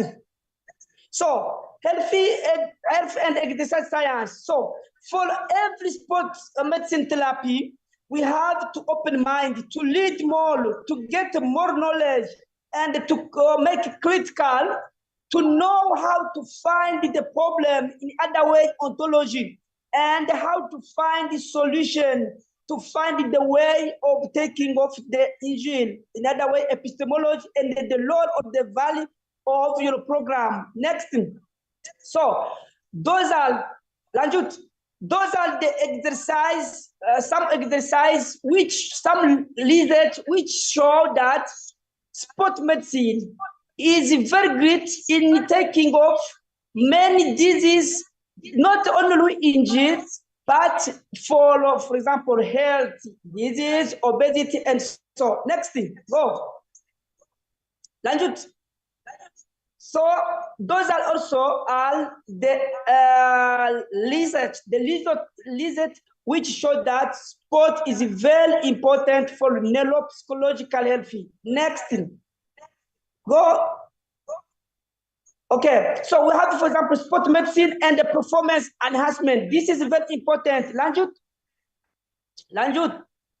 So for sport medicine and the performance enhancement, this is very important. Sport medicine plays a role in optimizing athletics performance through values, performance enhancement strategy.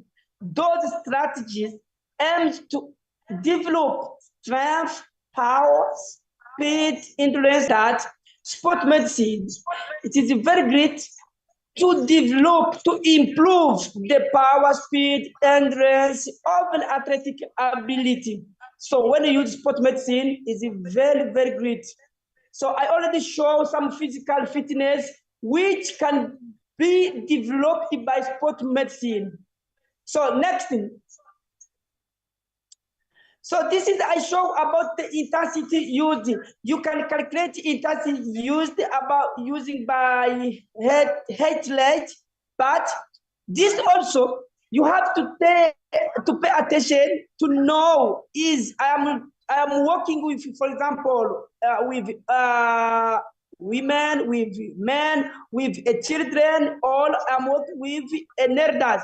You have to see the age of someone and to design the suitable or the comfortable program according to the situation of each one, because each patient or each athlete has its own program.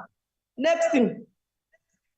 So in order to avoid some problem, we need to change our habit.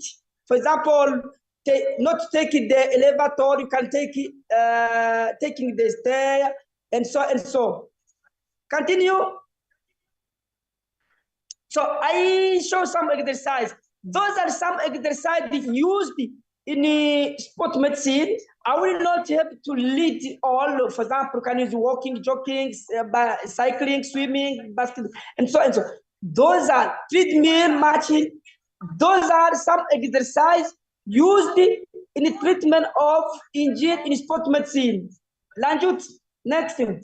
So some exercise used, for example, you know, if someone has an injury, he has losing of flexibility. The reason one, we have to treat first of all flexibility after taking off the pain. Next thing, this is some stretching step. Next, Lanjut, some stretching step, like for example, static stretching, dynamic stretching, active stretching, slow movement, proprioceptic, neuromuscular facilitator. Those are some steps how we can take off the injury. Next, so how much and how hard? We have to know according to each athlete or each patient the intensity used in treating. You have to know for that when we have to use aerobic exercise, strength and exercise, flexibility exercise, and so and so. So next, I will have to Lanjut. I want to show you about sport medicine, therapy of low limbs. Next. So those are some pictures which show you how you can treat people with low limb injuries. About, for example, low back pain, about some knee problem, about some ankle pain. You know, when for learners, they have some problem about the sprain and the strain. So those are some skills what you can use in treating the problem. Next thing, this is how you can the knee exercise which you can use in treating the problem which occur on the knee. You know, the knee has some ligament and some meniscus. So if someone has an injury there, you have to know the skills what you have to use. But I already said at the beginning that my skills is different from the skills of someone, but the goals are the same. Next. So about the ankle sport medicine therapy, next Lanjut, I show also some technical, some skills when someone has some tendinitis, for example, or some strain, some sprain, how you can appear, how can process in order to help him with the sport medicine therapy or physiotherapy, muscle therapy. You have to combine not sport medicine therapy only, but with physiotherapy, muscle therapy, and exercise therapy. Next, so those are some groups of exercise. I will not have to read all, but those are some common exercise used in order to improve the human health. Next thing. So I give also the picture for the following, the previous exercise, and show how you can apply them. Next thing. Those are also the following of the exercise. Maybe the moderator will share the PowerPoint. You can lead yourself because there are many. According to the time allowed to me, I will not have to read the all. So, but I show each exercise and the importance of using that exercise. So, continue, Lanjut. This also, there are a lot of exercise. If you memorize those kind of exercise, I'm sure that you will be able to treat whatever injury can happen to the human body in, for example, in ankle, knee, hips, and low limb and up limbs.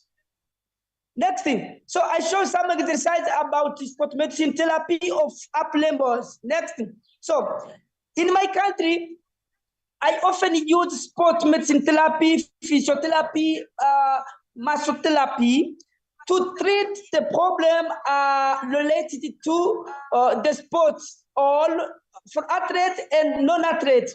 I find that sport medicine therapy combined with, for example, with physiotherapy, muscle therapy, are very helpful to help to restore the human movement, to increase the range of motion. Continue.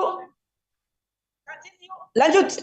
So those are the patients. So because in my country, we have some clinical, some physiotherapy clinical, and we have many people, we have many patients, athletes and non-athletes. So we use sport medicine therapy and the results are very great. Next thing. So those are some skills. I show some skills used to help people who are suffering from injuries in the up limbs. Next also, these are the skills, okay? Next again. Go. Okay, so I just want to show you, for example, you know, if someone has an injury, he lost the strength, flexibility. The reason why, when, for example, someone got an injury, you need first of all to take off the pain. After take off the pain, you have to flow with stretching exercise. After that one, you begin with strength exercise. Okay, next to the image. Okay, those are some image or some pictures which show some exercise used. Next, go. Continue again. Again, lanjut. So I have used those exercise, those previous exercise in Burundi, and I found that sport medicine therapy was very great to increase strength, to take off the pain, to increase the range of motion, and there was a great, a significant difference between the pre-test and the post-test. Next. Go, okay, those are the results from the research which show that there is a significant difference between pre-test and the post-test. Okay, next, go at the end. Go, continue. Go again. So this is the conclusion about, I said that sport medicine is very important in using for taking of the injury for athlete and non-athlete. Lanjut. So this is the global suggestion for everyone. We need, for example, to do some exercise every day. For example, 3 minutes per day is so good. Next, we have to change our habits. For example, daily walking, taking the stair. So, okay, yeah, go continue. About the evaluation, with sport medicine, for example, it can help you physical reality free from medication, pain-free, no swelling. You know, for example, if someone got an injury, some part can, there's some swelling of some party because there is a problem of bad circulation. So it can increase range of motion and it can increase strength or mental prepare the past function test. Next, those are the evaluation, not yet. Before that one, before the action, before, okay, in sport medicine therapy make me healthy about the, yes. I said that to increase flexibility, muscle strength, endurance power, maintain cardiovascular, and for example, improve stability, protect and prevent further injury, about, for example, kinetic chair, and it can help you for the whole body. So at the last slide, thank you very much. In conclusion, if you use sport medicine, it's very good for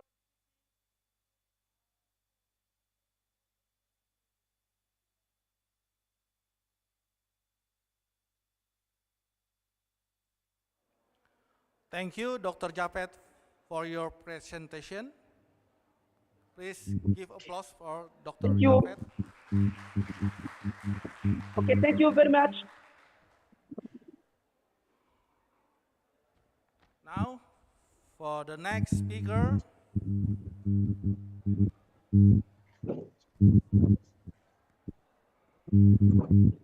I'm pleased to introduce Professor Zlot Radak from Hungarian University of Sports Science, Hungaria. Hello, Dr. Prof. Razak. Hi, nice to meet you. Nice to meet you, Prof. Okay, Prof. Razak, Prof. Radak, time is yours. Time 50 minutes. Thank you.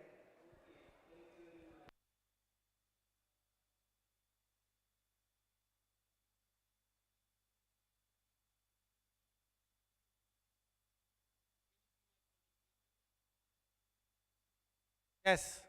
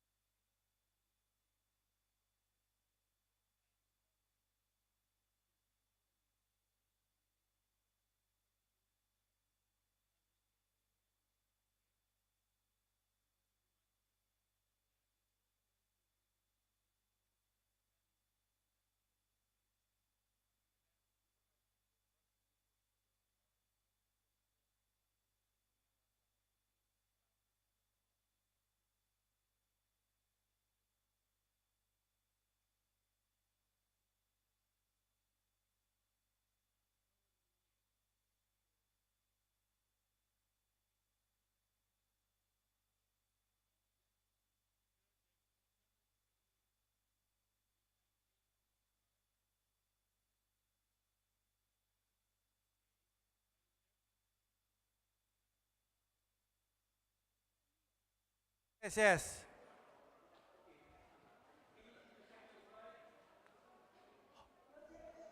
Host, tolong host benerin.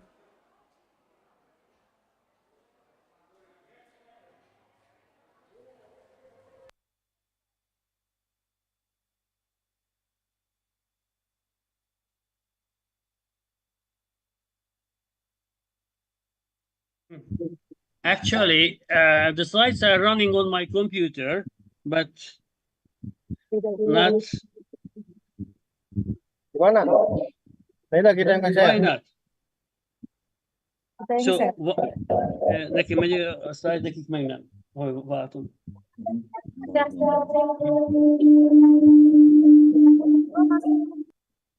So we try to find out why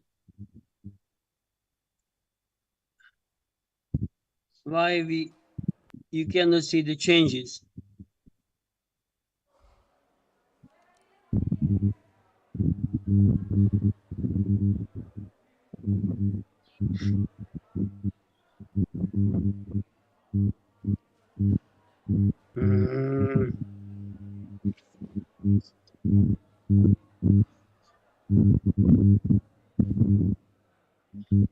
So you can see the first slide, but not the changes, yes? Yes, we see the first slide. I try, when I'm changing, you cannot see the changes. This is the problem. How about we share your presentation? Would you mind to repeat it? Yes, yes, go on. You can see? Yes, yes. Yes. Okay. What screen do you see now? The first one. Yeah, this is the problem because I'm changing the slide order. Mr. Professor, maybe if you stop your sharing and maybe you share your screen, not just the presentation, not just the PPT, maybe it would help. Okay, we try to do that. Útközben letiltottak engem, központilag azért nem tudtam szólni. Now we see the team. Maybe now it's working, I think. How about now? Can you see the changes? Yes, yes. Yes, yes. Okay, super. So maybe it will be okay from now. So this is the group when we examined master rowers to find out the epigenetical aging, which is dependent on the DNA methylation. We could, at that time, we were very much interested in that kind of topic. But today I'm going to talk about the relationship between, as I mentioned to you already, between physical activity and brain. So we do exercise to increase the size of the muscle, to improve our endurance, but how about the relationship between physical activity and brain size?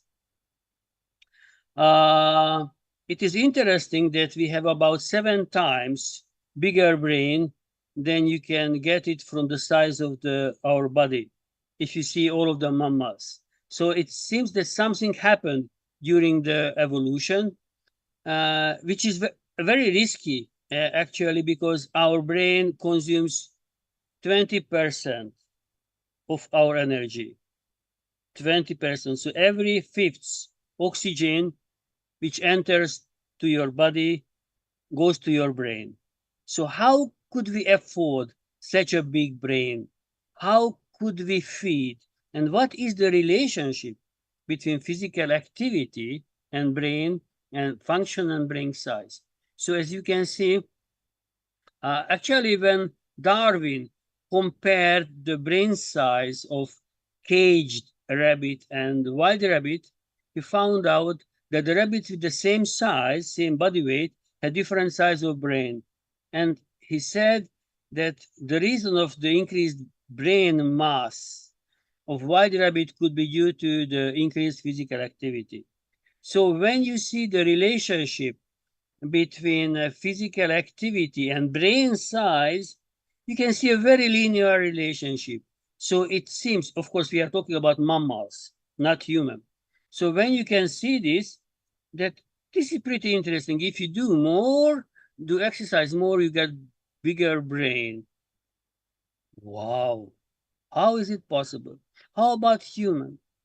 So this is a screen which shows magnetic resonance. This study was done for 1 year. They put 60 years old individuals into a program. The program consists of endurance training, and the other group just did stretching, actually nothing, not a meaningful physical activity. And when they compared, after a year, when they compared the brain, and then they checked that portion of the brain which is mostly responsible for memory and learning. This part of the brain is called hippocampus. Very nicely, they have found that the group which did exercise increased the size compared to the group which did only stretching. That was true for the left and also true for the right hippocampus. That was a pretty important data showing that if you do exercise, you not just increase the size of the muscle, not just you increase the endurance capacity of your heart, mitochondrial content of the muscle, but also increase that portion of the brain which is responsible for memory and learning. These are aged individuals. So how about physical activity? Because size is one thing, but maybe more important to see the relationship between neurons. Maybe, of course, you all know that we have two organs in our body, in which we have non-dividing cells. Skeletal muscle has non-dividing cells, and also neurons are not dividing cells. If you cut your skin, it can be repaired pretty nicely because there is a very beautiful repair process, creating new skin cells. But this is not the case in the brain. To our knowledge, neurons are not dividing. But the relationship is pretty important. If the neuron can make more relationship with the neighboring neurons, it probably means better function, better connectivity. See, this is from an animal study, a neuron which was prepared from the non-running brain and then a runner brain. You can see the difference, very beautiful difference. Runners have more dendrites, which means that they are able to make more connections. But the next slide is even more beautiful. You can see control neurons from control animals without doing exercise after 2 weeks of exercise training, and then after 2 months of exercise training. See the huge differences. So it means that if you do exercise, the neurons are more beautifully are able to connect to each other, and this relationship probably is extremely beneficial in terms of function, cognitive function. So physical activity is not just affected the size, but also the connection. But how about the number of neurons? As I mentioned to you earlier, neurons are non-dividing cells. This study was done 25 years ago. A group of scientists from Irvine, including a German guy, were very much interested in enriched environment.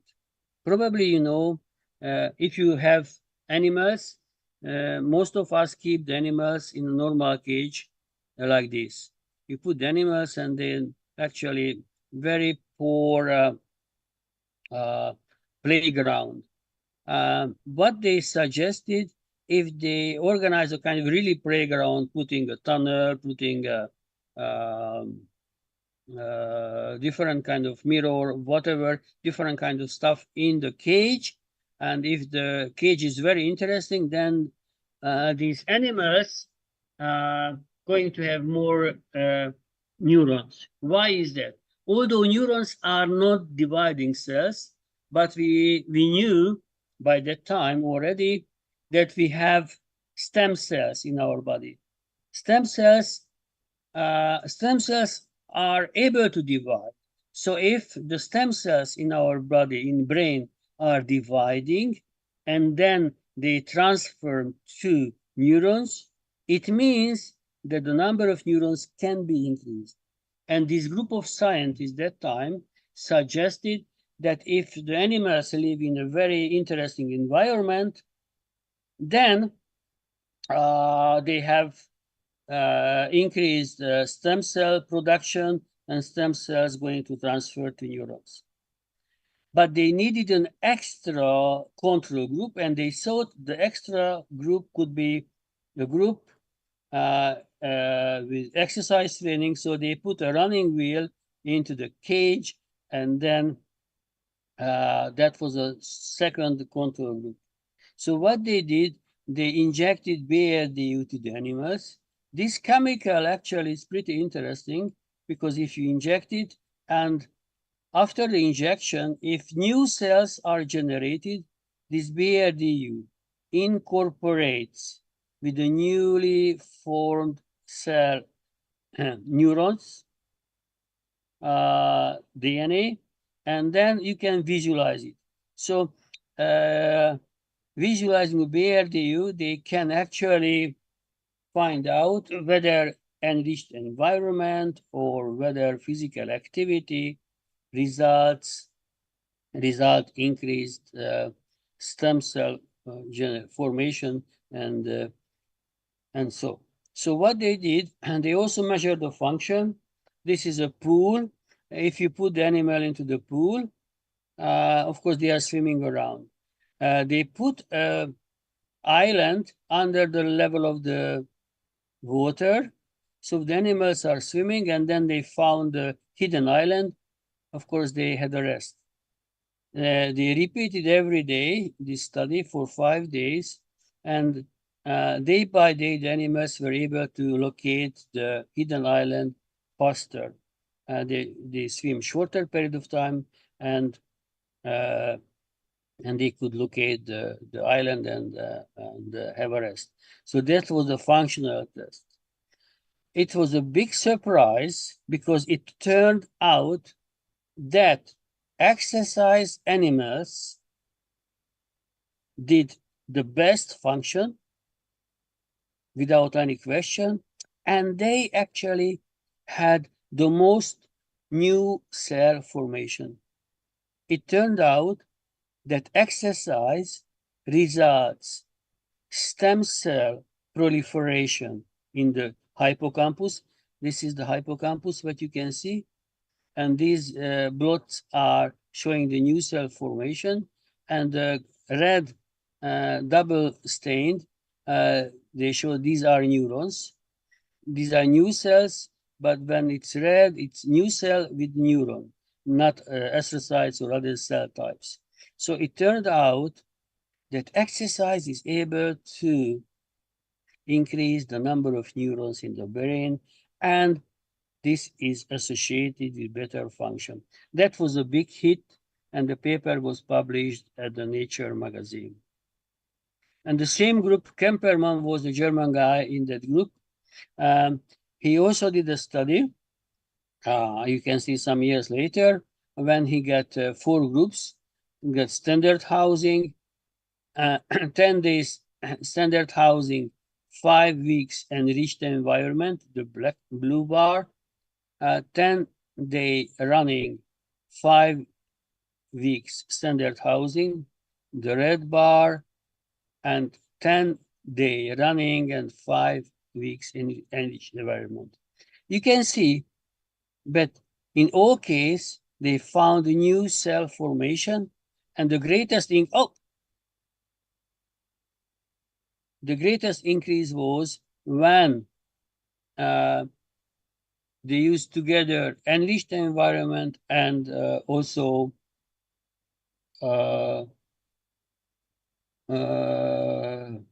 exercise. Something happened. Oh my God, again.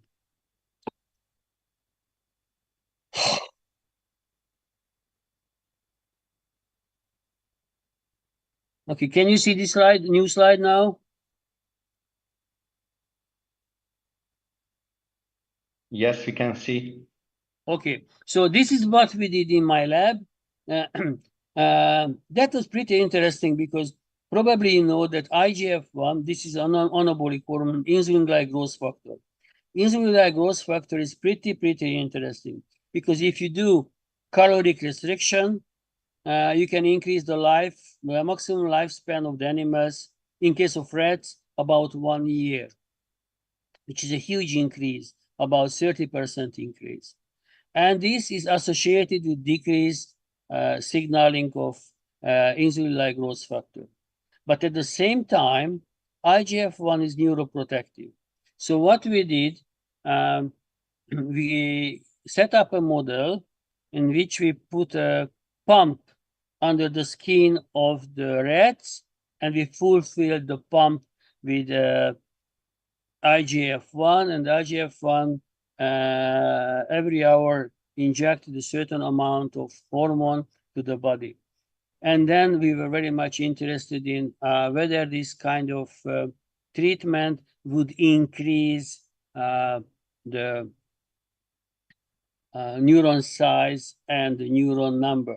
So we got young control animals, young exercise animals, young exercise with IGF-1 treatment. We got old control, old exercise, and old exercise with IGF-1 treatment. So it is not a surprise that with aging, there is a decreased ability to the stem cells to proliferate. They're very simple. So this is not a good news, but this is what happens. But what is pretty interesting that in case of old animals, IGF-1 treatment increase the newly formed cells in the hippocampus, but at the same time, it is eliminated the beneficial effects of exercise at the Morris-Mays test, the test that I mentioned to you when the animals are swimming. So that was pretty interesting because in this study, we actually proved that the increased number of neurons are not always linked to better function. And exercise has much more complex effects on brain than we thought earlier. So how about out function? This is a study published by the Hillman group. This is actually a very moderate level of physical education lesson. They tested the students' reading comprehension, spelling, and arithmetic before and after PE lesson. And it turned out that the moderate intensity PE lesson beneficially improved the brain function. So those teachers who have lessons after PE could be happy because the students after PE lessons are more capable to study. They also get better memory and better function. But of course, the changes are more beautiful when you study this in aged individuals. So this group consists of subjects over 60 years old. They were asked to find out those arrows. You can see down. These are kind of arrows which have opposite direction. This one and this one. And during this test, they put them into NMR and they check their brain function. The red part of the brain shows active neurons. So it turned out that those individuals who had higher level of physical fitness used more neurons during this test, and they were more successful and faster to find out the opposite errors than control groups with lower level of physical activity. Actually, this means that higher level of physical fitness is associated with better brain function. Many people would like to know more about the reasons. So that's why they used animal studies. And this study was done long time ago, 91. The main author of Ernst Stedman of this paper was published at the Proceeding of National Academy of Science, USA. So that time, free radical research was very interesting and top. What they did, they put animals into the maze test and they measured the brain function. And they found out that old animals made more errors at the maze test, which is not a surprise. But when they supplemented a very powerful antioxidant, which is a PBN, is a spin trapping agent, the number of errors decreased. It was actually the same as young animals. In case of young animals, no effect of the antioxidant treatment. So, and then they checked the brain. What happened in the brain? And they found out that protein carbonate concentration decreased as a result of treatment. What does it mean, protein carbonates? So when free radicals, free radicals are attacking every cell components, including lipids. If they attack lipids, they change the membrane permeability and they can easily kill the cell. If they attack DNA, they can cause mutation and cancer. If they attack proteins, as in this case, because carbonylation shows the attack of proteins, then there's an increased carbonylation and decreased function. So what they found as a result of antioxidant treatment, the carbonylation decreased and the function increased. That was pretty nice. And they said, okay, probably the reason of the more errors of the old animals could be due to the free radical attack on the proteins. So we actually copied that study, but we didn't give them antioxidant. What we did, we give them exercise. So we got 6, at that time we haven't got treadmill, so we used swimming. So we applied 9 weeks of swimming training to the animals, and then we put it into the box. You can see one part of the box is black, other is light. So if you put the animal, we are talking about rats, to the light part, it enters at once to the black because this is safe. But here you deliver an electric shock. Next day, again, you put the animal here. If it remembers the shock, it stays in this part. This is the accepted way to measure memory. It is called passive avoidance test. Another test that we used, again, the black room, the light is here. If the light is on, the poor rat has to jump on the pole in order to avoid electric shock. So this actually more complex and it shows memory and learning capacity. So what we found in this study, we found that exercise decreased the carbonylation of proteins, which is very beautiful. And with aging, we got an increase. So, and what we found that with increased age, the memory is decreased, and this decrease was prevented by exercise training. So after we published this paper, I got a call from the New Scientist. It's a British magazine, and they made a report with me, and because we showed first time that exercise prevents the age-related loss in memory. But more interestingly, we found the reason too. The reason is the increased proteasome activity in the cells. What is proteasome? Proteasome is a housekeeping enzyme. So what happens with the aging cell? Aging cell, there is a gradual increase in damaged proteins, a kind of junk, because they are non-functional proteins. So this is the increase, and as a result, function is decreasing. But if you break down those junk, these damaged proteins, and clean up the cell, then the function remains the same as young cells. So what we found that the proteasome, which is responsible for the degradation of damaged proteins, increased by exercise, and that was a very important finding of our study, because we could explain the reason of better memory and the decreased carbonylation of the proteins. That time, that study was published long time ago, 2001.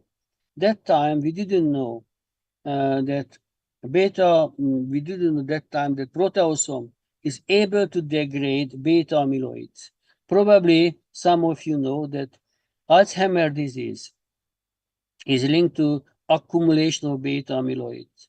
So the paper which was published by the Chinese group in 2010 showed that proteasome, which is increased by exercise, decreases the accumulation of beta amyloids. So then we published a paper which is extremely well cited, that exercise plays a preventive role against Alzheimer's disease, and the reason behind this is due to the increased housekeeping activity of the proteasome.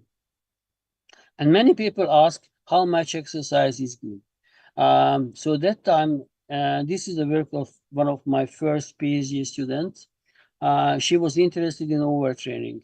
We tried to set up a study in which we got a control group, moderate training, 1 hour swimming per day, severe training. So we increased the load.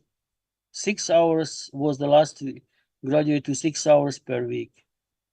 And then we plan to have an overtraining group. So 6 weeks training for 1 hour, and then abruptly increase to 6 hours. So big surprise, because our data revealed that severely trained, that we called overtrained group, had the best memory.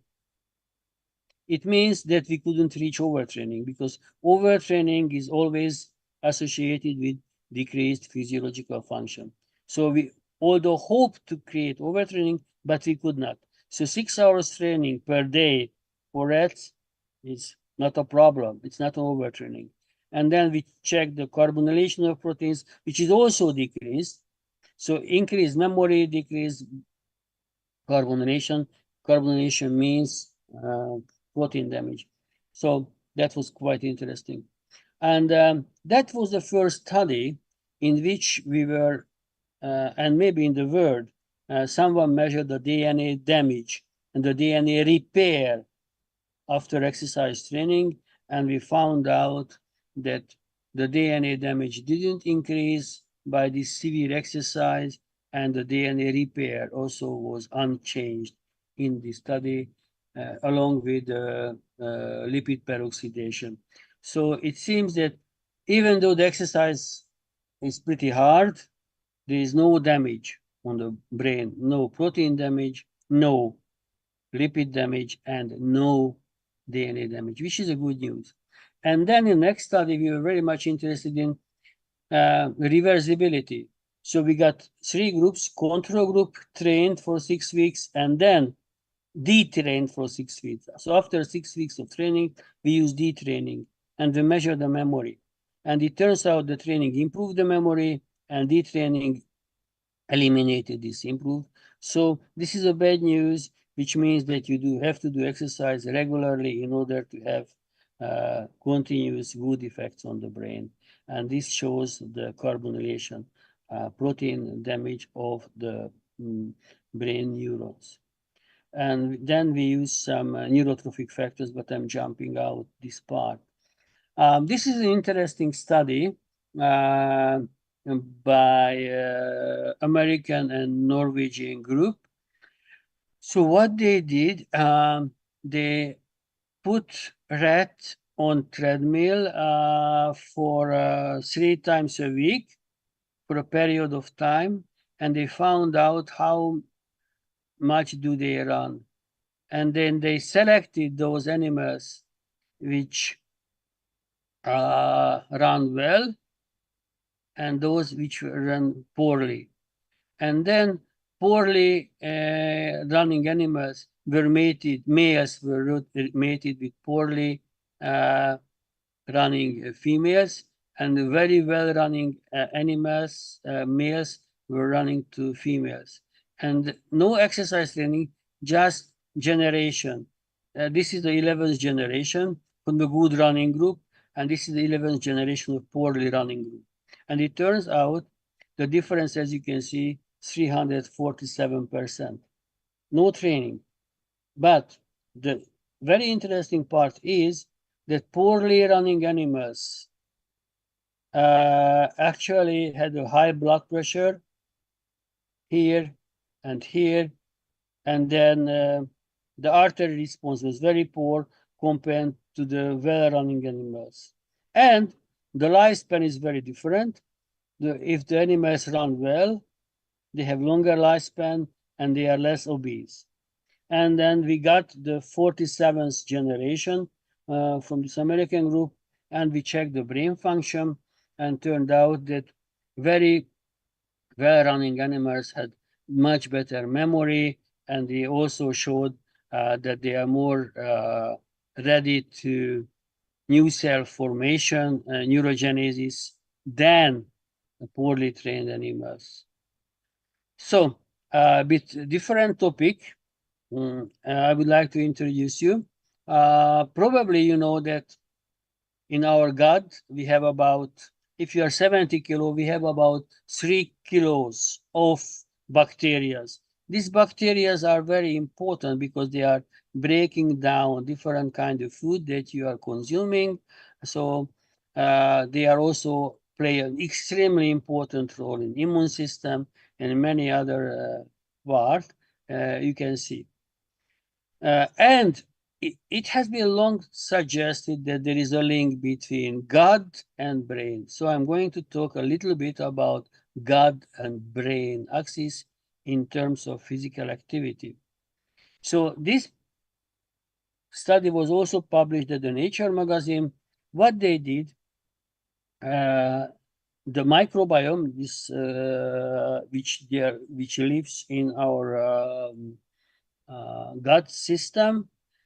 We have obese and we have slim, lean animals. We are talking about mice. What they did, they exchanged the microbiome. So the lean animal got the microbiome of obese animal, and obese animal got the microbiome of lean animal.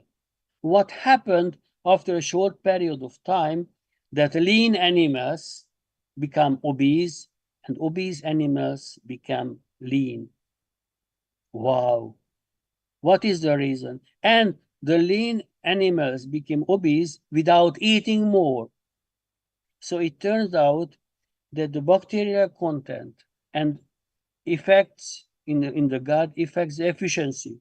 Lean animals had very poor efficiency to break down carbohydrates, fat, and so on, so they can get a smaller amount of energy. And obese animals have a fantastic microbiome. They can break down everything. So, and this affects obesity, jumping out. So what we did a study. We were still interested in Alzheimer's disease. So that time we have an animal which was transfected with human gene. And because of this transfection, these animals accumulated beta amyloids in the brain. This is called APPPS1 mice model. So these guys actually don't have a chance. They will develop Alzheimer's disease. So what we did 20 weeks intervention, including exercise training, as you can see here, and we also supplemented bacteriums because we wanted to change the microbiome of the animals and then see whether the changes in the microbiome would affect the development of Alzheimer's disease. So we used the same Morris Maze test as I introduced you earlier. And it turned out, here you can see the first trial, you can see that what is the effects of Alzheimer's disease? Probably you know we are losing short-term memory. So you forget what you did this day or some hours ago. So these animals, you get the days here, 1 day, 3rd day, 4th day. You can see they couldn't locate the hidden island shorter period, the result was the same. So they are losing short-term memory very nicely.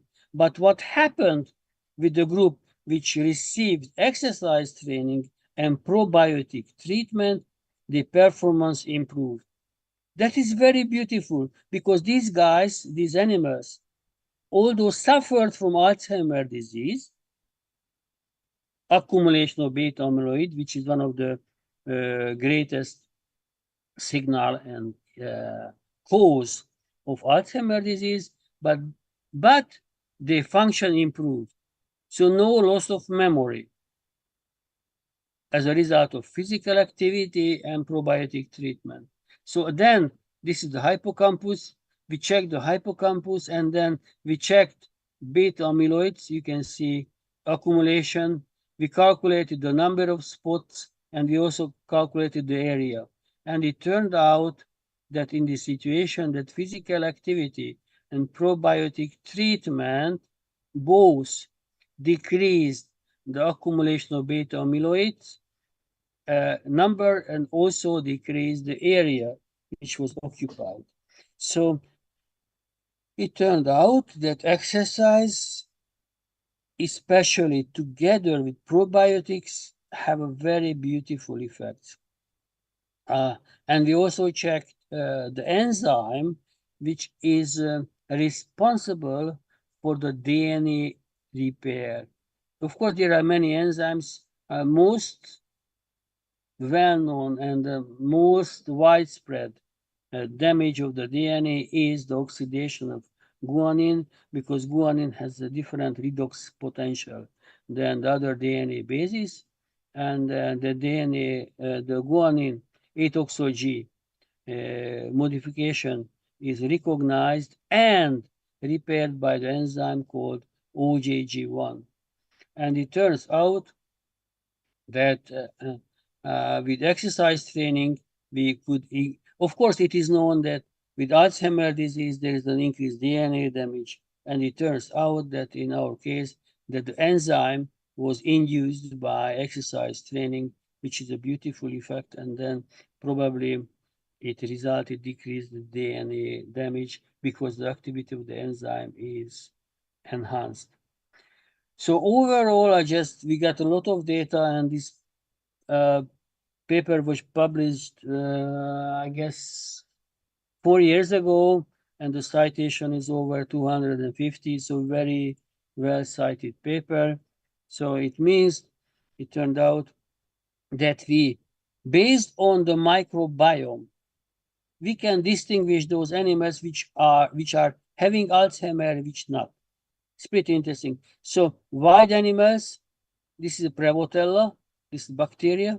You can see that the more Prevotella and the Alzheimer suffering animals, but you can see that probiotic has a nice effect.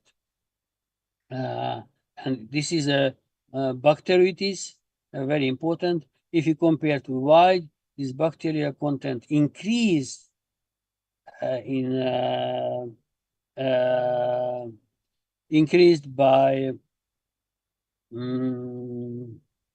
Alzheimer's disease, which then be attenuated by exercise training and probiotics. So overall,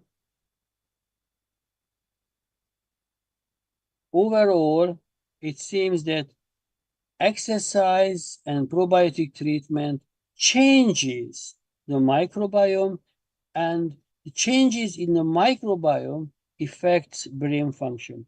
One of the reasons is that with Alzheimer's disease, we got a decreased butyrate production in the bacterial species in the gut, and then this leads to decreased mucin, and then it leads to finally leaky gut.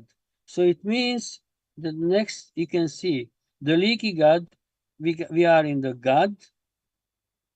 So if we got a leaky gut, then all of the toxins, chemicals can get through. There is no protection, and then they can cause inflammation.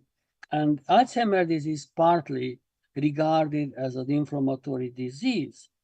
So if you can maintain the integrity of the gut, normal transport, preventing toxins to get through these pathways, these channels, then you can attenuate the development of Alzheimer's disease, and then there is a significant difference in the microbiome between healthy animals and animals with Alzheimer's disease. Of course, you can say that these are just mice and we are humans and we are very different. Of course, this is true, but many times the mechanisms are very, very similar.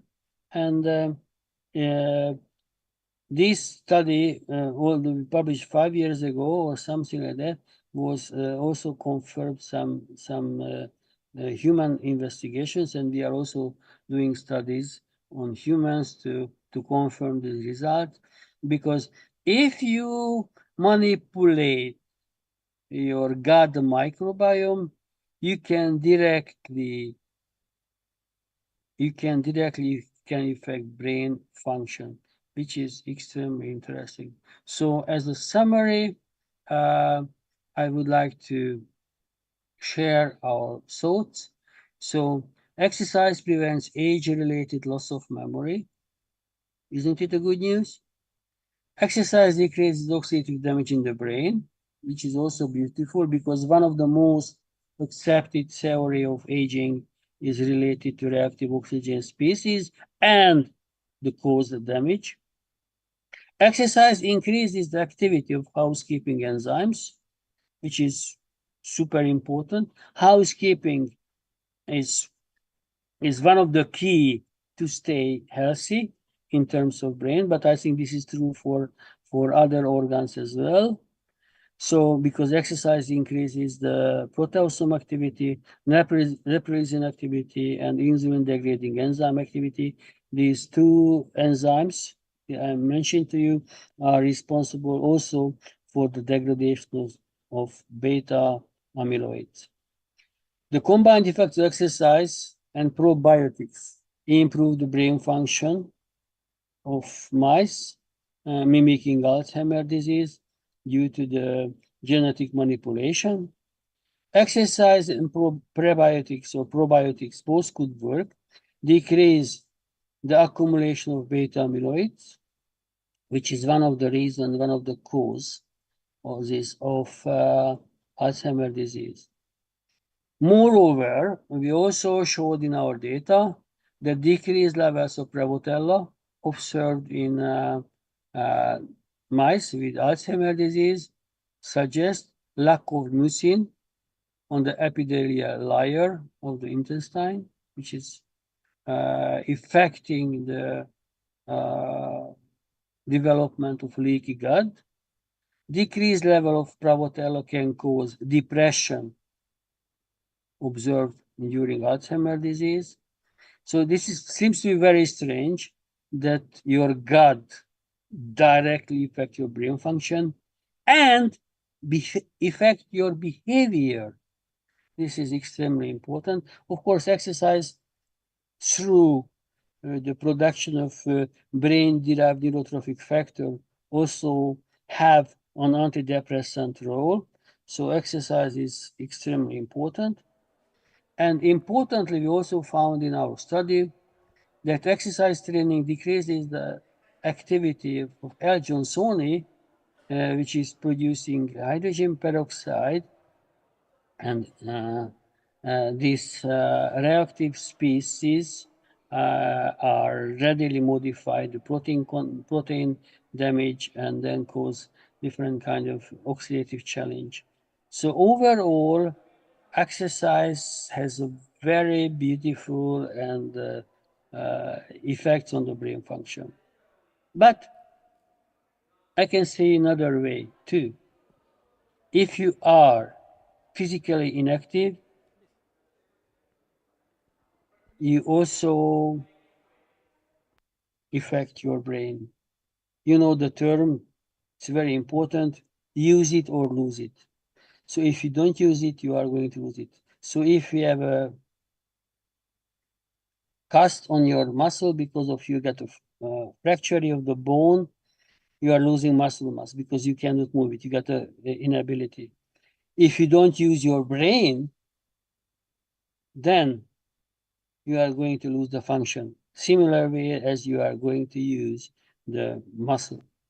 And interestingly enough, your brain is responding not just to normal learning, cognitive learning, but your brain is also responding to physical activity.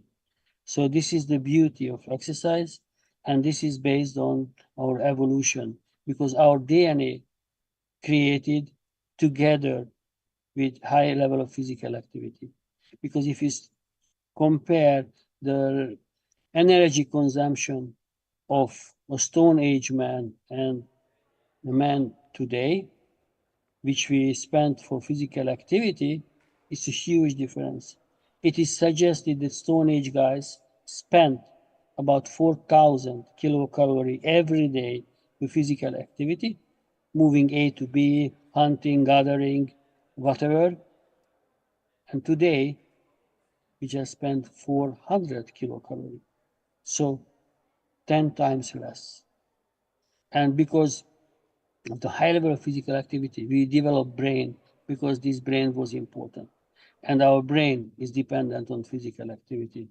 So guys who are here and who are engaged to sport, who are engaged to physical activity, physical education, you have to be very proud of your job, because what you are doing is extremely important.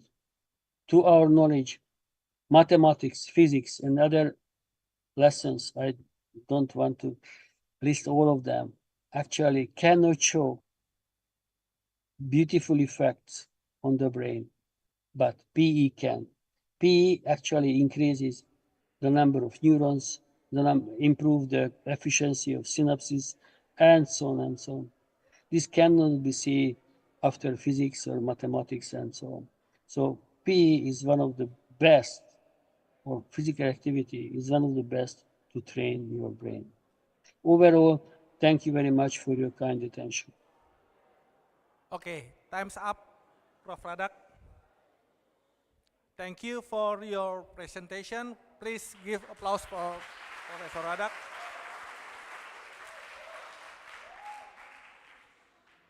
All right, now we'll move to the question and answer session. If you want to ask a question, please raise your hand and share your name and affiliation. Maybe? Okay.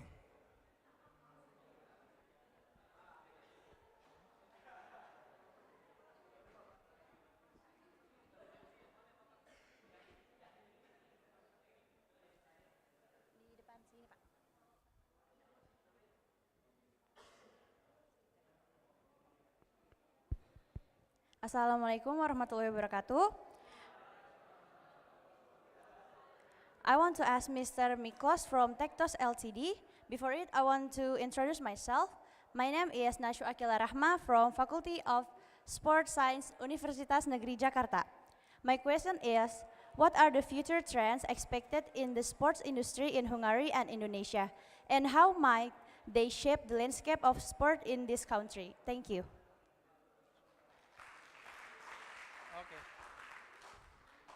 Okay. Okay, maybe Thank you very Miklos much. will answer the question, Mr. Miklos. Yeah, yeah, sure. Can you hear me? Can you hear Yeah. me? Ah, Yeah, okay. Thank you very much. Just to be sure, if I understand the question correctly, your question was that what are the trends in the sport industry in Hungary at the moment? We are in the sports field, like I said, there are so many factors and so many stakeholders in this field, and there is a great improvement in the retail industry, the manufacturers of goods, and we see a good correlation between the university research fields and in the retail and manufacturer fields, and the trend is that there will be with the improvement of digitalization and with the new researches, more digitally advanced tools will be manufactured and produced in Hungary. This is a really nice and really up-to-date trend at the moment. Thank you for the question. Okay, thank you, Mr. Miklos. Second question, from me for Dr. Japet. Since you are not a medical doctor, what kind of modality you use for your patient or your athlete, since the patient or the athlete in phase acute phase? What your modality? Thank you. Okay. Okay. I said that before you take off the injury or the disease of an athlete or non-athlete, even though you are a doctor, I already said that you have to collaborate with others. You are not alone. So you have tried to see about acute phase. You have to diagnostic to see if you are able to treat it. If sport medicine is it able to help you? If you are not able, you have to invite others to help you, because I said that you are not alone for treating the sport injury, because sometimes you need to collaborate with the physician or surgical doctor. But about acute phase, sport therapy can help you.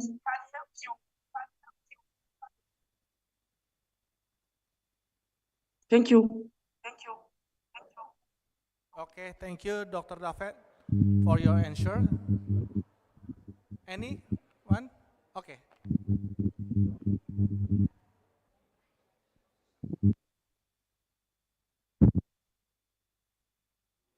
Zoom.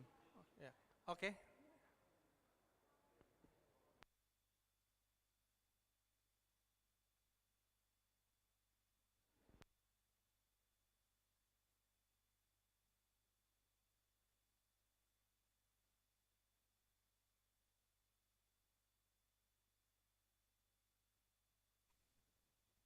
Excuse me, Mr.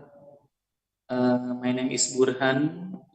I'm student from University Technology Mara. I ask for Dr. Radak how to give feedback or evaluation for children or athlete have low intelligence. Thank you, Mr. Sorry, would you mind to repeat it? How to give feedback or evaluation for children or athlete have low intelligence. Exercise would not improve your cognitive function in a certain way. So if you do exercise, don't expect to get a call from Stockholm that you are nominated for Nobel Prize.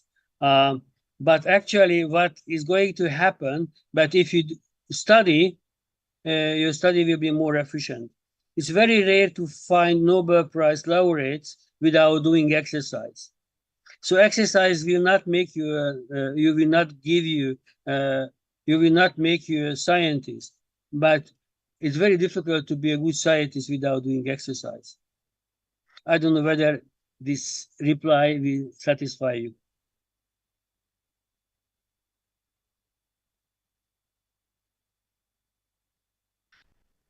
Okay, thank you very much, sir. That's all? Any question more? No? Oh, okay. No question. As we approach the end of today's sessions, I want to thank all our speakers for their invaluable contribution and insight. Your expertise and perspective have been truly enlightening. Thank you to all our attendees for your active participation and engagement. We hope you found the discussion thought-provoking and beneficial. Okay, please check the conference schedule for tomorrow's session and any planned event. Have a great day. Now, I will give you a speaker for the certificate, for Professor Zlot Radok from Hungarian University of Sports Science, Hungary. Next.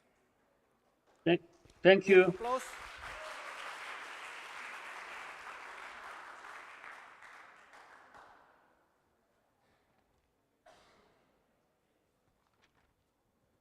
Next, for the certificate for Dr. Japet Dayesenga from University of Burundi.